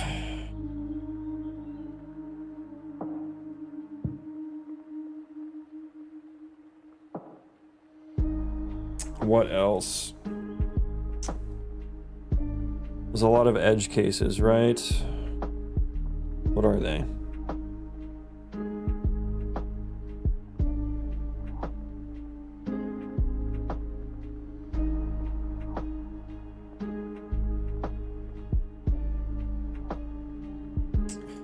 What are they?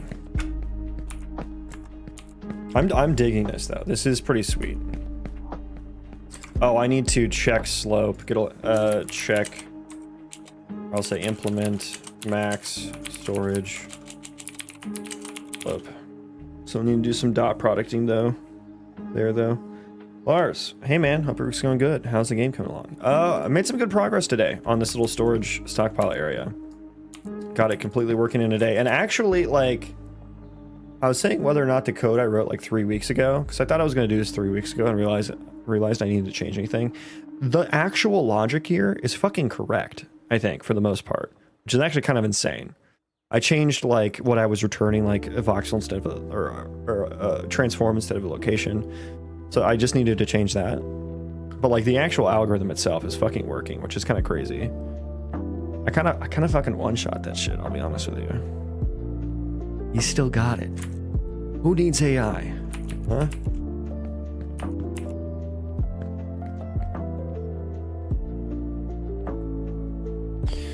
Yeah, maybe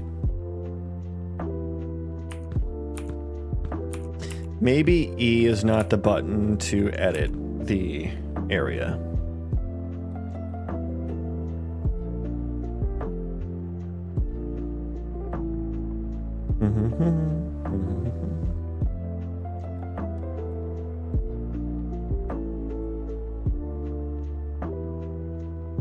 Do you ever use AI to assist in coding? A little bit, not really though. Expand, shrink, or F. I'm running out of buttons because I have E, Q, R, and F. for interaction options.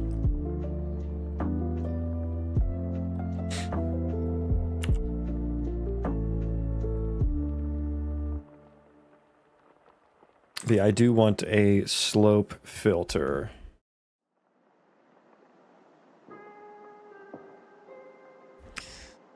Left question mark.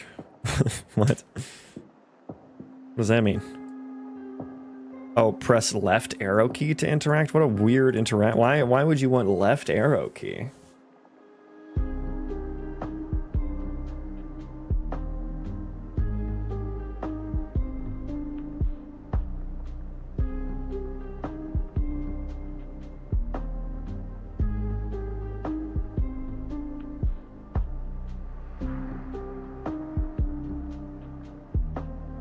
Did I say left?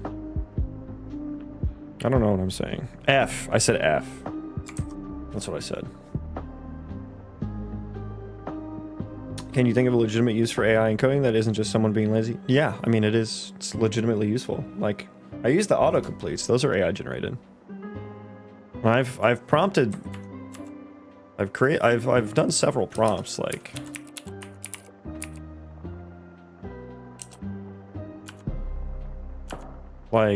pretty much all of these were from AI. Like a DDH reversal algorithm, a box cylinder overlap, oriented box to box intersection, lighting direction. I think I modified that one. Yeah, like the super mathy stuff that has been solved like a million times over. That's all over the internet. Like it one shot that, right? Same with the box and cylinder overlap that worked right out of the box. A DDH reversal algorithm, which I didn't even know existed. Yeah, I mean, it's not just for being lazy. You can learn quite a bit from it as well. But it all depends on how you use it.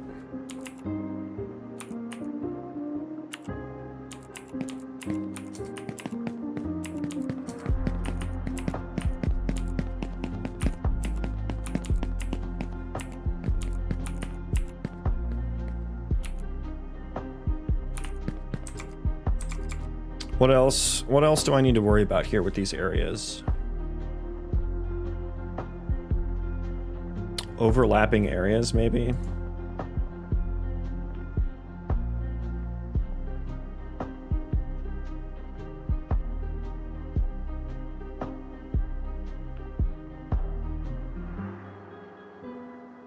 I think overlapping areas.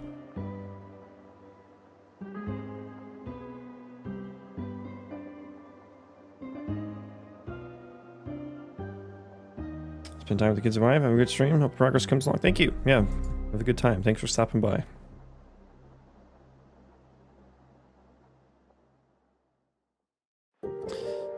Oh god, overlapping area storage. That shouldn't work. That's a hack. That would be a hack.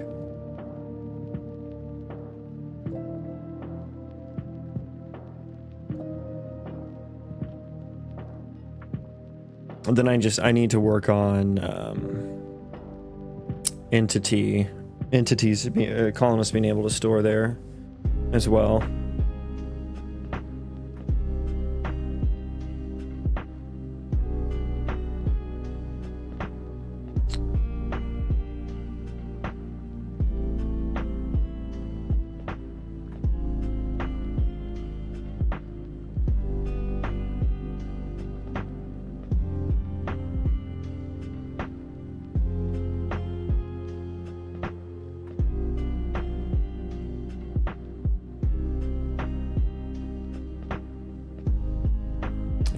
What else do I need to do here?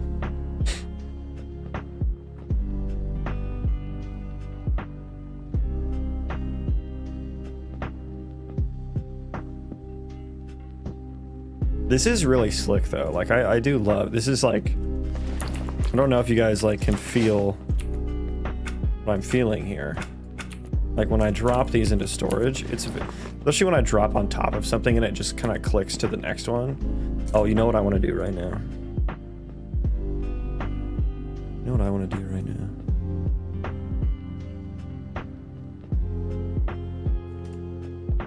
On drop.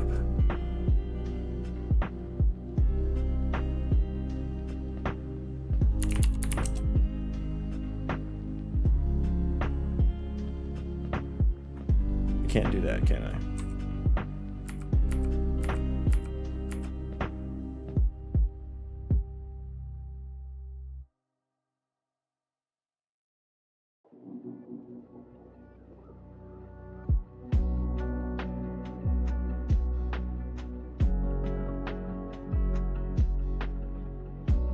If you're gonna have testers, put me on the list. Yeah, for sure. Probably pretty far away from that, but we'll definitely send out the bad signal when that's the case.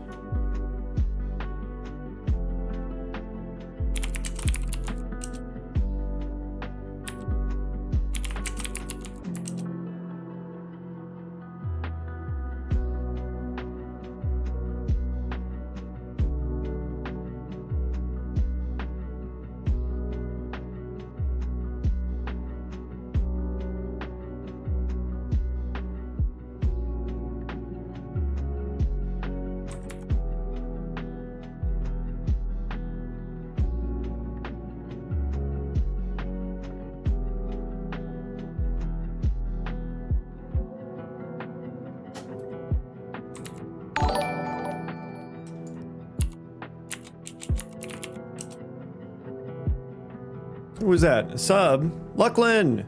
Welcome in, my dude. Thank you for the sub. I appreciate your support. Hey, bro, how's it going? Haven't cut your streams in a while. What have you been working on? I'm working on storage stuff. Check this out. Okay, here's my hump. I got mine. Do you like my hump? I think it's a good hump. So I got this, like... I've got this voxel algorithm. I call it a walking voxel algorithm. But it'll, like, follow the terrain. And this is to like handle my like overhangs and my underground caves and stuff like that. So I have this, it's going to be a storage area. So like I can tell it like allowed storage settings and stuff like that, change the color, whatnot, you know, what tasks are allowed to be done in it. But then I can take some items here and I can drop them in there. And then it's like each voxel acts as like a little storage. Cause like I can just drop stuff on the ground. Then I can drop it in here. And it's actually really satisfying. I don't know why, like... And then they stack, too. So the wood only stacks up to 20. So that's why, like, if I put 250 wood here, it'll go to the next one. Because it's, like, technically not allowed to stack above 20. It's just... It's above 20 because I'm a developer and I am a god in this world. But arrows, I can stack up to 200. So if I put that there, hit it again. Now it's stacked, right? Now it's stacked. And this will be for, like the colony sim things, when colonists need to like actually, you know, walk over and store things in an area, they can either do it in like a chest. I find some terrain to actually build this on. They can store it in like a little chest. So I can do something like this and put some stuff in there. Or they can put it into a stockpile, and there'll be different, the chest is not going to have that much inventory space, but there'll be different reasons to do stockpiles and chests and stuff like that. Do you plan on making the stuff on the ground despawn? I plan on having like a durability system, so it will take durability damage, which is one of the reasons to potentially store it in a container. Stockpiles are free though, you can just build them without any resources. And they also serve other purposes, like, I'll pop over to the world now. But it will, the areas you can use to be like, hey, go chop trees in this area, go forage within this area, that kind of stuff. So that's one purpose as well. For instance, let me get a colonist spawned here.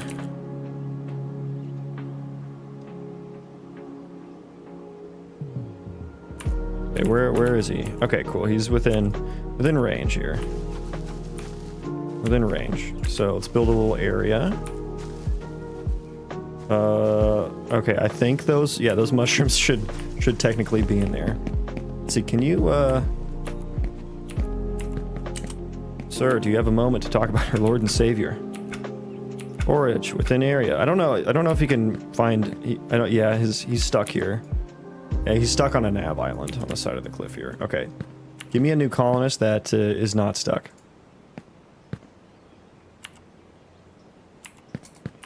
Hello, please. There he is. Come here. Can you help me with my mushrooms? I'm trying to show the people the mushrooms. Forage within an area. No, he can't. He's also stuck. Are you? You seem fine, actually.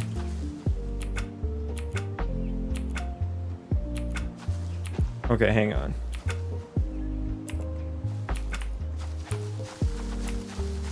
Oh no, it's not working. It was just working before.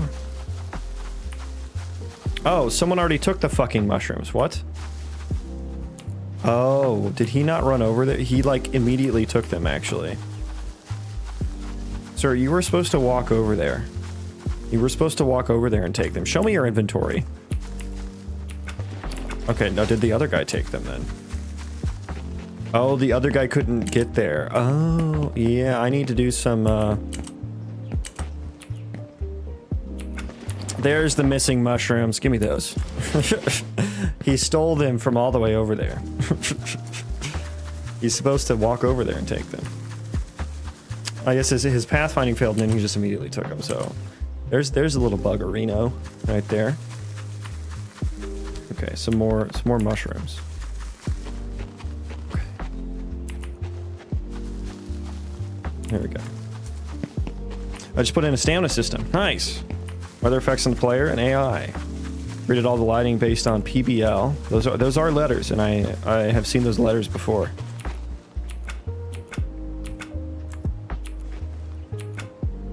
Forage within area 2. Okay, so now he's doing it. We're on the quest and dialogue system now. Hell yeah. It all sounds like super fun stuff to work on.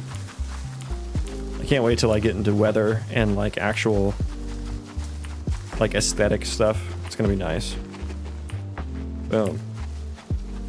So that one, I think that one's technically floating above the area, which we'll fix. You just grab that for me. Thank you. Physically based lighting. Okay, cool. Cool. Sounds nice.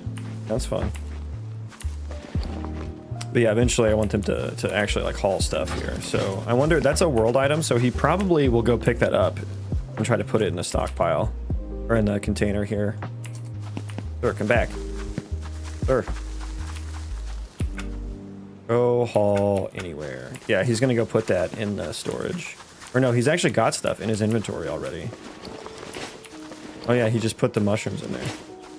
Nice. He doesn't want to haul the... Interesting. Yeah, he doesn't want to haul the world item. What am I hitting here? Wait, does this have collision on it? Is there a rock there? I think these ferns actually accidentally have collision on them. Yeah, the key press animation, it's pretty nice. It's pretty funny. So yeah, like I just set up hauling.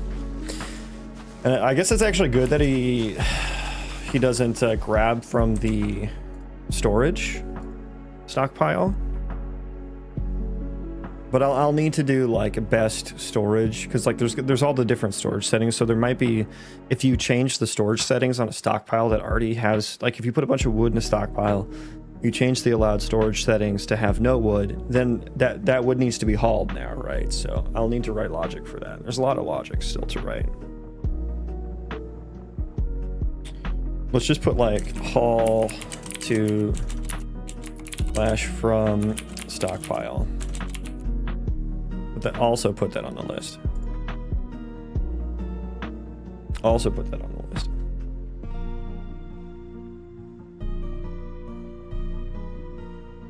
Yeah, like the whole reason I did that, I was just gonna do like a decal on the ground for the areas.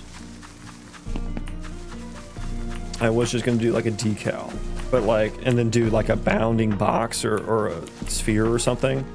But like if you do an area like this, getting a little laggy. Let's say you do an area like that. If I were to do a bounding box on this thing, like I would actually, it would be starting up here and then going down here. So it'd actually be a box like that. And I'd be selecting actually everything underneath the world. And you can see there are caves. So there could be like a tunnel going through here or something, or like a cave. and you might accidentally select that. And if you're telling your colonists to go forage in that area, then they're gonna like go to the cave that's like potentially dangerous, and then they might die or something, right? So that's what I was trying to avoid with this more than necessary, more than complicated, more complicated than necessary algorithm. Because I have overhangs, you know. You've been here for 5 hours and 30 minutes? I've only been here for 4 hours and 30 minutes. My brain melts watching you. You're welcome, I think. Have I shown you my trees, Luckwin? Check this out. They're dynamic meshes. So they were static meshes, and then wherever the axe connects with them is where they get chopped. I missed. My animations suck, so... Okay. Keep going. One more. No, missed. That one missed. Okay, maybe one more now. Okay, there you go. Now it chopped. I got 7 wood from that. 7 wood. Ignore the shitty materials. Eventually I'll have like a tree chopping skill level that levels up, you know, the more that you do. And then you can chop that one, and yeah. The 7, now we get to 10. I haven't seen a game do that before, so that's like my contribution to the game development community.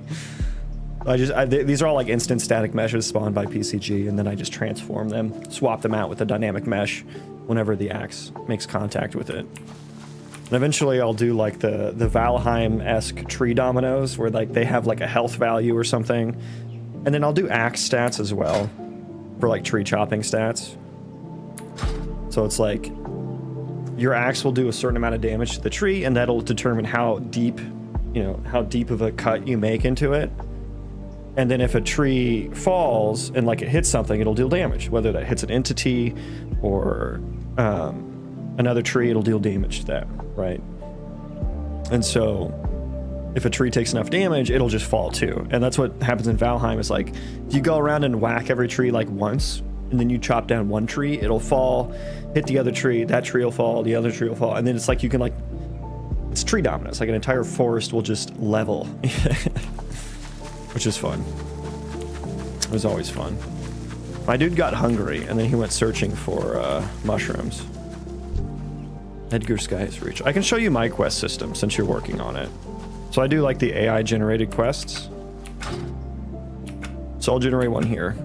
Edgar Skyreach is this guy's name. 38-year-old male elf hunter who is cowardly and stubborn. Edgar was raised with a deep respect for the balance of nature, taught to revere the wild and its creatures. Despite his cowardice, he remains dedicated to his craft. Okay, so let's see the quest here. So this came back from the Gemini API, and like I just dumped my entire item database and everything spawned into the world into a prompt. And I was just like, hey, you know, give me a fantasy RPG video game quest and put it into this JSON object. And so it returned me a JSON object that I deserialized and I put into C++ structs. And I guess my character's name is Ellen Windhaven. So request is the Whispering Woods. Well met, Shaman Ellen Windhaven. I heard tell you were seeking work. It's about the Whispering Woods just to the east. The deer aren't migrating. I need you to investigate. What's so important about the deer migration? The deer are a keystone of both the forests and the town's ecosystem. Every creature and person benefit from their presence. If they don't migrate, we are all doomed. Can you tell me anything more about the unnatural things that was apparently too long for my UI to handle? Just unsettling whispers, like the trees themselves are talking, but not in a good way. And the complete lack of birdsong, it's terrifying. So why haven't you investigated yourself? I'm a hunter, not a hero. My skills lie in tracking and sometimes killing. I'm not good at supernatural stuff. Aside, my cowardice always gets the better of me. So I have like the quest window over here, and it just kind of gives me like a summary. And then there are these objectives that are like encoded into the JSON. And so I have like defeat, I have like build, I have explore, which is that one right there, which is just like go to a location. And I have like obtain, which is just like you need some certain item or something. I also have like talk to or like interact with as different types of objectives. And so I kind of let it fill out an array with those different objectives, giving me like classes from my database that I passed in. And I also give it another array for like, here's things that you can spawn if you want to. and it'll pick items from my database to spawn into the world. And like, it's actually spawned like some bandits and stuff like that in the world. But it's terrible at picking locations at it to spawn at. So a lot of work still to do. And like, obviously these locations don't exist in the world or anything. So a lot of work still needs to be done.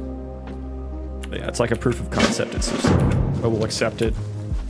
And my quest log is slightly broken, but that's the quest log. Not actually completable or anything yet. It's a badass. I need this like yesterday. Yeah, I can explain more if you'd like. Eventually, like here's the world map, and these are all like the individual zones. There's Sable Coast here, and then Broken Shard Coast, which is cool because they actually are coastal zones, which I did not do anything. That's just random.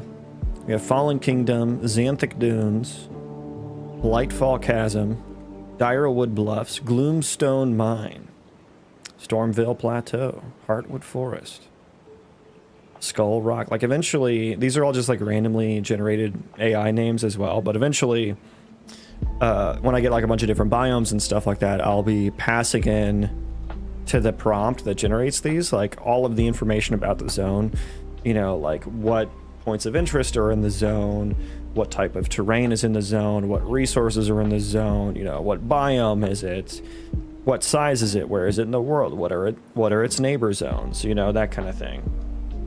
And so hopefully I'll be able to take the zone information as well. I'll pass that into the prompt, the quest prompt, when I get a quest generated, and that'll add more flavor, and hopefully it'll actually pick locations like from the points of interest that I've spawned into the world from like PCG and stuff like that. So rather than just like hallucinating whispering woods or whatever. How do you actually generate AI names? I dumped a bunch into a database that were AI generated. So I did like a whole run of like generating the AI backgrounds and names and stuff like that. And then I dumped them into a database.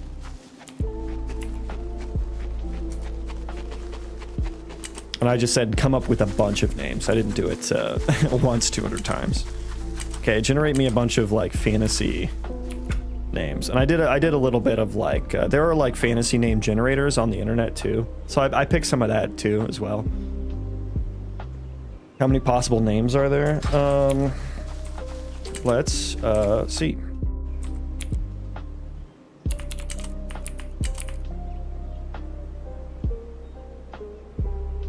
I think it picks a random first name and last name. So there's like 120 in the database right now. So whatever. I think the max is 120 because it does remove from that eventually, but it should be somewhat unique.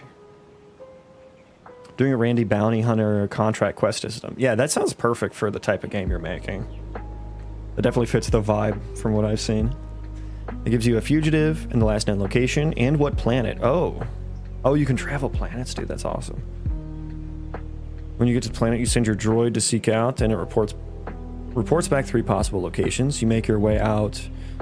You make your way to one of them, and either search yourself or with your drone and triangulate a location. And you fight either, and you fight and either apprehend or eliminate the target. That sounds like a lot of fucking fun. It sounds like a lot of fun. Are you gonna do any like investigation type mechanics, you know, where you have to like talk to people or follow a trail, or does that fit into that system? 120 isn't that big now that I'm thinking about it, but I like the idea. Yeah, no, it's not. I just 1000%. Hell yeah, dude. Hell yeah. But yeah, I mean, that's just for testing and stuff. Eventually I'll just I'll generate like a bunch of them, you know, like when the game starts or something. And I want to do a I'm gonna do like a D&D dialogue system, like non-combat skill checks, perception, you know, persuasion, that kind of stuff. So the AI will be really good at coming up with really dynamic options for that I think will be really fun. Do you have any way for donors or contributors to get their name in the database or something? I've seen it before and it's a fun idea. Yeah, that I think RimWorld did that. I think that's how Humps came into play, which is a fun name. Yeah, potentially in the future, I'll definitely do something like that. Could be fun. At my discretion, of course. You can't put fucko fuckface in there or something. Okay, maybe I'll allow fucko fuckface.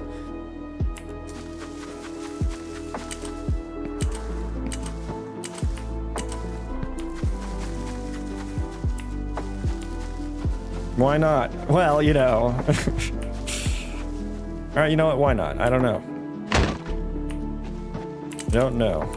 Look at those indie. Look at that physics. That's perfect. Ship it. I like fuck up.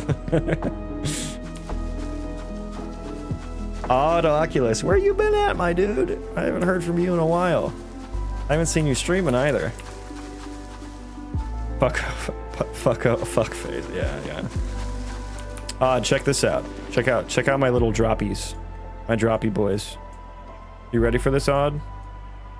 My world items. I think you were in here when I was talking about world items a little bit. So we can drop, take, and then check this out. Boom. They go in the stockpile. In the stockpile. And they will stack if I split them low enough. So here's 16. So 16 went in there. And so that just stacked. Sort of. Some of it did. Still needs work. Like I can't grab that one because he's like hidden. The area is blocking it. And that one, oh, I'm full. So let's get, here we go. Let's put this into storage. Where's my colonist? There we go. Go all anywhere. Yes, yes, good, good. Pick it up. Pick it up. Good, good, my slave. I mean colonist. Uh-oh, uh-oh. Oh, he ran, oh, dude, my collision, not my collision. They don't have collision. He put it in the storage. He put the wood in the storage, or else it gets the hose again. But he handled like my velocity and gravity processor. Check that out. It handled that so well. And I've never tested that before. So you guys, you don't need built-in collision. You just write it yourself. And write your own velocity and gravity processor. Over 10,000 possible full names with just 120 names was 120 less. Yeah, well, you'd want them to be more unique than that, though, because it would become pretty apparent pretty quick. Sweet and savory. I've been working offline. To be honest, I think I'm pivoting more into marketing to players as opposed to streaming to peers. I ain't leaving, though.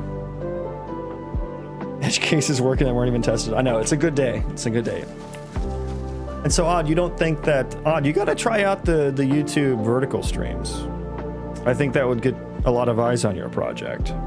That'll be potential players. Like, today wasn't even really a... not even really a hot day for the short streams, but still 1,800 views. I mean, if you're wanting to market your game, I think streaming to YouTube Shorts is a pretty viable approach to that. As opposed to my YouTube horizontal streams, not nearly as good. And Odd, I can't talk about it, but I've got exciting stuff that I'm working on for work, if you know what I mean, or going to be working on. So, why didn't I think of that? You just write your own engine.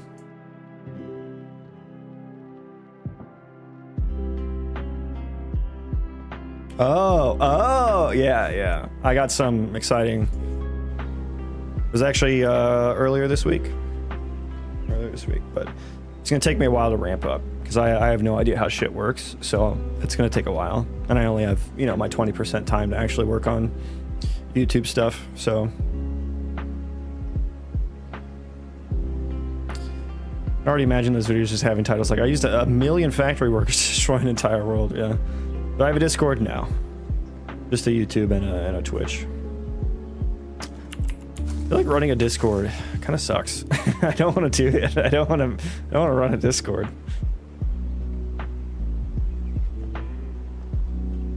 Just a database with sets of words with shuffled phenome. Yeah, that's how that's how a lot of games do it. I'm not opposed to, but it does take a while to come up with some of those rules. Oh no, for friends? Ugh, that still sounds like a pain.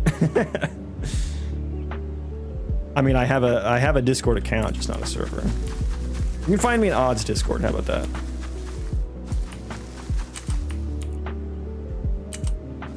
Discord sucks. Yeah, I mean, I think it's great for VoIP, but bad for information.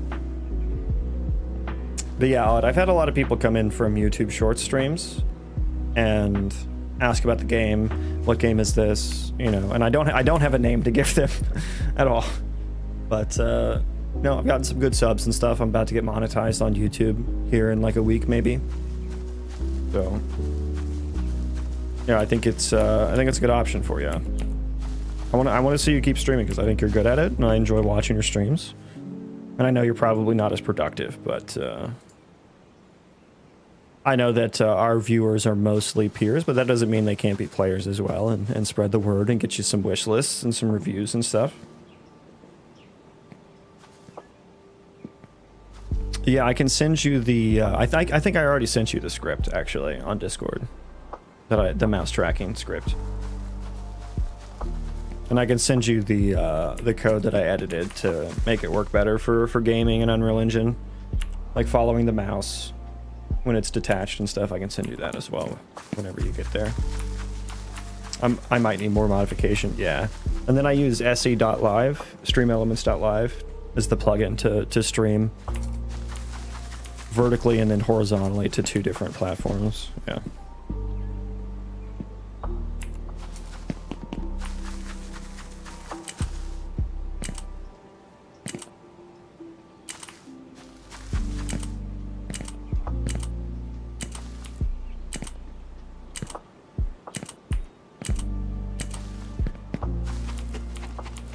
Colony, oh colony face. Yeah, that's a good one. That'll be a good name for the database for sure.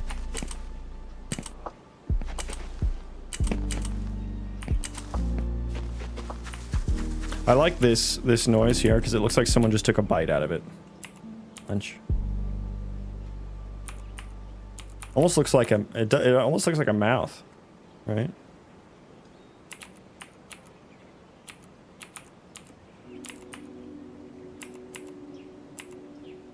Whoa, ooh, ah, whoa.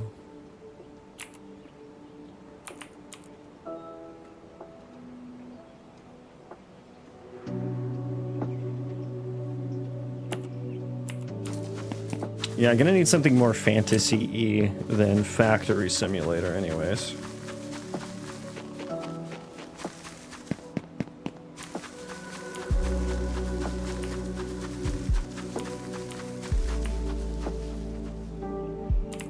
Majo and I both ripping those sweet WoW sound effects. I thought you were past that. I mean, hey, you're talking marketing and stuff already. You better not be using any borrowed assets.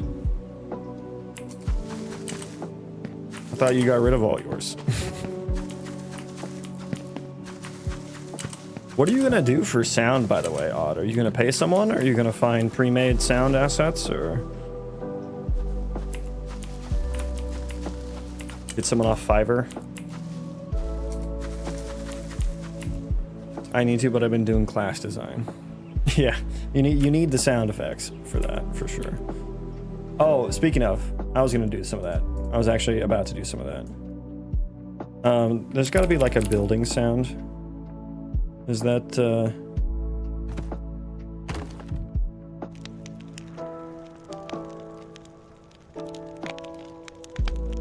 there like a place sound or something? Place, no. Spelled it wrong.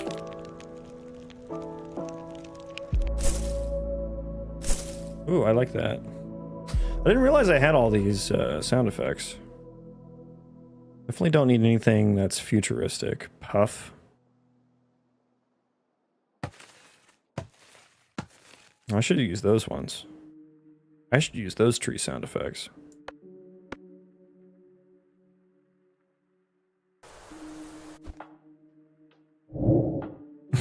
There's the wow sound effects.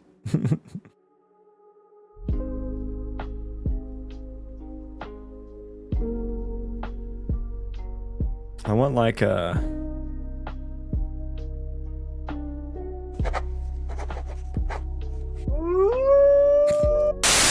Oh, God. Sorry.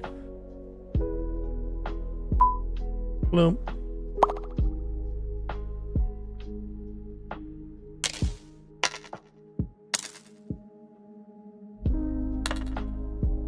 These all suck.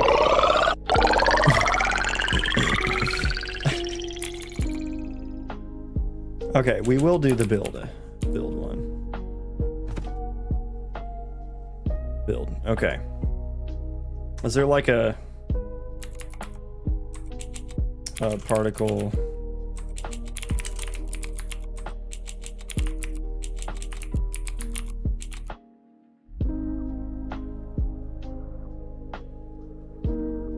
What's the thing? Oh, I think I need an actual component, which is annoying, so never mind.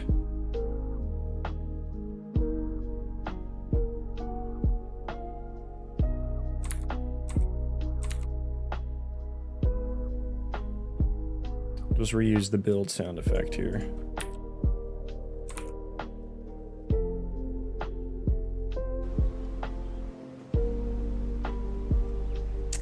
I asked ChatGPT for some names. Yeah, I definitely don't want to name my game something that ChatGPT gave me, if I'm being honest. That sounds like the antithesis of game dev. Definitely something I want to come up with on my own. Oh yeah, that's I need a little puff of dirt when it gets placed. Make sure it works for the area too. Might be kind of quiet, so I don't know if you guys can hear it very well.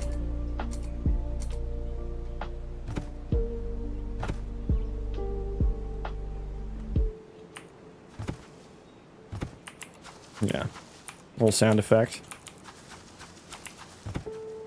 Yeah, I want a little puff of smoke, like a little dirt go whenever you set something down.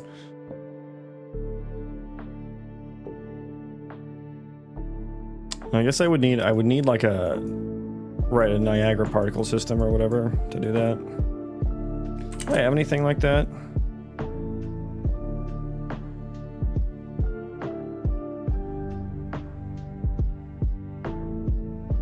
Do I need to look for system or emitter? I haven't done anything.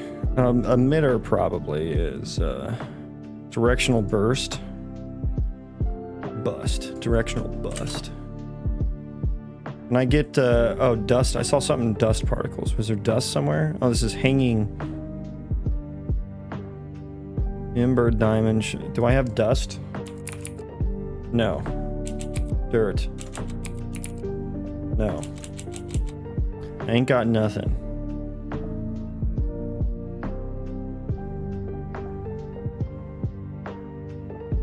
Petals flying. Twig. I see nothing.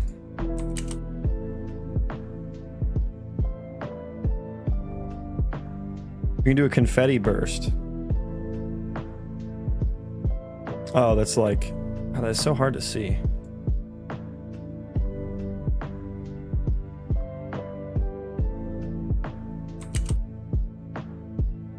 Maybe when you place it, a fountain spawns.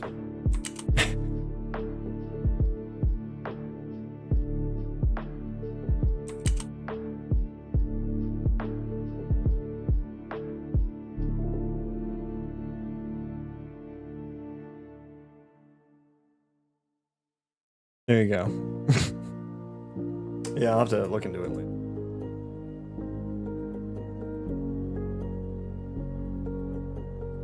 I need to get some food though. I'm gonna record the voices myself, but yeah, abilities and stuff, I think I'm gonna hire someone to give them a pack so they can swap stuff out for me. Don't need anything custom yet, just non-copywritten stuff. Yeah, I feel that. Names that are commonly used as aren't related. Yeah.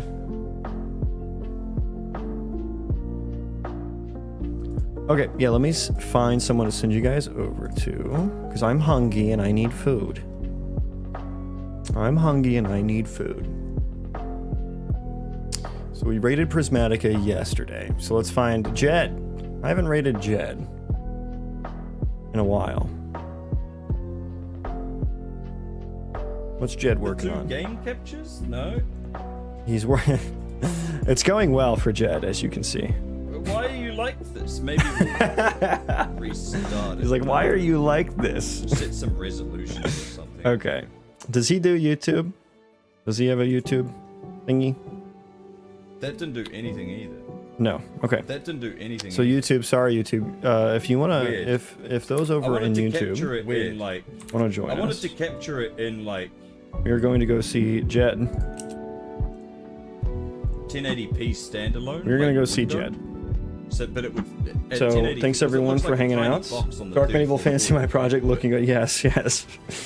Nice work. Thanks, guys. Yeah. Thanks for hanging out, guys. I gotta go get some food because I'm a hungry boy. Is it gonna work this time? Hopefully I'll see everyone tomorrow. Should be on tomorrow for Do some you more. think like it would just some more game behave dev. exactly like the slime overlay? So yeah, standalone game? bye everyone.